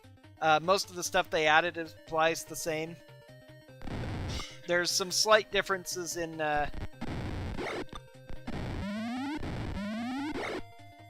largely in how geez.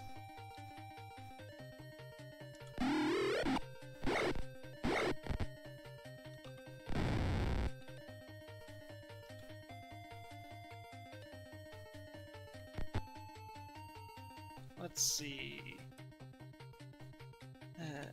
Trying to.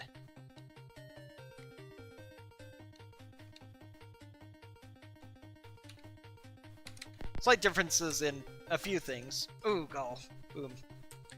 The Dark Mage teleports away after leaving us to battle his mini guys here.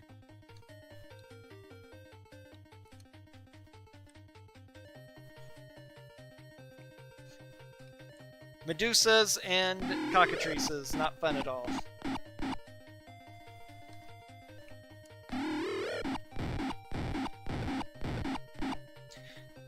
The area of effect of Ice Storm is a lot smaller than Fireball. So if you know where to position it, it's pretty easy to deal with.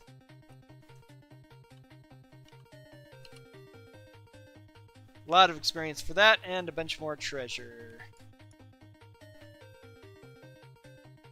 I think this is normal banded mail, though.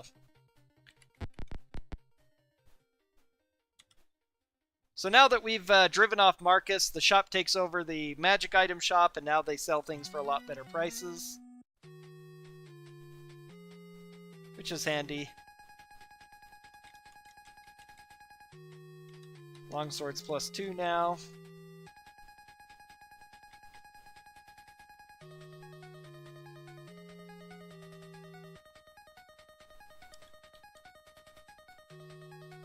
Don't need a halberd +2 anymore.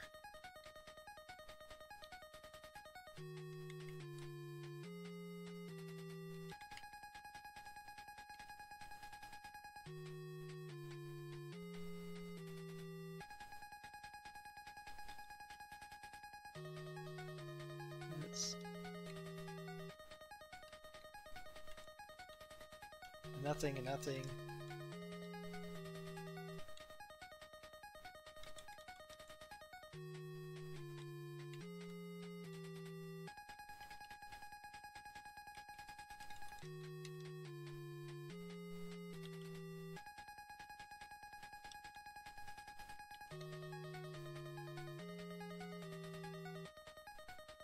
Alrighty, so that's pretty much it. Everybody's got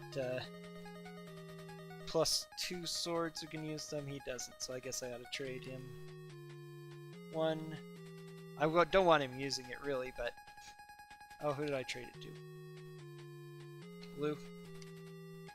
Yes, of course I did.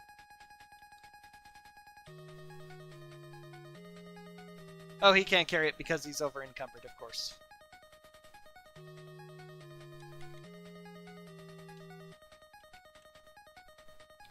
He still has one.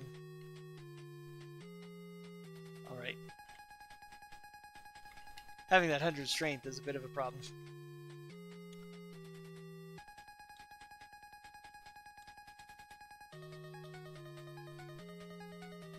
Okay, they sell magic arrows +1.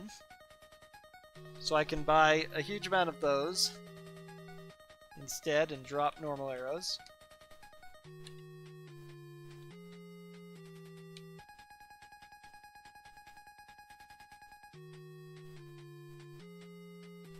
So hopefully he will use those now instead of the others. Let's go ahead and get some for you as well, even though you don't seem to be using them at all.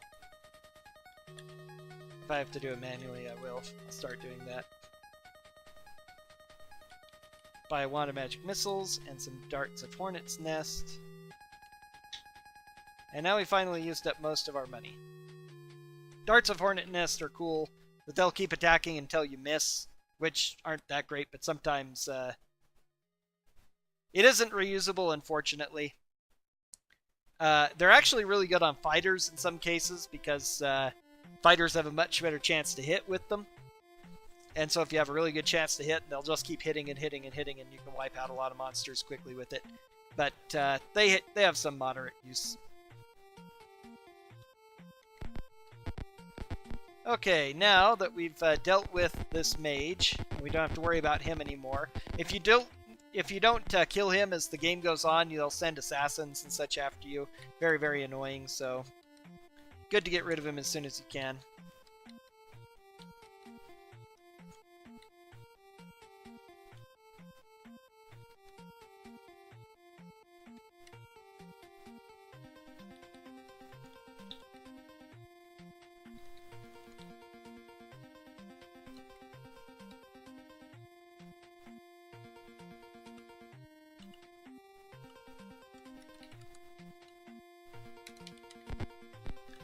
Alright, now actually... Oh, back into here again.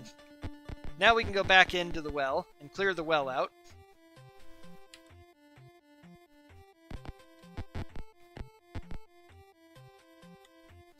We need to go to the center of the well. I went to the wrong area again. Wasn't paying attention where I was going.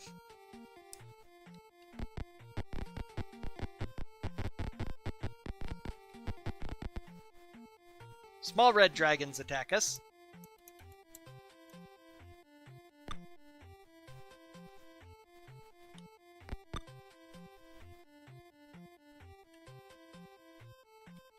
Used up one of my wands of Ice Storm, unfortunately. Luckily, I have another. Red hatchlings have a ridiculous armor class, but not many hit points. And they breathe fire and do, like, 8 points of damage. Oh, darn it. I keep...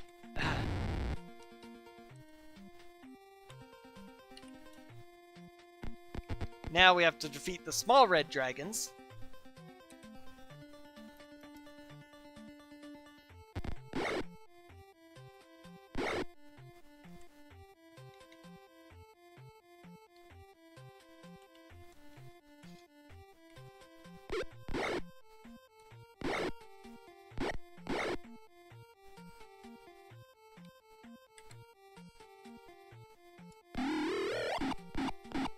Oh, jeez. Whew, fire breath, so nasty.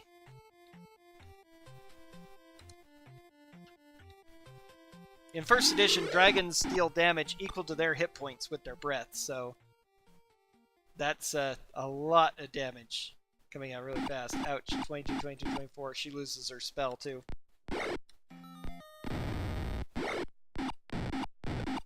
Yep, killed. 2 characters killed. Just like that. Because of bad luck with rolls. So, let's see. So before fighting, I'm going to need to go back and get my characters resurrected.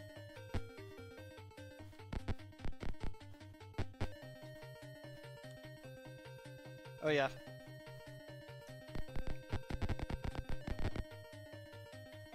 Oh, and now Black Circle troops attack.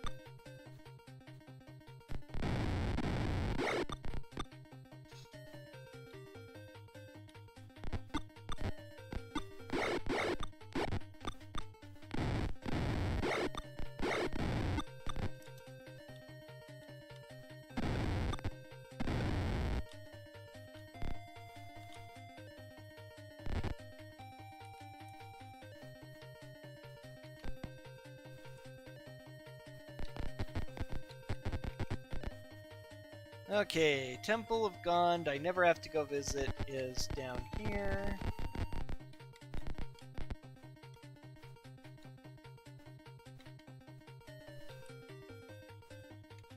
It's kind of funny that they heal you free of charge, but they require you to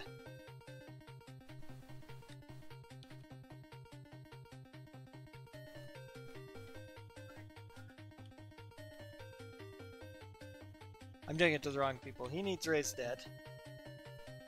He needs heal. Heal heals all but 1 to 4 hit points instead of rolling how much you heal in first edition D&D. So now that they've had to be raised dead, though, they've permanently lost a point of constitution, which is really great. Oh well, good thing this game isn't going to be used for anything otherwise. So we're going to go take out the dragon and then finish this up, so...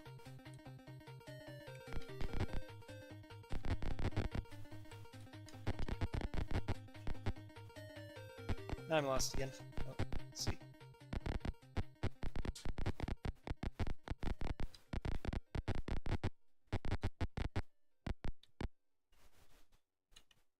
Fix up.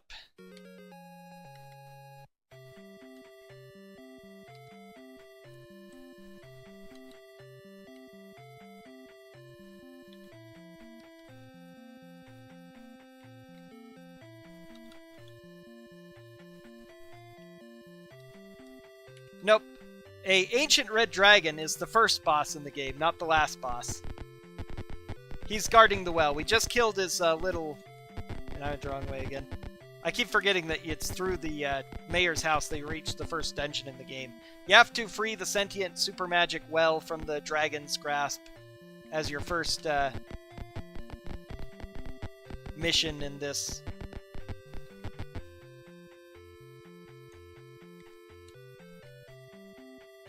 They used the well to summon you, your party, but then before they could ask the well to give you equipment as well, the dragon swooped in and drove them all out. So the first thing we have to do is liberate the well of knowledge, by defeating the black dragon.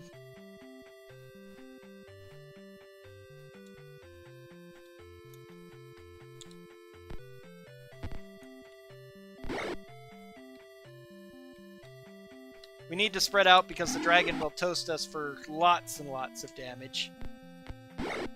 Like so. Ah, good. Done. Whew. So dragon has a lot of treasure, including some new bracers, a potion, and a composite longbow, which green can't use because...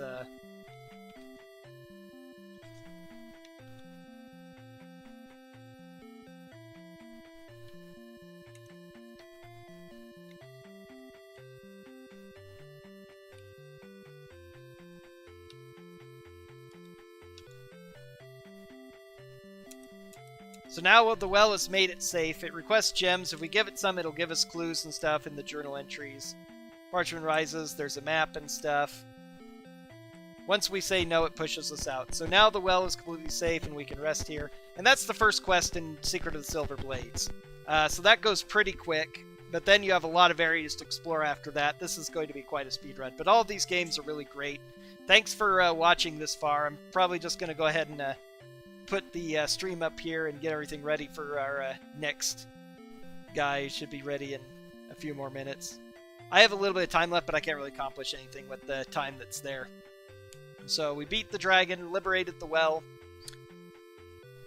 After that, it's really a confusing game because there's so much to do in it. Besides going through the well and all the teleporters, you then can venture into the area of Old Verdigris, which is this big ruined city, and it has connections to various dungeons and cavern levels, as well as the Black Circle headquarters. Where the game expects you to go next is to go find the headquarters of the Black Circle and wipe them out, and then start investigating into the dungeon. You have to find the pieces of the staff that will let you into the lowest levels of the mine in order to defeat an ancient lich, who is sealed away here by the Silver Blades, these great warriors from before. So that's all part of this major quest here and everything. And then, of course, once you finish Secret of the Silver Blades, at usually about 18th level, you can transfer those characters into Pool of Darkness and go all the way up to level 40. So, yeah, well, that dragon looked kind of easy. He only got one breath attack off. Dragons in 1st edition D&D are glass cannons, effectively. Because by the time you want to fight them, you have to be high enough level to be able to do the 88 points of damage that they have in short order. But again, their breath attack will do 88 points of damage to your entire party if they're grouped up. Or 44 if they save. They just obliterate your poor party. They're nasty, nasty things, dragons. You don't want to mess with them too much. So that's the start there. But anyway, yeah, so I'm going to go ahead and put up here. Thanks for watching, everybody. And keep watching up next for Takanija's... I have no idea how to pronounce your name. Sorry, Takanija, but he'll be running Space Ace for a Space Quest for us, I believe. So enjoy that. And I'm out for now.